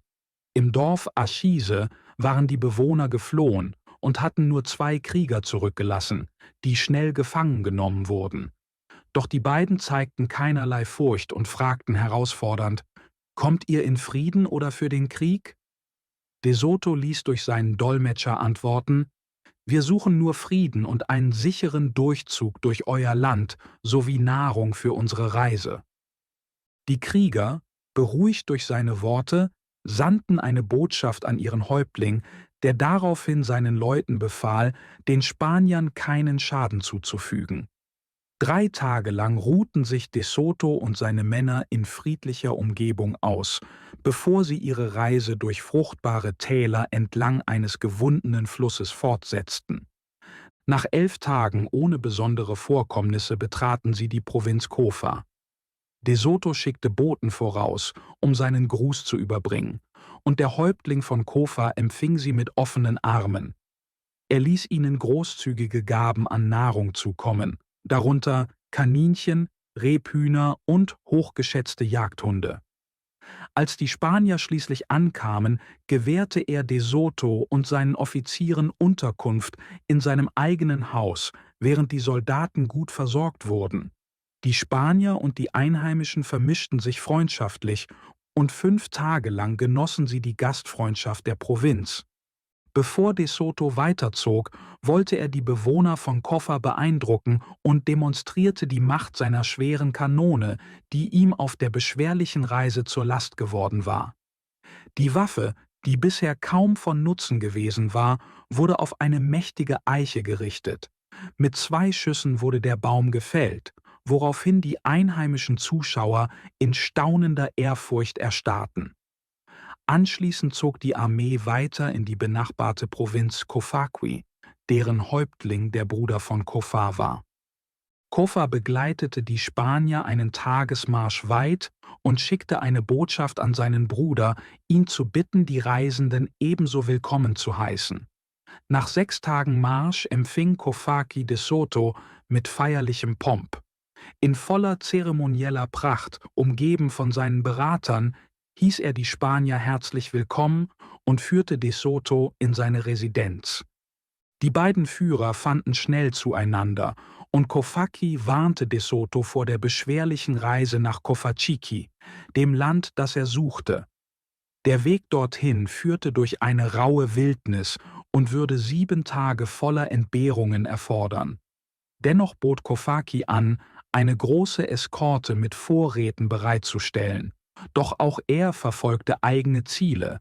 Er wollte die Gelegenheit nutzen, seine Truppen in das feindliche Gebiet seines langjährigen Rivalen zu führen. Bald versammelte Kofaki ein Heer von 4000 Kriegern und ebenso viele Träger, die Vorräte aus Mais, getrockneten Früchten und Nüssen mit sich führten. Zusätzlich wurden Jäger mitgeschickt, um während der Reise für frisches Wild zu sorgen. So vorbereitet brachen de Soto und seine neuen Verbündeten in Richtung Cofachiqui auf. Den Spaniern war es äußerst unbehaglich, sich mit einem zahlenmäßig 8-mal überlegenen indianischen Heer zu bewegen. Sie fürchteten Verrat.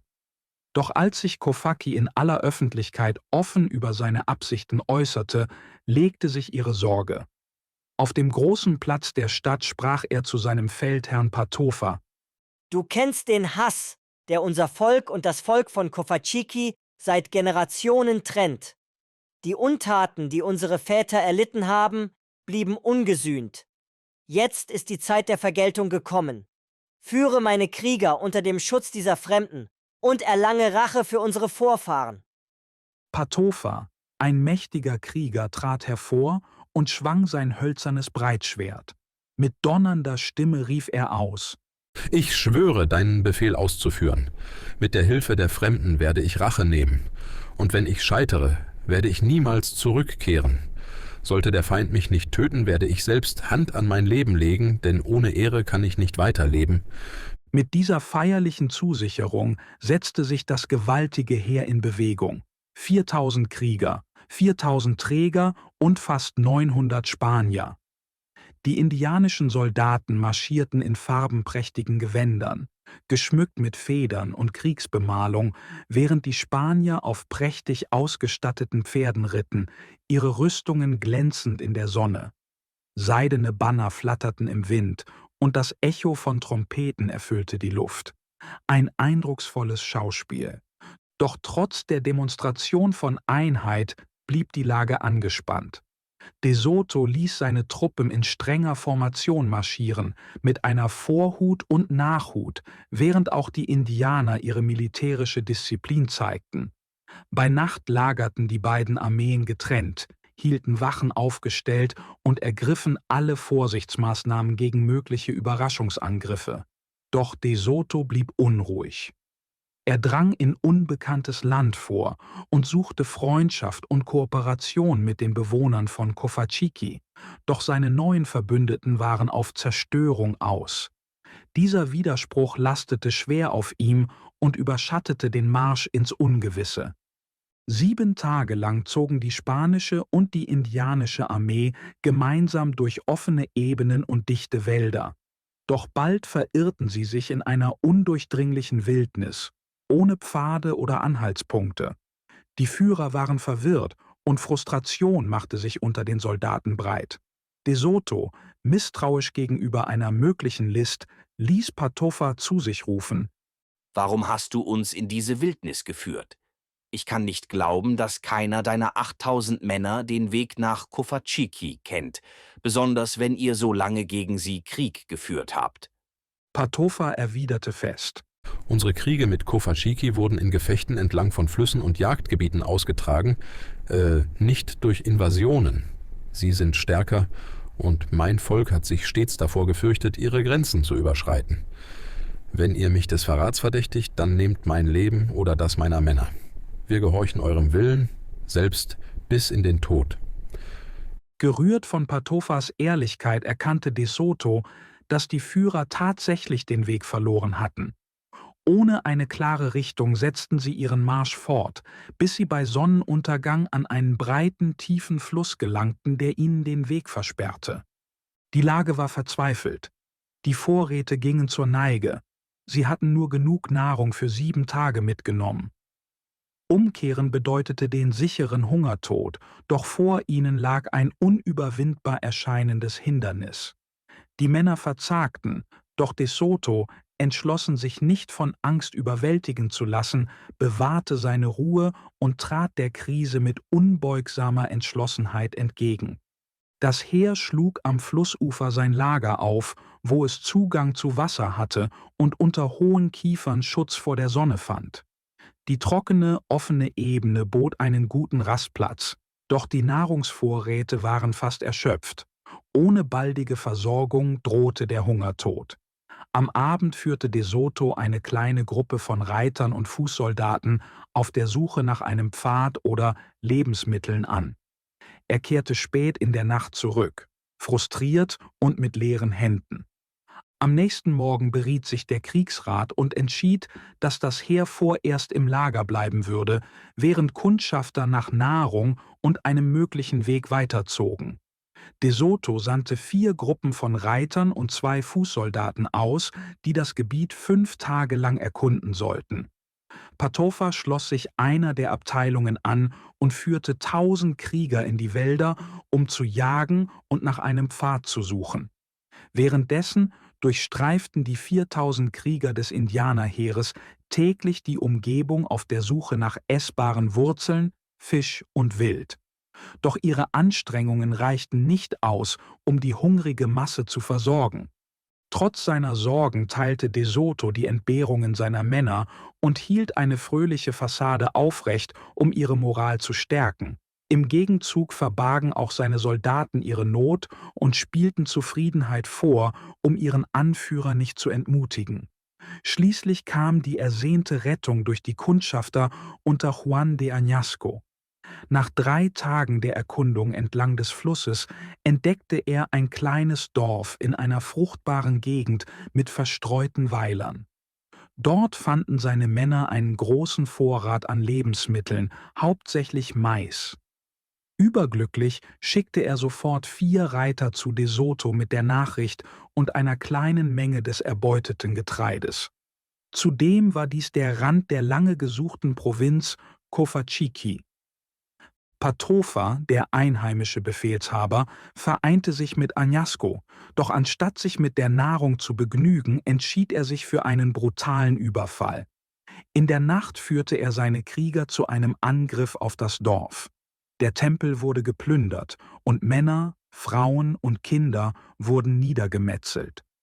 Bei Sonnenaufgang, entsetzt über das Massaker, fürchtete Añasco Vergeltung und trat sofort den Rückzug an, um De Soto zu treffen. 4 Boten eilten voraus und erreichten das Lager innerhalb eines Tages, um von den Vorräten zu berichten. Erleichtert über die Nachricht brach das Heer sofort auf. De Soto hinterließ eine Nachricht für die verstreuten Abteilungen, in einen Baumstamm geritzt, und führte seine Männer zum Dorf, wo endlich ihre Hungersnot gelindert wurde. Trotz des Grauens, das Patofas Krieger angerichtet hatten, war ihre Streitmacht zu groß, als dass die Überlebenden sich rächen konnten. Doch Patofas Armee setzte ihre Verwüstung 7 Tage lang fort, überfiel umliegende Dörfer und beging grausame Gräueltaten. De Soto, angewidert von diesem Blutvergießen, befahl schließlich Patofa und seinen Kriegern, in ihre Heimat zurückzukehren. Er entließ ihn mit Geschenken und dankte ihm für seine Hilfe. Zufrieden mit seiner Beute und seiner Rache zog Patofa mit seinen Männern ab. Als die Spanier ihren Marsch fortsetzten, sahen sie die Spuren der Zerstörung, verbrannte Dörfer und Leichen, die über das Land verstreut lagen. Doch so schrecklich die Verwüstung auch war, sie sicherte den Spaniern dringend benötigte Nahrung. Añasco führte eine Gruppe von 30 Soldaten, die sich leise am Flussufer entlang bewegten. 6 Meilen entfernt erreichten sie eine Flussbiegung, von wo sie das Echo eines bewohnten Dorfes auf der anderen Seite hörten, doch die Strömung machte eine Überquerung unmöglich. Sie sandten eine Nachricht an De Soto, der rasch mit 100 Reitern und ebenso vielen Fußsoldaten nachrückte. Bei Sonnenaufgang hielten die Dorfbewohner, erschrocken über das plötzliche Erscheinen der glänzenden Rüstungen und Pferde, inne. Juan Ortiz, als Dolmetscher, rief über den Fluss und erklärte die friedlichen Absichten der Spanier. Er bat darum, dass ein Abgesandter mit ihrem Häuptling sprechen möge. Nach kurzer Beratung wurde eine große Einbaumkanue geschickt, in der 6 Älteste mit mehreren Ruderern saßen. De Soto, der ein wichtiges Treffen erwartete, ließ sich in einem kunstvoll verzierten Stuhl nieder, umgeben von seinen Offizieren. Die einheimischen Würdenträger traten an Land, verbeugten sich 3-mal und fragten: »Edle Fremde, wir wünschen zu verstehen, mit welcher Absicht ihr in unser Land gekommen seid. Seid ihr als Freunde gekommen in Frieden und mit gutem Willen? Oder bringt ihr den Donner des Krieges? Sollen wir euch als Gäste empfangen oder als Feinde bekämpfen?« De Soto antwortete: »Ich komme in Frieden und suche nur eine sichere Durchreise und Nahrung für meine Männer. Ich bitte euch um Hilfe, um den Fluss zu überqueren.« Die Ältesten berichteten, dass eine kürzlich wütende Seuche das Land entvölkert habe und viele Bewohner geflohen seien. Felder seien unbestellt geblieben, doch ihr Volk werde nach Kräften helfen. Sie erzählten De Soto auch, dass ihre Herrscherin eine junge Prinzessin sei, die ihn vermutlich freundlich aufnehmen würde. Damit kehrten sie zurück in ihr Dorf. Kurz darauf erschien eine prächtige Prozession. Eine große, geschmückte Kanue führte den Zug an, begleitet von einer königlichen Barke, auf der die junge Prinzessin unter einem Baldachin ruhte, umgeben von 8 Begleiterinnen. Weitere Kanus mit Würdenträgern folgten und bildeten ein eindrucksvolles Bild. Die Prinzessin, von anmutiger Schönheit, betrat das Ufer und nahm auf einem Ehrenstuhl Platz. Würdevoll begrüßte sie De Soto und bestätigte die Notlage ihres Volkes, doch sie bot Gastfreundschaft an. Sie wies an, dass De Soto und seine Offiziere einen Teil ihres Palastes bewohnen durften, während seine Soldaten in einem Teil des Dorfes untergebracht wurden. Zudem versprach sie, dass am folgenden Tag Flöße und Kanus bereitgestellt würden, um das Heer über den Fluss zu setzen. Tief bewegt von ihrer Großzügigkeit versprach De Soto, ihr Freund zu bleiben. Die Prinzessin schenkte ihm daraufhin eine Kette aus feinen Perlen, während De Soto ihr einen goldenen Ring mit einem Rubin überreichte, den sie sich sofort an den Finger steckte. Das Treffen endete in Frieden, ein bemerkenswerter Kontrast zu den Schrecken des Krieges. Am folgenden Tag wurden große Flöße und Kanus vorbereitet und die spanische Armee überquerte den Fluss.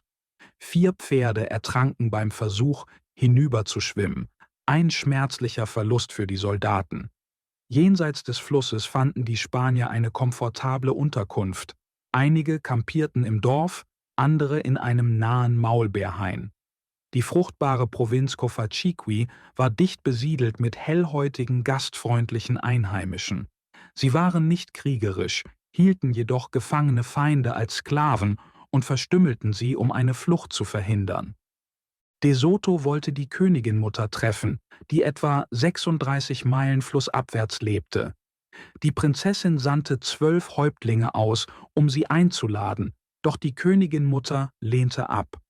Sie missbilligte das Vertrauen ihrer Tochter in die fremden Eindringlinge.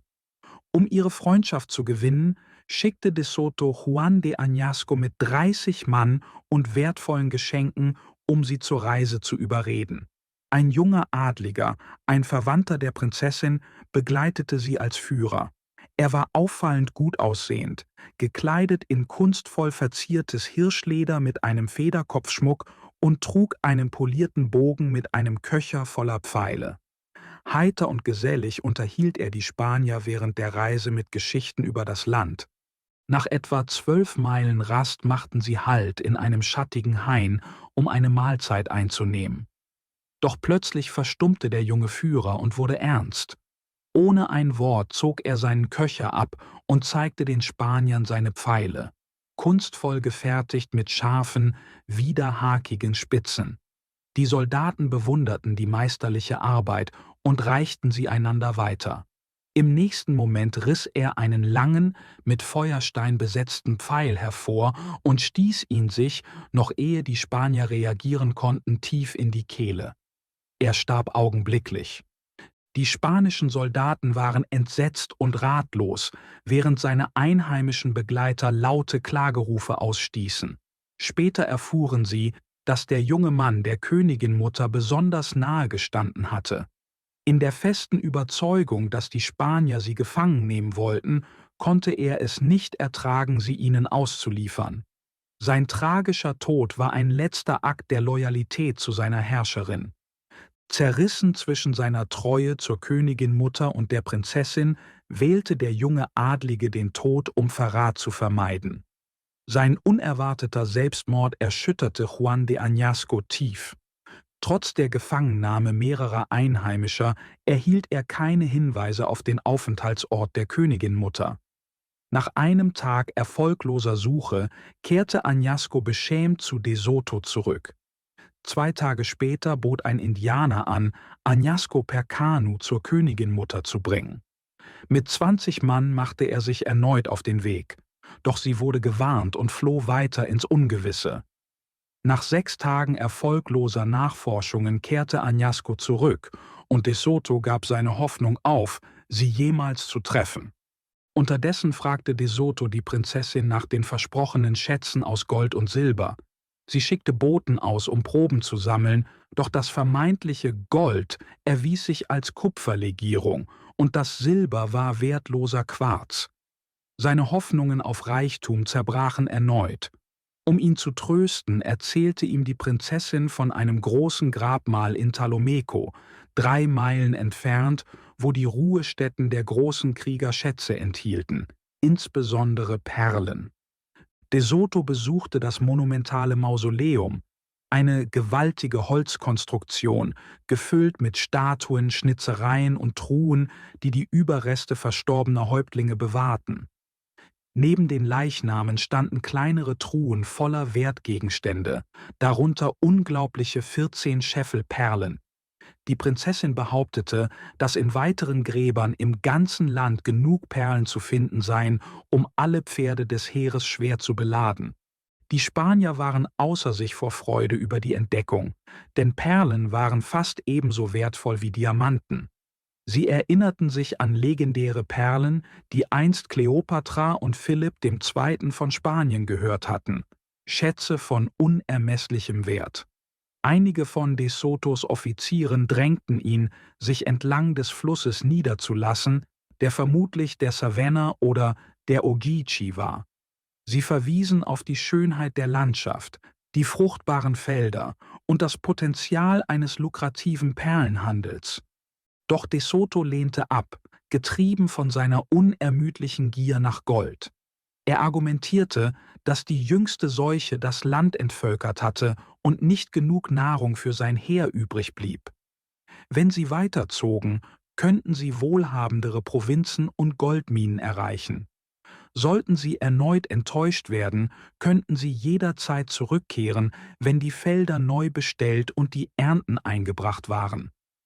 Mit der Zeit wuchsen die Spannungen zwischen den Spaniern und den Einheimischen, verursacht durch die Disziplinlosigkeit einiger Soldaten. Die Prinzessin, einst warmherzig und gastfreundlich, wurde zunehmend distanziert und schien nur noch darauf zu warten, dass die Spanier abreisten. De Soto fürchtete, sie könnte entkommen, was einen offenen Konflikt auslösen würde. Ohne sie würden seine Männer ohne Führer, Träger und Nahrung dastehen und sich blutig durch feindliches Gebiet kämpfen müssen. Gefangen in seinen eigenen Ambitionen entschied sich De Soto für eine grausame Lösung. Er ließ die Prinzessin gefangen nehmen, um die Loyalität ihres Volkes zu erzwingen. Solange sie in seiner Gewalt war, wagten die Eingeborenen keinen Angriff. Ignorierend, was seine Frau Isabella ihm einst über Gerechtigkeit und Menschlichkeit gepredigt hatte, folgte er den rücksichtslosen Methoden Pizarros in Peru. De Soto stellte die Prinzessin unter ständige Bewachung, sagte ihr aber höflich, dass ihre Sicherheit es erfordere, dass sie das Heer begleite. Trotz ihrer Gefangenschaft behandelte er sie mit größtem Respekt, ließ sie in einer luxuriösen Sänfte tragen und erwies ihr alle Ehren. Die Prinzessin zeigte sich klug genug, ihre Situation scheinbar zu akzeptieren, und so beruhigte sich die Lage. Die Einheimischen stellten Träger bereit, und der Marsch setzte sich ohne Widerstand fort. Am 4. Mai 1540 brach De Soto erneut auf und nahm die Prinzessin von Cotopaxi samt ihrem Gefolge mit sich. Sie überquerten den Savannah River und zogen westwärts durch Georgia, bis sie die Quellgebiete des Coosa River erreichten. Schließlich gelangten sie in die große Indianerstadt Chiaha nahe dem heutigen Rome, Georgia. Während der Reise, aus Angst vor permanenter Gefangenschaft, entkam die Prinzessin in einen dichten Wald und wurde nie wieder gesehen. De Soto setzte seine Expedition durch das hügelige, menschenleere Gebiet fort, bis er die Provinz Guachule erreichte, wo ihn der örtliche Häuptling mit einer großen Eskorte von 500 Kriegern empfing. Der Häuptling, würdevoll und freundlich, bot De Soto und seinen Männern für 4 Tage großzügige Gastfreundschaft in einem Dorf mit 300 Häusern, während seine eigene Residenz auf einem breiten, künstlich aufgeschütteten Hügel stand.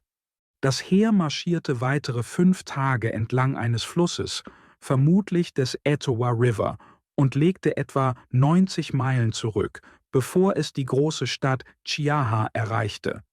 Dort wurde De Soto herzlich von dem jungen Häuptling empfangen, der sich mit diesen Worten an ihn wandte: »Mächtiger Häuptling, nichts könnte mich mehr erfreuen, als euch und eure Krieger zu dienen.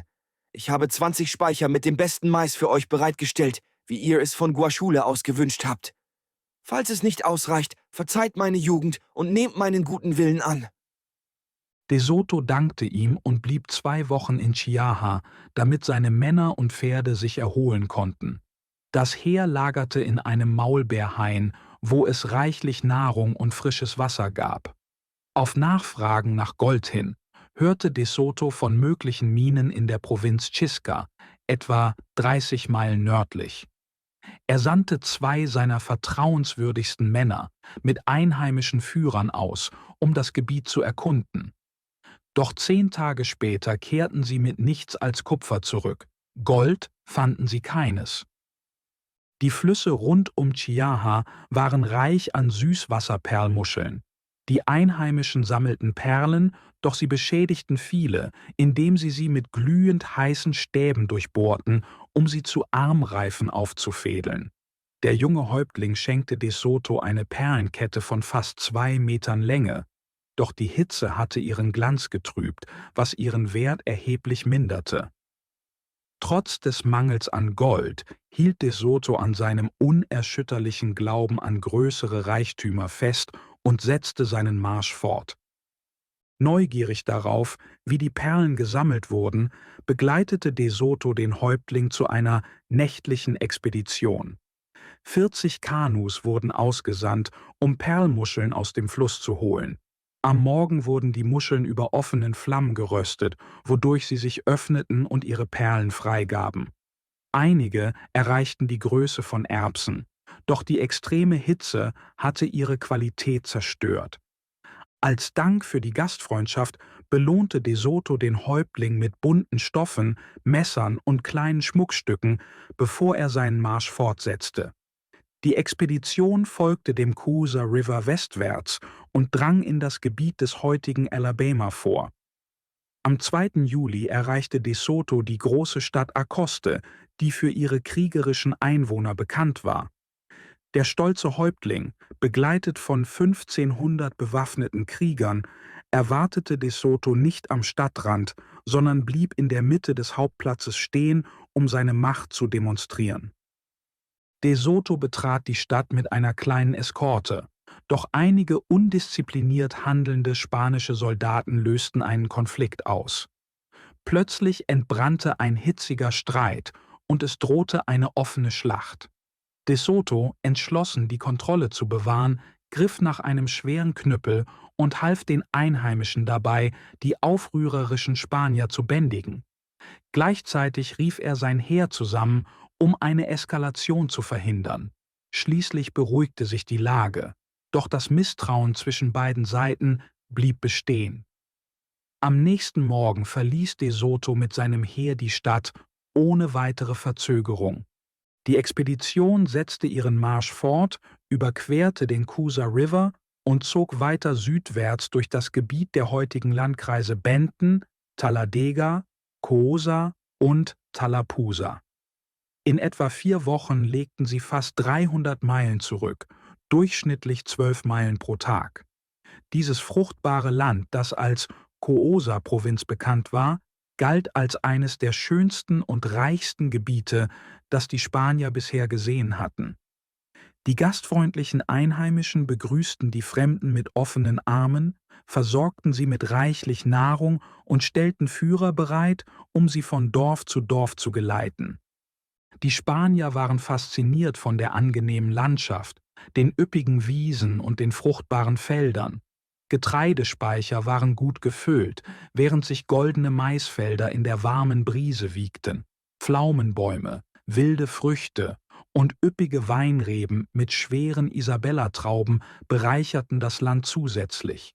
Nach all den Strapazen, die sie bisher erduldet hatten, genossen De Soto und seine Männer eine seltene Phase der Ruhe, des Wohlstands und der Fülle. Kapitel 9 – Der Marsch nach Coosa und Tuscaloosa. Am 15. Juli des Jahres 1540 erreichte De Sotos Armee die Hauptstadt der Coosa-Provinz. Der dortige Häuptling, ein beeindruckender junger Mann von 26 Jahren, empfing die Spanier in einer feierlichen Prozession. Er saß auf einer Sänfte, getragen von 4 Kriegern, und war von 1000 in bunte Gewänder gekleideten Kriegern begleitet. Mit höflichen Worten bot er De Soto seine Gastfreundschaft und die Reichtümer seines Landes an. De Soto antwortete ebenso mit respektvollen Worten, und so marschierten die beiden Heere, insgesamt über 2000 Mann, gemeinsam in die Stadt ein. Die Spanier erhielten die königliche Residenz zur Unterkunft, und die Hälfte der 500 Häuser wurde den Soldaten zugewiesen. Die Stadt lag zwischen den Bächen Talladega und Tallasehachi am östlichen Ufer des Coosa-Flusses. Während ihres 12-tägigen Aufenthalts kam es zu einem kleinen Streit zwischen einigen spanischen Soldaten und den Einheimischen, doch dieser wurde schnell beigelegt. Der Häuptling, der De Soto offenbar in hoher Achtung hielt, drängte ihn, sich in Coosa niederzulassen oder zumindest dort zu überwintern. Doch De Soto war entschlossen, die Bucht von Achusi zu erreichen, wo er im Herbst mit Kapitän Diego Maldonado verabredet war. Am 20. August, nach 25 Tagen in Coosa, setzte das Heer seinen Marsch fort, begleitet vom Häuptling und seinen Kriegern. Einige Berichte behaupten, sie seien gezwungen worden, als Führer zu dienen. Doch wahrscheinlicher ist, dass der Häuptling die Gelegenheit nutzte, um mit Hilfe der Spanier eine Rebellion in seinem Reich zu unterdrücken. Als De Soto das Gebiet von Tuscaloosa betrat, dem mächtigsten Fürsten der Region, stand er vor einer neuen Herausforderung. Die ausgedehnten Ländereien von Tuscaloosa umfassten große Teile des heutigen Alabama und Mississippi, durchzogen vom Black Warrior Fluss, dessen fruchtbare Täler seit Jahrhunderten von den Einheimischen bewirtschaftet wurden.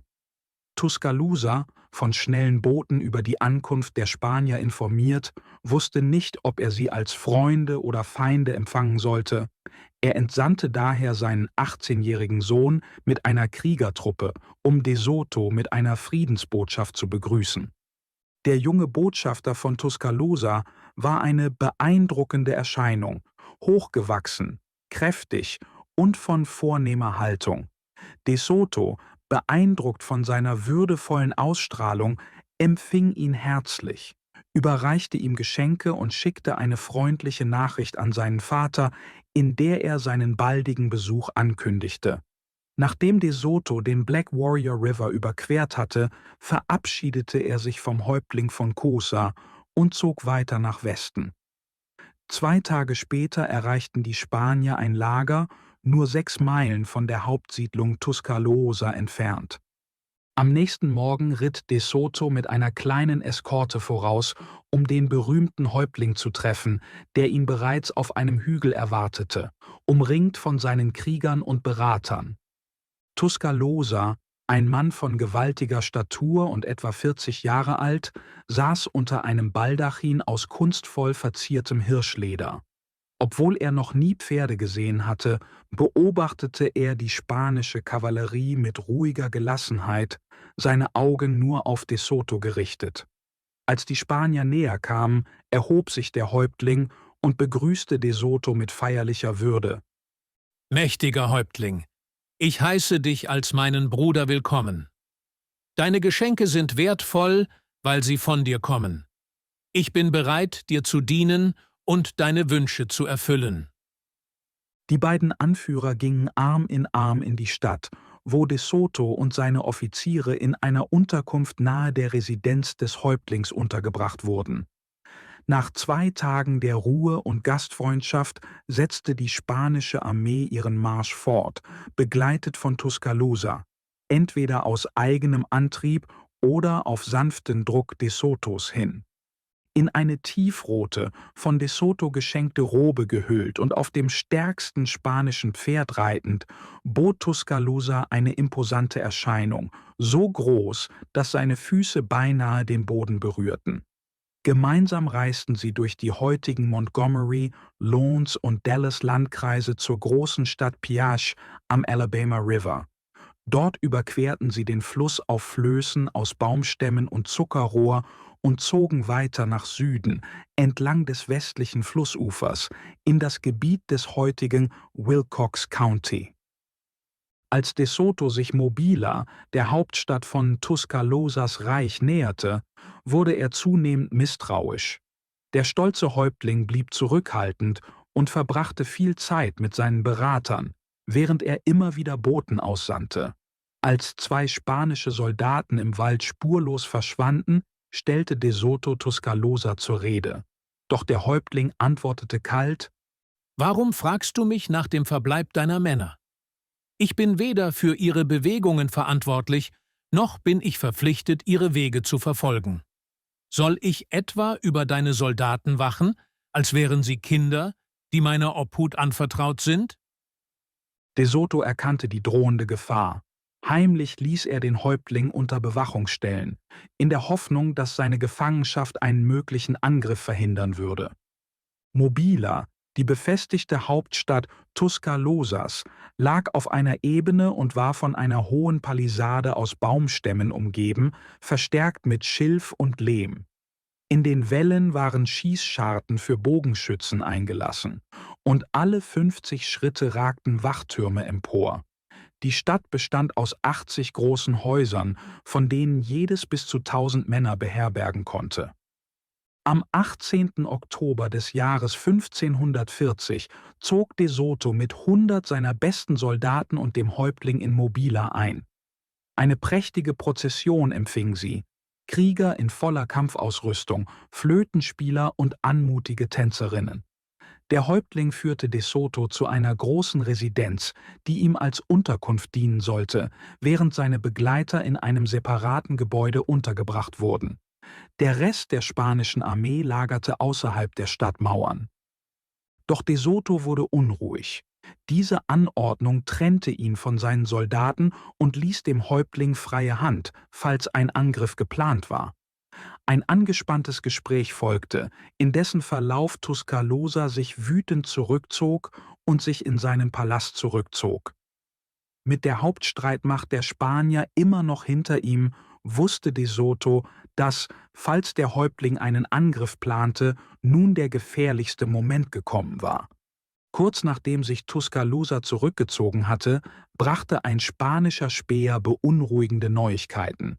Mehr als 10.000 bewaffnete Krieger hielten sich in der Stadt verborgen und keine Frauen oder Kinder waren zu sehen. Als De Soto erkannte, dass sie in eine Falle geraten sein könnten, befahl er seinen Männern, sich auf einen Kampf vorzubereiten und sandte eine dringende Warnung an Luis de Moscoso, obwohl viele seiner Soldaten noch immer weit verstreut lagerten. In der Hoffnung, Gewalt zu verhindern, versuchte De Soto, den Häuptling unter dem Vorwand eines gemeinsamen Mahls in seine Gemächer zu locken.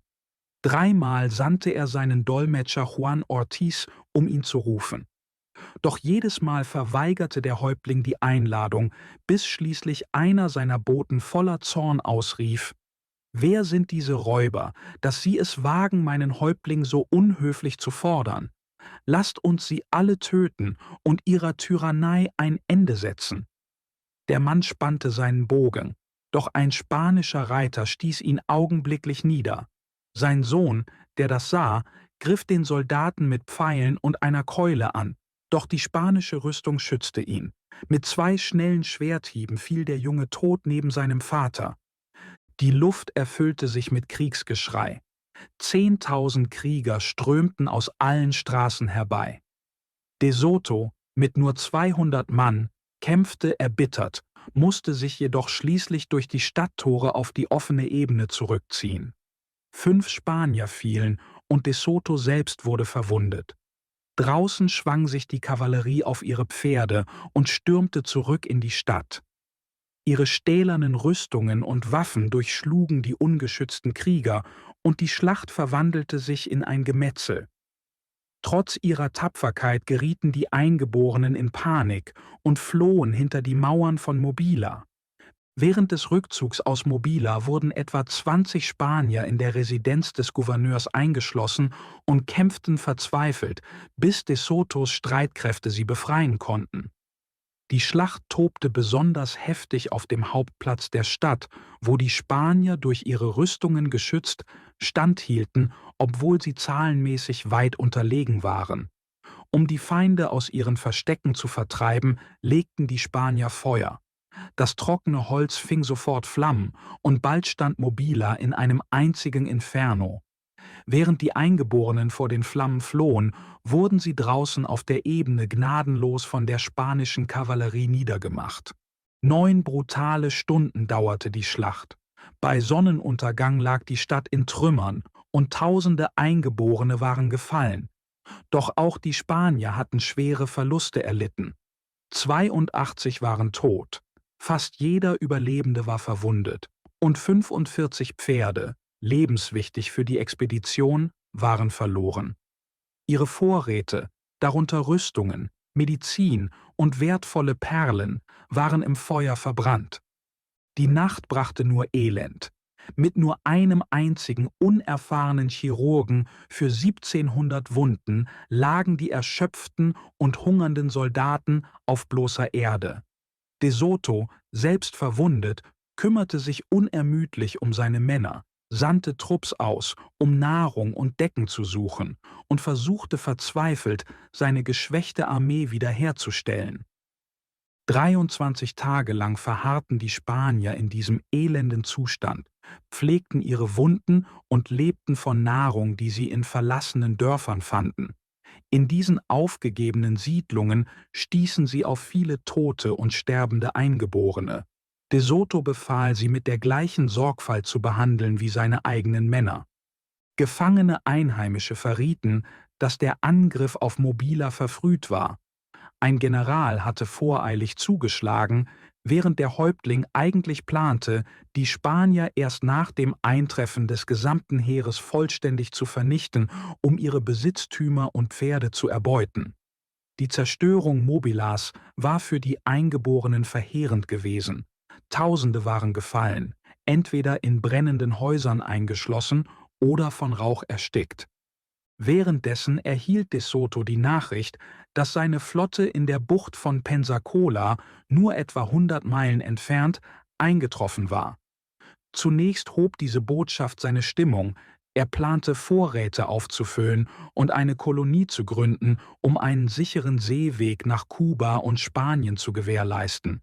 Von dort aus wollte er mit neuen Kräften seine Suche nach Gold fortsetzen. Doch De Sotos Offiziere warnten ihn, dass seine Soldaten erschöpft waren und fest entschlossen, bei Erreichen der Schiffe nach Hause zurückzukehren. Um sein Gesicht zu wahren und den völligen Ruin zu vermeiden, belauschte De Soto nachts heimlich die Gespräche seiner Männer. Was er hörte, erschütterte ihn. Ihr Wille war gebrochen, und sie waren entschlossen, die Expedition so schnell wie möglich zu beenden.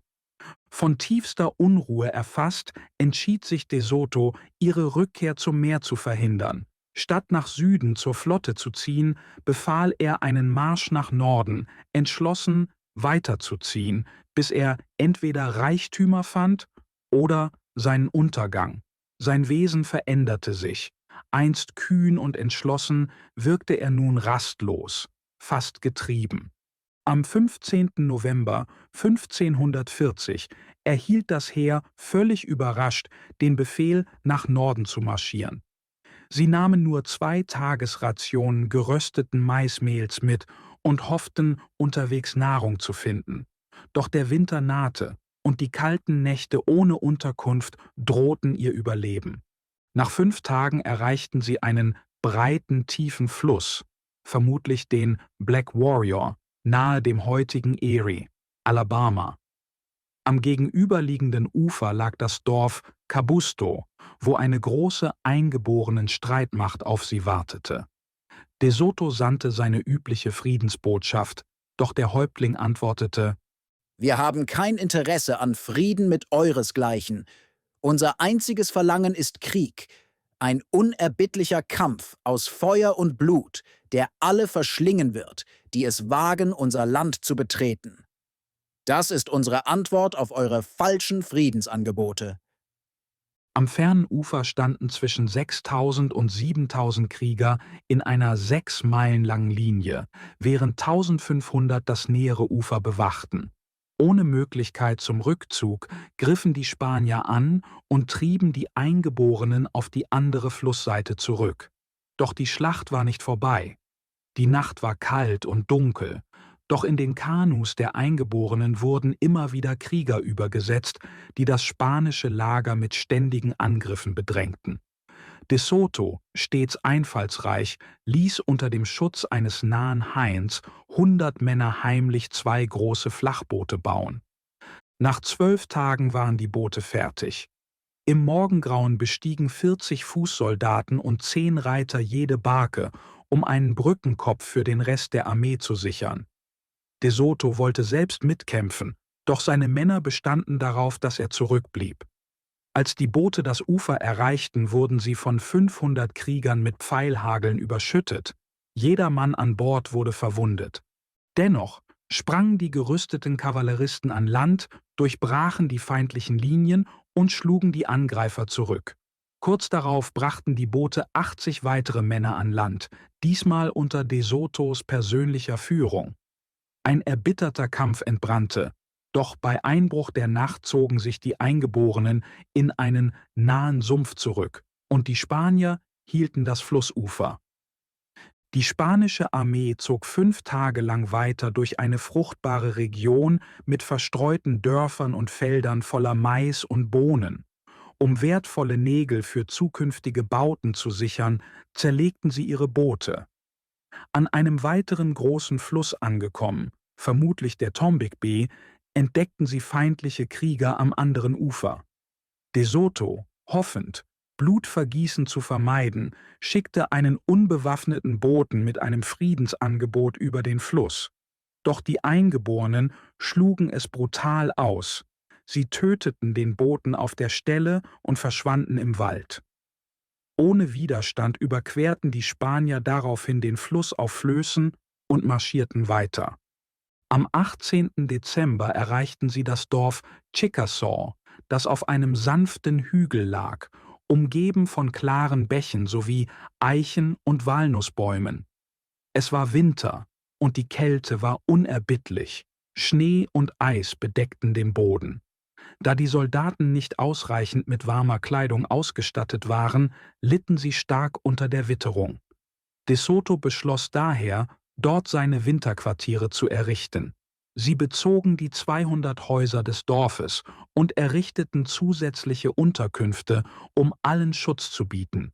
Sammeltrupps brachten Lebensmittel, Stroh für Betten und reichlich Feuerholz herbei, um sich zu wärmen. Obwohl die einheimischen Bewohner geflohen waren, bemühte sich De Soto um Frieden. Er ließ einige Eingeborene gefangen nehmen und schickte sie mit Geschenken und Friedensangeboten zurück zu ihrem Cacique. Dieser erwiderte die Geste mit Früchten, Fisch und Wildbret, blieb jedoch auf Distanz. Als sich die Beziehungen freundlicher gestalteten, besuchten immer mehr Krieger das spanische Lager. Einige entwickelten jedoch einen Geschmack für Schweinefleisch und begannen nachts die Schweine der Spanier zu stehlen. Zur Abschreckung ließ De Soto 2 Diebe erschießen und einen dritten durch das Abhacken beider Hände verstümmeln, bevor er ihn als Warnung an seinen Häuptling zurückschickte. Obwohl die Geschichte von De Sotos angeblicher Grausamkeit kursierte, zeigte er auch seine Gerechtigkeit. Als 4 spanische Soldaten das Haus des Cacique plünderten, wurden 2 Anführer des Diebstahls zum Tode verurteilt, genau wie er zuvor Eingeborene für Diebstahl bestraft hatte. Als die Hinrichtung bereits vorbereitet war, versuchte der Dolmetscher Juan Ortiz ihr Leben zu retten, indem er fälschlicherweise behauptete, der Cacique habe um Gnade gebeten. Erleichtert begnadigte De Soto die Männer. Ortiz wiederum erklärte dem Cacique, dass die Diebe eingesperrt worden seien und eine harte Strafe erhielten. De Soto jedoch wuchs der Verdacht, dass der Cacique einen Angriff unter dem Deckmantel des Friedens vorbereitete. Seine Befürchtungen bewahrheiteten sich. In einer kalten, stürmischen Nacht Anfang März startete der Cacique mit Tausenden von Kriegern einen Überraschungsangriff. Er teilte seine Streitkräfte in 3 Gruppen auf und führte den zentralen Angriff selbst an. Lautlos näherten sie sich und setzten mit Fackeln das spanische Lager in Brand. Innerhalb weniger Augenblicke stand die gesamte Siedlung in Flammen. Die spanischen Truppen, stets auf Kämpfe vorbereitet, eilten an die Verteidigungslinien. De Soto, in voller Rüstung und zu Pferd, führte mit 12 gepanzerten Reitern den Gegenangriff an. Ihre Stahlrüstungen schützten sie vor den Waffen der Eingeborenen, während die schweren Pferde die Feinde niedertrampelten. Die lodernden Flammen zwangen alle in die offene Ebene, wo der Kampf unter dem feurigen Schein weiterging. Viele Spanier, die in den Flammen eingeschlossen waren, verbrannten, ebenso mehrere wertvolle Pferde. Die Schlacht tobte mit unvorstellbarer Härte. Beide Seiten kämpften mit verzweifeltem Mut. Doch während die Eingeborenen in die Wälder fliehen konnten, falls sie geschlagen wurden, wussten die Spanier, dass eine Niederlage für sie den sicheren Tod oder ein noch schlimmeres Schicksal bedeutete. Während des erbitterten Gefechts griff De Soto einen mächtigen einheimischen Krieger an, doch sein Sattelgurt löste sich und er wurde vom Pferd geworfen. Schnell bestieg er ein anderes Pferd und setzte den Kampf fort. Trotz schwerer Verluste, darunter mehrere Reiter, gelang es den Spaniern schließlich, die Feinde in eine panische Flucht zu treiben.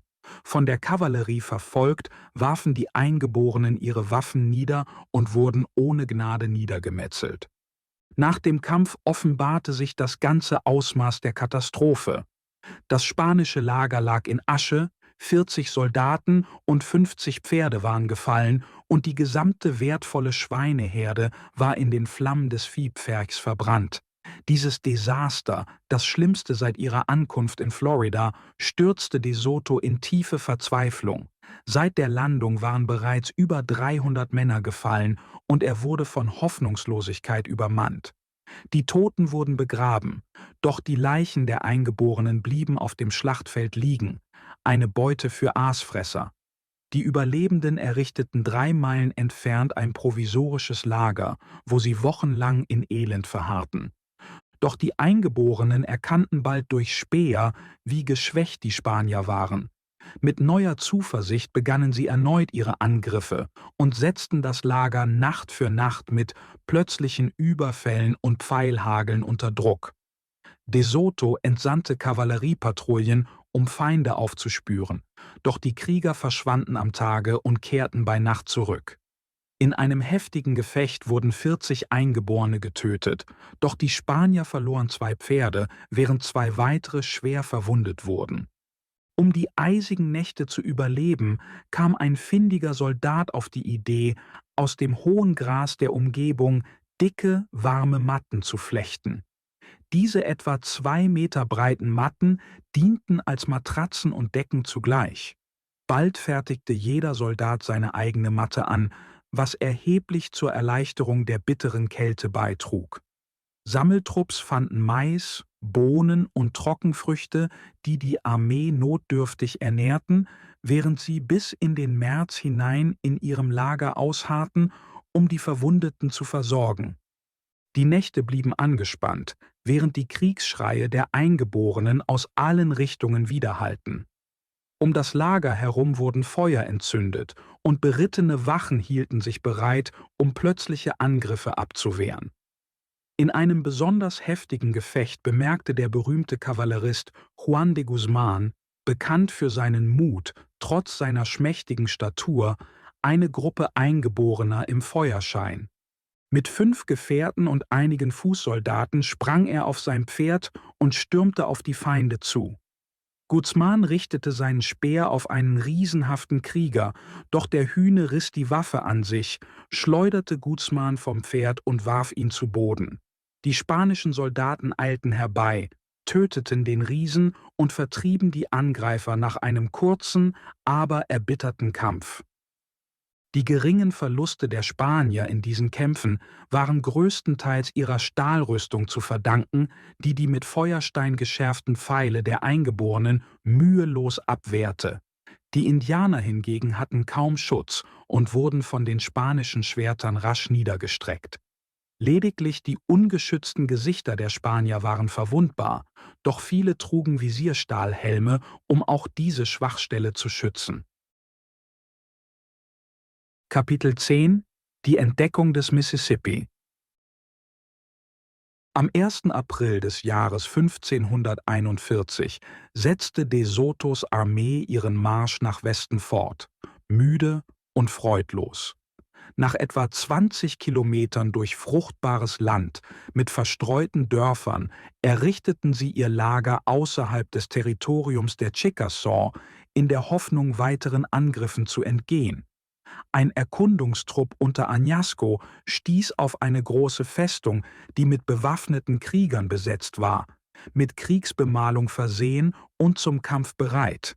Die Indianer stürmten mit wilden Schreien heran, doch Añasco formierte rasch eine Verteidigungslinie, ließ seine Reiter durch Armbrustschützen decken und sandte um Verstärkung. Bald traf De Soto mit seinen Truppen ein und musterte die gewaltige Befestigungsanlage, ein massives, viereckiges Fort von über 300 Metern Länge mit 3 niedrigen Toren und mehreren Verteidigungswällen. Dahinter floss ein reißender Fluss, über den provisorische Brücken zur Flucht führten. Rückzug hätte das sichere Verderben bedeutet, also entschied sich De Soto zum Angriff. Er teilte seine Streitkräfte in 3 Kolonnen auf, die gleichzeitig die Eingänge stürmen sollten, während 2 Kavallerieeinheiten mit je 20 Mann, eine davon unter seiner eigenen Führung, die Flanken angriffen. Die Indianer leisteten erbitterten Widerstand, ihre Pfeile fanden jede Lücke in der spanischen Rüstung. De Soto selbst wurde von einem Pfeil am Stahlhelm getroffen und stürzte fast vom Pferd. Dennoch drangen die Spanier vor, ihre Klingen schnitten durch die leicht bewaffneten Verteidiger. Innerhalb der Festung herrschte Chaos.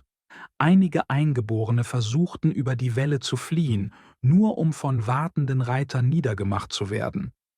Andere ertranken im Fluss, während sie über die Brücken flohen. Innerhalb weniger Momente war das Fort eingenommen, der Boden getränkt mit Blut. Überlebende, die das andere Ufer erreichten, sammelten sich in der Hoffnung, dass der Fluss sie vor weiterer Verfolgung schützen würde. Doch De Soto setzte seinen Vormarsch fort und jagte die fliehenden Krieger mehr als 5 Kilometer weit. Obwohl sie siegten, hatten die Spanier hohe Verluste erlitten. Mehrere Tote und 15 Verwundete starben in den nächsten Tagen. Nach einer 4-tägigen Rast, um die Verletzten zu versorgen, zogen sie weiter nach Westen, wobei De Soto bewusst die Küste mied, um Meuterei unter seinen Männern zu verhindern. Der Weg führte durch ein unwegsames, sumpfiges Gebiet, bis sie nach 4 Tagen das Dorf Chisca an den Ufern eines gewaltigen Stromes erreichten, des Mississippi, den die Indianer als Chocagua kannten. Ohne es zu wissen, wurde De Soto damit der erste Europäer, der diesen gewaltigen Fluss erblickte. Der dort ansässige Stamm war weniger kriegerisch als frühere Feinde. Ihr Cacique, ein hochbetagter Mann, hatte einst als Krieger großen Ruhm erlangt. Seine Residenz stand auf einem hohen Erdhügel, nur über Leitern erreichbar. Als er von der Ankunft der Spanier erfuhr, ergriff er entschlossen seine Streitaxt, bereit, sich zu verteidigen. De Soto strebte nach Frieden, da es hier nichts zu gewinnen gab. Doch einige seiner Männer, womöglich gegen seine Befehle, plünderten das Dorf, nahmen Gefangene und plünderten die Hütten. Der Cacique, verärgert, doch vorsichtig, hörte auf seine Berater, die ihm rieten, Freundschaft zu heucheln, während sie heimlich Krieger für eine stärkere Offensive versammelten.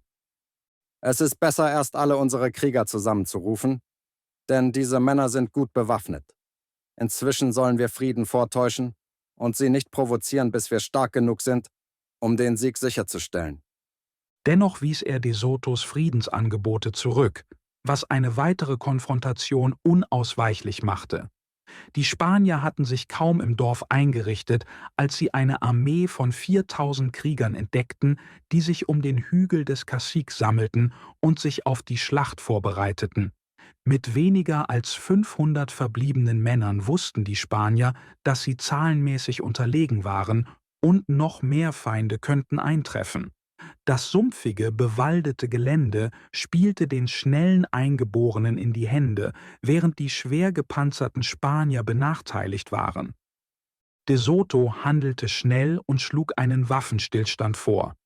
Die Spanier durften 6 Tage im Dorf bleiben, um ihre Verwundeten zu versorgen, und die Eingeborenen würden sie mit Nahrung versorgen. Im Gegenzug versprachen die Spanier, keine Felder zu zerstören oder Beute zu machen. Der Cacique und sein Volk zogen in ein nahegelegenes Lager. Am letzten Tag besuchte De Soto den Cacique, um ihm für seine Gastfreundschaft zu danken, bevor er den Marsch nach Westen fortsetzte. Die Spanier folgten 4 Tage lang dem östlichen Ufer des Mississippi und kämpften sich durch dichte Wälder. Schließlich erreichten sie eine weite Graslandschaft, wo der Fluss sich über fast 3 Kilometer erstreckte. Auf der anderen Seite versammelten sich Krieger mit Kanus, ein sicheres Zeichen für einen bevorstehenden Kampf. De Soto entschied sich dennoch, den Fluss zu überqueren. Sie lagerten 20 Tage lang und bauten 4 große Boote für die Überfahrt. Am 2. Tag trafen Gesandte eines örtlichen Cacique mit Friedensangeboten ein. De Soto empfing sie freundlich und war erfreut über ihr wohlwollendes Verhalten. Der Cacique, angeblich krank, sandte Nahrung und Arbeiter, um den Spaniern beim Holztransport für den Schiffbau zu helfen. Währenddessen setzten feindliche Krieger von der anderen Seite den Spaniern zu. Sie ruderten mit Kanus über den Fluss, überfielen kleine spanische Arbeitsgruppen mit Pfeilhageln und zogen sich dann rasch zurück.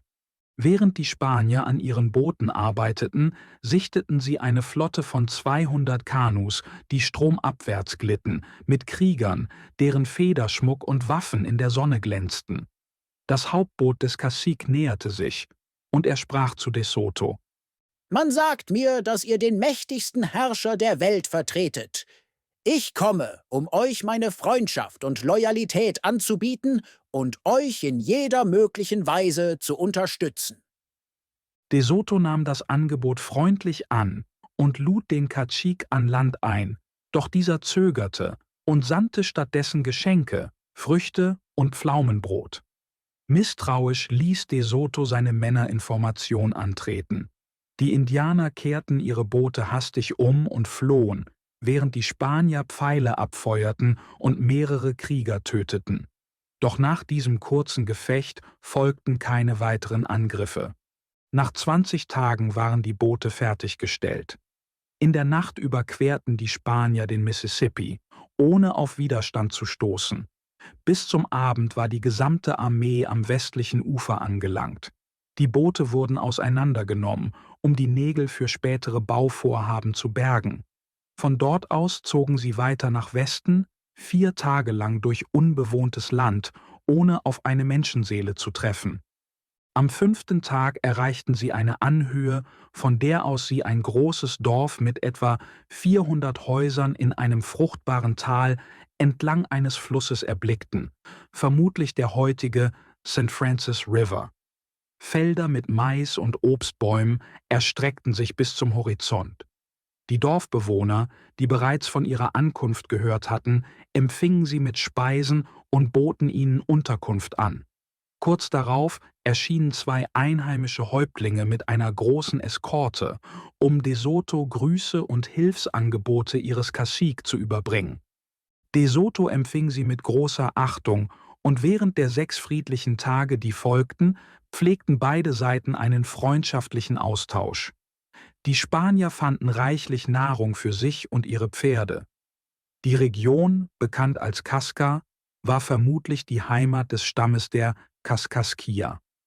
Die Herzlichkeit und Gastfreundschaft, die sie hier erlebten, boten eine seltene und willkommene Atempause von der Gewalt, die ihre lange Reise begleitet hatte.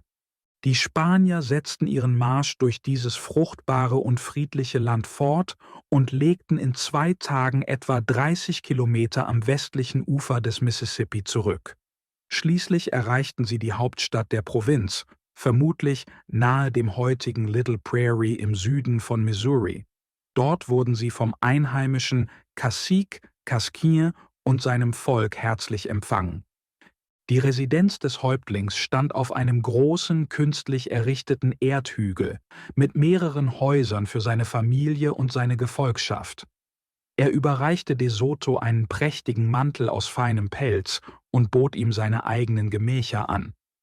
Doch De Soto, der seinen Gastgeber nicht belasten wollte, lehnte höflich ab und nahm stattdessen einige Häuser im Dorf an, während der Rest der Armee in schattigen, mit Rinde und grünen Zweigen errichteten Lauben untergebracht wurde. Es war der Monat Mai, und die Hitze war drückend. Die Spanier ruhten sich 3 Tage lang aus und genossen die Gastfreundschaft ihrer Gastgeber. Am 4. Tag, während einer schweren Dürre, ereignete sich ein bemerkenswertes Ereignis. Häuptling Casquin, begleitet von seinen ranghöchsten Kriegern, trat mit feierlichem Ernst vor De Soto und sprach: Señor, da ihr uns in Mut und Waffen überlegen seid, glauben wir, dass auch euer Gott mächtiger sein muss als der unsere. Vor euch stehen die wichtigsten Krieger meines Reiches. Wir flehen euch an, betet zu eurem Gott um Regen, denn unsere Felder verdorren unter der sengenden Sonne. De Soto, tief berührt und fest in seinem Glauben verwurzelt, antwortete: Wir alle sind Sünder, doch wir werden zu Gott, dem Vater der Barmherzigkeit, beten, damit er euch seine Güte zeigt. Er befahl, eine hohe Kiefer zu fällen und daraus ein massives Kreuz zu errichten, so groß, dass es 100 Männer benötigte, um es auf einer Klippe am westlichen Ufer des Mississippi aufzustellen. 2 Tage dauerten die Arbeiten, und am Morgen nach der Vollendung versammelten sich die spanische Armee und zahlreiche einheimische Krieger zu einer feierlichen religiösen Prozession. Häuptling Casquin und De Soto führten die Prozession Seite an Seite an, gefolgt von über 1000 Spaniern und Indianern, die gemeinsam das Kreuz als Symbol des christlichen Glaubens ehrten. Die Priester sangen Hymnen und sprachen Gebete, während auf der anderen Seite des Flusses eine riesige Menge von über 20.000 Eingeborenen in ehrfürchtigem Schweigen zusah. Viele ahmten die Gesten der Priester nach, hoben die Hände und blickten zum Himmel, als beteten sie mit. Leise, sehnsüchtige Rufe hallten über das Wasser und berührten De Soto tief. Die Gläubigen knieten paarweise vor dem Kreuz, beteten in stiller Andacht und küssten dessen Sockel. Als sie zum Dorf zurückkehrten, stiegen die Stimmen der Priester in dem Hymnus Te Deum Laudamus empor und vermischten sich mit dem Rauschen der Bäume und dem sanften Flusslauf. In dieser Nacht geschah das lang ersehnte Wunder. Der so dringend benötigte Regen fiel endlich vom Himmel. Der fromme Chronist Las Casas vermerkte: Gott in seiner Barmherzigkeit, der zeigen wollte, dass er jene erhört, die ihn in Wahrheit anrufen, sandte mitten in der darauffolgenden Nacht reichlichen Regen zur großen Freude der Indianer. Nach 9 friedlichen Tagen im Dorf von Häuptling Casquin setzte De Soto seinen Marsch nach Westen fort, immer noch angetrieben von der hoffnungslosen Suche nach Gold. Casquin, etwa 50 Jahre alt, bot an, ihn mit einer Armee von 5000 Kriegern und 3000 Trägern zu begleiten, die Vorräte transportieren sollten. De Soto nahm das Angebot dankbar an, ohne zu ahnen, dass Casquins wahres Motiv Rache war. Seit Generationen waren seine Leute mit dem benachbarten Stamm von Häuptling Kapaha verfeindet, und Casquin wollte die Spanier für seinen persönlichen Feldzug gegen ihn nutzen. 3 Tage lang führte Casquins Armee den Weg an, in disziplinierten Reihen 1,5 Kilometer vor den Spaniern marschierend. Sie überquerten ein riesiges Sumpfgebiet, das die Grenze zwischen den beiden Provinzen markierte, und erreichten eine fruchtbare Region, in der sich die Hauptstadt von Kapaha befand. Eine befestigte Stadt mit 500 großen Häusern, geschützt durch einen tiefen Graben, der mit dem Mississippi verbunden war. Als Kapaha von der Ankunft der Spanier erfuhr, floh er mit seinen Kriegern auf eine Insel im Fluss, um sich neu zu formieren. Währenddessen stürmten Casquins Krieger die unverteidigte Stadt und richteten ein blutiges Massaker an. Alle Männer wurden niedergemetzelt, Frauen und Kinder gefangen genommen. Die heilige Begräbnisstätte von Kapahas Ahnen wurde geschändet, die Knochen aus den Gräbern gerissen und von den Eindringlingen zertrampelt. Als De Soto eintraf, war er entsetzt über die Zerstörung und sandte sofort Gesandte zu Kapaha, um ihm sein Bedauern auszudrücken und ihm zu versichern, dass die Spanier an den Gräueltaten nicht beteiligt waren. Doch Kapaha, voller Wut und Stolz, lehnte das Friedensangebot ab und schwor, bis zum Ende zu kämpfen. De Soto befand sich in einer prekären Lage. Die mächtige Kapaha-Nation war nun sein Feind und konnte mit überwältigender Zahl angreifen. Sollte Casquin sich mit seinen Kriegern zurückziehen, wäre seine kleine Streitmacht von nur 400 Mann dem sicheren Untergang geweiht. Verzweifelt versuchte er erneut mit Kapaha zu verhandeln, doch dieser blieb standhaft. Ohne eine andere Wahl zu haben, begann De Soto mit den Vorbereitungen für eine Schlacht, in der Hoffnung, den Frieden mit Gewalt zu erzwingen. De Soto griff die Insel von Kapaha mit 200 Spaniern und 3000 Kriegern von Casquin an. Die dicht bewaldete Insel war gut befestigt. In der erbitterten Schlacht kämpften die Krieger von Kapaha mit solcher Entschlossenheit, dass Casquins Männer in Panik gerieten und in ihren Kanus flohen, so dass De Soto und seine Männer dem Feind allein gegenüberstanden. Trotz ihres Mutes mussten sich die Spanier schließlich zurückziehen. Doch unerwartet zog sich auch Kapaha mit seinen Kriegern zurück und erlaubte ihnen unversehrt zu entkommen. Am nächsten Morgen sandte Kapaha 4 Abgesandte zu De Soto, um Frieden und Freundschaft anzubieten. Sie begrüßten De Soto mit Respekt, ignorierten jedoch Casquin demonstrativ. De Soto, der Casquins Täuschungen überdrüssig war und Kapahas Mut bewunderte, nahm das Friedensangebot an und befahl den Menschen von Kapaha keinen Schaden zuzufügen. Er entließ zudem Casquins große Armee und behielt nur wenige Begleiter zu seinem persönlichen Dienst. Am folgenden Tag kehrte Kapaha, begleitet von 100 Kriegern, stolz in sein Dorf zurück und besuchte sein geschändetes Mausoleum, dessen Verwüstung er in schweigendem Zorn wiedergutmachte. Dann traf er sich mit De Soto, bot ihm Freundschaft an und ignorierte Casquin dabei völlig. Während ihres Gesprächs wandte sich Kapaha schließlich mit eisiger Stimme an Casquin: Du, Kaskin, erfreust dich gewiss an der Rache für deine vergangenen Niederlagen, etwas, das du allein niemals erreicht hättest. Du verdankst alles diesen Fremden. Doch schon bald werden sie weiterziehen, und wir werden wie zuvor in diesem Land verbleiben. Wir werden uns wiedersehen. Bete zu den Göttern, dass sie uns gnädiges Wetter schenken. De Soto versuchte, die beiden Häuptlinge miteinander zu versöhnen, doch ihr Hass saß zu tief. Obwohl sie sich in seiner Gegenwart höflich zeigten, waren ihre kalten, feindseligen Blicke nicht zu übersehen. De Soto und seine Männer, die von den Einheimischen gelernt hatten, fertigten Mokassins aus Hirschleder und starke Schilde aus Büffelhaut an. Trotz sorgfältiger Nachforschungen fanden sie kein Gold und kehrten für 4 Tage nach Kaska zurück, bevor sie nach Süden marschierten. Nach 9 Tagen, am 4. August, erreichten sie die Provinz Quigat, vermutlich nahe dem White River. Als sie von Bergen im Nordwesten hörten, ließ De Soto, noch immer von schwindenden Hoffnungen auf Gold getrieben, seine Männer durch Sümpfe und Wälder bis ins Dorf Coligoa marschieren. Die Dorfbewohner flohen zunächst, kehrten dann jedoch friedlich mit Geschenken zurück. Doch Gold fanden die Spanier nicht. Der örtliche Cacique erwähnte eine wohlhabende Provinz 30 Meilen südlich, woraufhin De Soto weiterzog. Sie durchquerten ein fruchtbares Land mit kunstvoll erbauten Häusern, geschmückt mit weichen, bunten Hirschlederteppichen. Nach 9 Tagen erreichten sie Tanico in der Cayas-Region, vermutlich nahe dem Saline River. Dort fanden sie Salzquellen und blieben einige Tage, um ihre Vorräte aufzufüllen. Weiter westwärts durchquerten sie 4 Tage lang eine karge Gegend, bis sie eine weite Prärie mit einem großen Dorf zwischen 2 Flüssen erreichten. Als sie sich näherten, wurden sie plötzlich von wilden Kriegern angegriffen. Männer und Frauen kämpften gleichermaßen erbittert. De Soto, der niemals zurückwich, befahl einen Gegenangriff. Die Schlacht war gnadenlos. Die Spanier metzelten die Verteidiger nieder.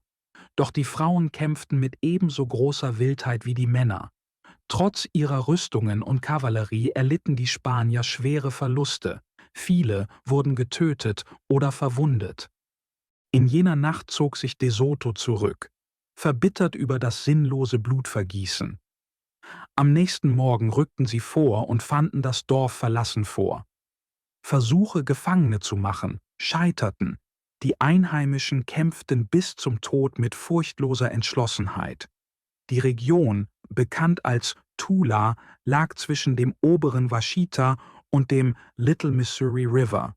Die Tula-Krieger, von Geburt an durch das Binden ihrer Köpfe mit flachen Schädeln geformt, erwiesen sich als die bisher furchtbarsten Gegner der Spanier. Die Spanier blieben 4 Tage lang im Dorf, bis um Mitternacht aus 3 Richtungen Kriegsschreie ertönten. Hunderte Krieger, bewaffnet mit Pfeilen, Bögen und schweren Speeren, griffen unter dem Schutz der Dunkelheit an. In der Verwirrung riefen die Spanier den Namen der Jungfrau Maria, um einander nicht irrtümlich zu treffen. Die Schlacht tobte bis zum Morgengrauen, als sich die Eingeborenen schließlich zurückzogen. Dank ihrer Rüstungen verloren die Spanier nur 4 Männer, doch viele wurden verwundet, so dass ihr Marsch für 20 Tage verzögert wurde. Am nächsten Morgen stießen einige Soldaten bei der Erkundung auf einen einzelnen Krieger. Der Indianer, bewaffnet mit einer spanischen Streitaxt, setzte 2 Soldaten außer Gefecht und tötete ein Pferd, bevor Gonsalvo Silvestre eintraf. In einem heftigen Zweikampf verwundete Silvestre den Krieger und schlug ihm eine Hand ab, doch der Indianer versuchte weiterhin, mit seiner Axt zuzuschlagen. Schließlich tötete Silvestre ihn mit einem Hieb, der seinen Körper beinahe in 2 Teile spaltete. Trotz intensiver Bemühungen um Versorgung und Frieden konnten die Spanier die Freundschaft der Einheimischen nicht gewinnen. Sie marschierten nordwestwärts in Richtung Utiangué, in der Hoffnung, dass der große See in der Nähe dieser Provinz mit dem Meer verbunden sein könnte und ihnen eine Rückkehr nach Kuba ermöglichen würde. Die Reise, die etwa 240 Meilen umfasste, war hart, begleitet von ständigen Angriffen feindlicher Kriegergruppen. Als sie Utiange erreichten, vermutlich nahe dem Arkansas River, fanden sie das Dorf verlassen, jedoch reichlich mit Mais, Bohnen und Früchten gefüllt vor. De Soto entschied, dort zu überwintern, ließ die Stadt mit Palisaden befestigen und entsandte Streiftrupps zur weiteren Versorgung.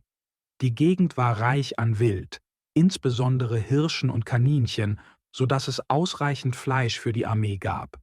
Der örtliche Cacique hielt sich auf Distanz und schickte nur nachts Gesandte, offenbar Spione.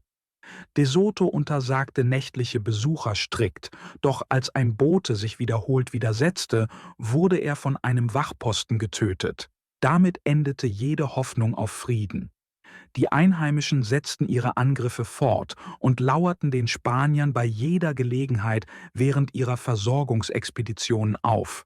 Trotz der ständigen Gefahren erlebten die Spanier in Utiangue ihren bisher angenehmsten Winter seit ihrer Ankunft in Florida. Sie waren erstmals in einer befestigten Siedlung mit ausreichenden Vorräten untergebracht. Doch inmitten dieser relativen Sicherheit traf sie ein schwerer Verlust. Ihr Dolmetscher, Juan Ortiz, verstarb. Ortiz war für die Kommunikation unentbehrlich gewesen, da er Botschaften über eine Kette von Übersetzern aus verschiedenen Stämmen vermittelte. Sein Tod verschärfte die Isolation der Spanier, die nun noch mehr auf sich allein gestellt waren. Während des Winters in Utiangue begannen De Sotos Träume von Gold endgültig zu verblassen. Mit der Hälfte seiner Männer und den meisten seiner Pferde verloren, bereute er, nicht früher nach Pensacola zurückgekehrt zu sein. Seine rastlosen Wanderungen erwiesen sich als vergeblich und er fasste einen neuen Plan. Statt ziellos weiterzuziehen, wollte er den Mississippi erreichen, eine Kolonie errichten und Schiffe bauen lassen. Diese sollten nach Kuba segeln, um seiner Frau Nachricht zu übermitteln und Verstärkung anzufordern. Doch sein Stolz hinderte ihn daran, mit leeren Händen heimzukehren und seine Niederlage einzugestehen. Zu Frühlingsbeginn brach De Soto zu einem schnellen Marsch in Richtung Mississippi auf. Nach 10 Tagen entlang des Arkansas River überquerten die Spanier ihn auf Flößen und kämpften sich weiter durch Sümpfe und morastiges Gelände, in dem die Pferde tief einsanken. Die Versorgungslage verschlechterte sich zunehmend, da die Region dünn besiedelt war und kaum Nahrungsmittel bot. Schließlich erreichten sie das Dorf Anilco am nördlichen Ufer des Arkansas River. Als sie von einem fruchtbaren Gebiet weiter südlich hörten, überquerten sie den Fluss erneut und zogen südwärts, bis sie schließlich den Mississippi River nahe der Ortschaft Guachoya erreichten, etwa 20 Meilen unterhalb der Mündung des Arkansas River. Kapitel 11 – Der Fall eines Konquistadors. Das Dorf Guachoya lag auf einer Anhöhe am westlichen Ufer des Mississippi und war von Palisaden umgeben. De Soto knüpfte freundschaftliche Beziehungen zum örtlichen Cacique und speiste mit ihm, doch der Häuptling und seine Krieger verbrachten jede Nacht auf der anderen Seite des Flusses und kehrten erst bei Sonnenaufgang zurück. Ein Verhalten, das De Soto misstrauisch machte. In der Hoffnung, endlich das Meer zu erreichen, entsandte er Juan de Añasco mit 8 Reitern, um den Fluss in Richtung Süden zu erkunden. Nach 8 Tagen kehrten sie zurück. Sie hatten aufgrund der zahlreichen Windungen des Stroms und der umliegenden Sümpfe nur 50 Meilen zurücklegen können. Frustriert entschied De Soto, in Guachoya 2 Brigantinen zu bauen und eine Kolonie auf fruchtbarem Land in Anilco am Arkansas River zu errichten. Der Cacique von Guachoya bot 80 Kanus an, um einen Teil der Streitkräfte und Vorräte flussaufwärts zu transportieren, während De Soto mit dem Rest des Heeres, begleitet von 2000 einheimischen Kriegern, über Land marschierte, um sich am vorgesehenen Siedlungsort mit ihnen zu vereinen. Die Flussstreitkräfte erreichten Anilco zuerst, doch die dortigen Bewohner leisteten am Ufer Widerstand. Nuño de Toba führte einen ungestümen Kavallerieangriff an, der die Verteidiger in die Wälder trieb. Danach stürmten die Spanier das Dorf und richteten ein Blutbad an. Männer, Frauen, Kinder und Alte wurden niedergemetzelt. Als De Soto eintraf, war das Gemetzel bereits in vollem Gange. Entsetzt über das Massaker ließ er die Gewalt beenden, rügte den Cacique von Guachoya und verbot jegliche weitere Zerstörung unter Androhung der Todesstrafe. Schockiert von der Brutalität gab De Soto seine Pläne auf, sich in Anilco niederzulassen und kehrte nach Guachoya zurück. Dort begann er eilig mit dem Bau der Brigantinen und suchte nach einem fruchtbaren Gebiet, in dem sich sein Heer ausruhen konnte, während es auf eine Flotte aus Kuba wartete, mit Nachschub, Verstärkung und Schiffen für diejenigen, die abreisen wollten. Der mächtige Mississippi versprach Reichtum und Zukunft, doch die Unsicherheit über das Schicksal der Expedition lag schwer auf den Männern. De Soto hörte von der wohlhabenden Provinz Quigualtangui auf der anderen Seite des Mississippi und entsandte eine Expedition dorthin, wobei Pferde mit Flößen übergesetzt wurden. Doch der dortige Cacique erklärte die Spanier zu Feinden und schwor, sie zu vernichten, falls sie sein Land betraten. Von Entbehrungen und Misserfolgen erschöpft, verschlechterte sich De Sotos Gesundheit rapide. Von Sorgen belastet und von Fieber geschwächt, wurde er bettlägerig. Bald erreichte ihn die Nachricht, dass Quigualtangui benachbarte Stämme gegen die Spanier vereinte, doch De Soto, gebrochen an Körper und Geist, war nicht mehr fähig zu kämpfen. Seine Krankheit verschlimmerte sich, und er erkannte, dass sein Ende nahe war. Mit ruhiger Ergebenheit und tiefem katholischen Glauben bereitete er sich auf seine letzten Stunden vor. Er ernannte Luis de Moscoso zu seinem Nachfolger als Oberbefehlshaber und übertrug ihm die volle Autorität als Gouverneur von Florida. Vor seinen Offizieren und angesehenen Soldaten sprach er mit schwacher Stimme: »Meine treuen Gefährten, die Zeit ist gekommen, mich von euch zu verabschieden. Der Weg, den wir gemeinsam gegangen sind, war lang, erfüllt von Triumphen und Entbehrungen. Ich habe die Hitze der Schlacht, den Schmerz des Verrats und die Freude der Brüderlichkeit gekannt, stets an eurer Seite. Ich übergebe das Kommando an Luis de Moscoso und fordere euch auf, ihm mit derselben Ehre, demselben Mut und derselben Loyalität zu folgen, mit denen ihr mir gefolgt seid. 3 Dinge bitte ich euch, nicht als euer Anführer, sondern als euer Bruder. Erstens, bringt das Licht unseres Glaubens zu diesen Völkern. Mögen unsere Eroberungen nicht nur durch Stahl, sondern durch die Gnade Gottes geprägt sein. Zweitens, falls ich einen von euch je beleidigt oder Unrecht getan habe, durch Wort, Tat oder Schweigen, so bitte ich um Vergebung. Tragt keinen Groll gegen mich in euren Herzen. Und drittens, bleibt vereint. Liebt einander als Kameraden, als Familie. Lasst nichts, weder Glück noch Unglück, euch entzweien. Nun übergebe ich meine Seele der Barmherzigkeit, der heiligen Dreifaltigkeit, vertraue auf das Blut unseres Herrn Jesus Christus und die Fürsprache unserer lieben Frau. Ich gehe zur Ruhe im Glauben eines Katholiken und mit der Hoffnung eines Christen. Lebt wohl, meine Brüder, bis wir uns jenseits dieses Lebens wiedersehen, in der Gegenwart Gottes. 7 Tage nach dem Ausbruch seines Fiebers erlag De Soto seiner Krankheit. Er war erst 42 Jahre alt. Von der Geburt bis zum Tod war sein Leben von Entbehrungen, Rückschlägen und Sorgen gezeichnet. Sein Tod erschütterte die Armee zutiefst, denn er hatte ihre Treue durch Mut, Gerechtigkeit und geteiltes Leid gewonnen. Aus Angst, dass die Nachricht seines Todes die Einheimischen zum Angriff ermutigen könnte, begruben sie ihn in der Nacht in aller Heimlichkeit. Wachposten hielten Wache und der Boden wurde sorgsam geebnet, um jedes Anzeichen des Grabes zu verbergen.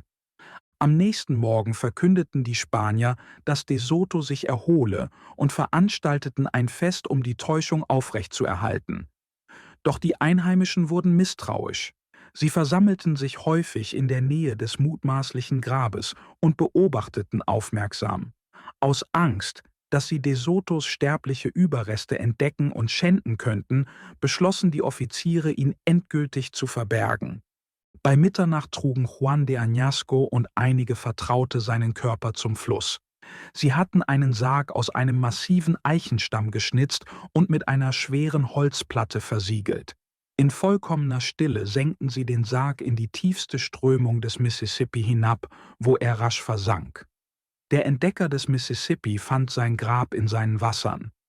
Er hatte einen Kontinent nach Gold durchstreift und nichts so Bemerkenswertes gefunden wie seine eigene letzte Ruhestätte. Nach De Sotos Tod hielten die verbliebenen Offiziere Kriegsrat. Sie verwarfen die Idee, nach Tampa Bay zurückzukehren, da die Reise durch feindliches Gebiet als unmöglich galt. Auch der Bau von Schiffen für eine Rückkehr nach Kuba würde zu lange dauern und die Armee schutzlos angreifbar machen. Stattdessen beschlossen sie, westwärts zu marschieren, in der Hoffnung, auf spanische Streitkräfte zu stoßen, die angeblich Mexiko eroberten. Im Juni brachen sie auf, nicht ahnend, dass sie sich weit nördlich von Mexiko befanden. Während des Marsches ereignete sich ein Zwischenfall. Diego de Guzman, ein junger Adliger, verliebte sich in die schöne Tochter eines Cacique und lief zu ihrem Stamm über. Als Moscoso Guzmans Rückkehr unter Androhung eines Krieges forderte, antwortete der Cacique mit ruhiger Würde: Ich habe ihn nicht gezwungen zu bleiben und ich werde ihn nicht zwingen zu gehen. Er ist mein Schwiegersohn und wird als Familie geehrt. Jeder andere eurer Männer, der sich entscheidet zu bleiben, wird ebenso behandelt. Falls ihr dennoch mein Land zerstören und mein Volk vernichten wollt, so sei es, die Macht liegt bei euch. Moscoso, bewegt von der Antwort des Cacique, entschied sich, Guzman nicht weiter zu verfolgen, und die spanische Armee setzte ihren Marsch nach Westen fort. Sie kämpften sich durch Sümpfe, dichte Wälder und Flüsse, gequält von Hunger, Durst und ständigen Angriffen feindlicher Stämme. Wurden sie freundlich empfangen, ruhten sie sich aus, hinterließen aber oft Zerstörung. Nach 300 Meilen glaubten sie, die Grenzen Mexikos erreicht zu haben. Ohne geeignete Dolmetscher wurden sie von den Einheimischen irregeführt und irrten monatelang ziellos durch das Land. Gefangen in einer unbewohnten Wildnis ohne Nahrung, ernährten sie sich von Wurzeln und Kräutern. Erschöpft und verzweifelt fanden sie sich schließlich in riesigen Jagdgebieten wieder, vermutlich denen der Pawnees oder Comanchen. Es war Oktober und der Winter nahte. In einem Kriegsrat beschlossen sie, die Suche nach Westen aufzugeben und zum Mississippi zurückzukehren. Der Rückzug wurde zum Albtraum. Auf ihrem Weg hatten sie Dörfer niedergebrannt und geplündert. Nun standen sie Feinden gegenüber, die ihnen gnadenlos nachstellten. Das Land, das sie verwüstet hatten, bot kaum noch Nahrung. Der Winter schlug gnadenlos zu, und bevor sie den Arkansas River erreichten, litten sie unter eisigem Regen und tiefem Schlamm. Ihre Kleidung war längst zerschlissen, viele gingen barfuß, nur in Tierfelle gehüllt, während ihre Moral unter den ständigen Strapazen zusammenbrach. Täglich starben Männer, 7 an einem einzigen Tag. Ihre Kameraden hatten kaum Zeit, sie zu begraben, da sie von allen Seiten angegriffen wurden. Bis Dezember erreichten die Überlebenden schließlich den Mississippi nahe der Mündung des Arkansas River. Von der einst ruhmreichen Armee, die vor 3,5 Jahren aus Spanien aufgebrochen war, blieben nur noch 350 Männer übrig. 50 weitere starben bald darauf an Erschöpfung und Kummer. Entschlossen, zu entkommen, begannen sie mit dem Bau von 7 Brigantinen, um nach Kuba zu segeln. Ihr letzter Schiffszimmermann und andere Handwerker verwendeten Metall von Waffen, um Nägel zu schmieden, und flochten Gräser zu Seilen. Freundliche Einheimische brachten ihnen Nahrung und halfen beim Bau. Doch Quigualtanqui, der feindselige Häuptling vom Ostufer des Flusses, dessen Name bereits erwähnt wurde, erneuerte seine Bemühungen, Stämme gegen die Spanier zu vereinen. Er schickte ständig Spione in ihr Lager. Moscoso, ein unerbittlicher Mann, ließ 30 Indianer festnehmen, die unter dem Vorwand, Nahrung und Friedensbotschaften ihres Cacique zu bringen, das Lager betreten hatten.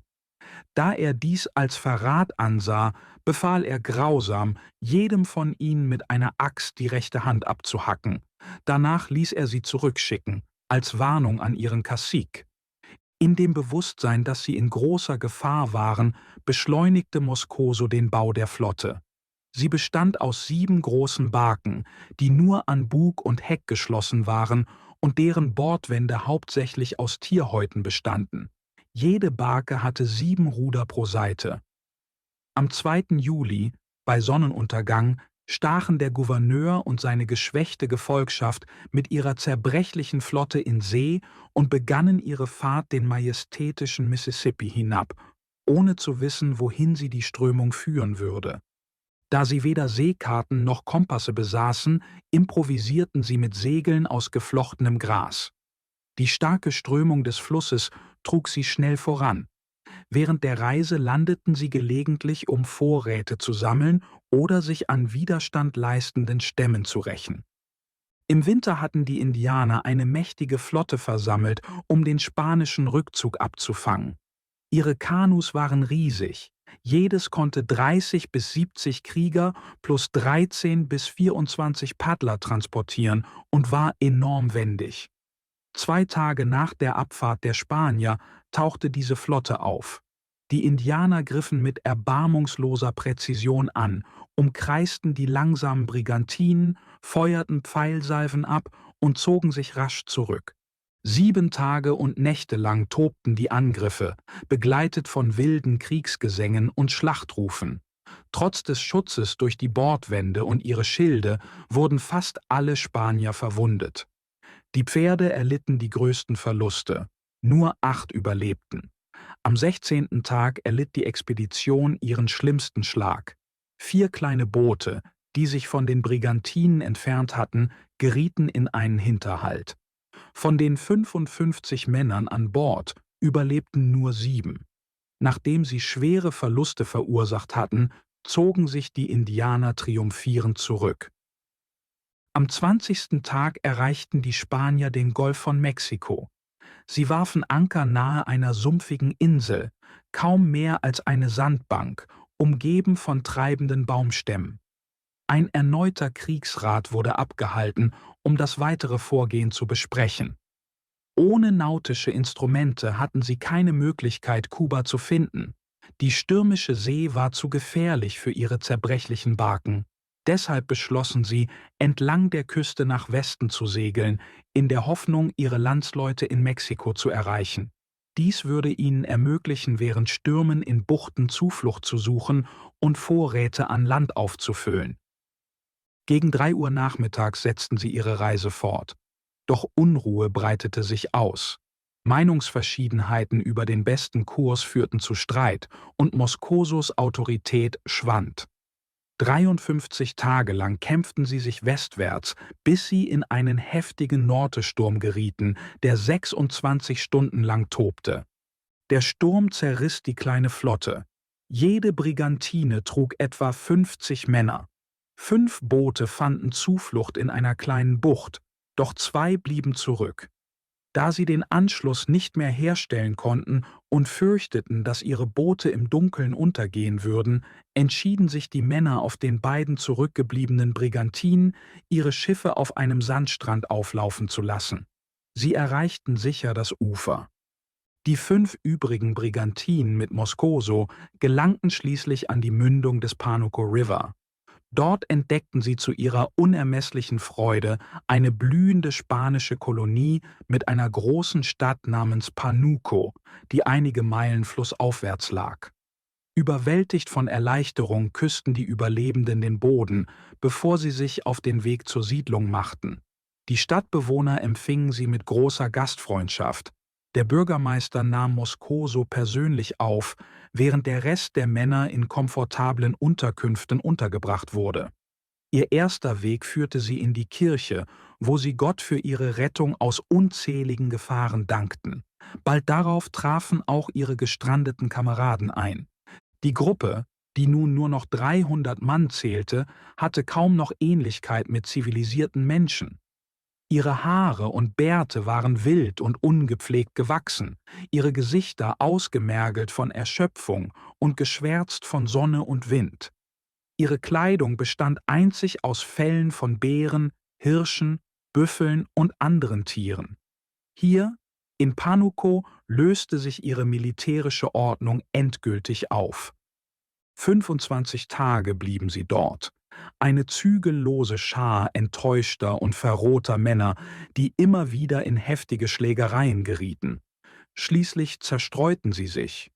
Viele der einfachen Soldaten wanderten nach Mexiko-Stadt und schlossen sich dort den Armeen Mexikos und Perus an.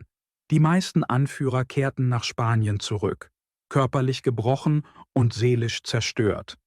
Monate vergingen, bevor Isabella de Bobadilla vom Tod ihres Mannes und vom völligen Scheitern seiner großen Unternehmung erfuhr. Die Nachricht traf sie mit voller Wucht. Ihr Herz zerbrach und sie sollte nie wieder lächeln. Schon bald folgte sie Hernando de Soto ins Grab. Das irdische Leben von Hernando de Soto und Isabella de Bobadilla war von Tragik gezeichnet.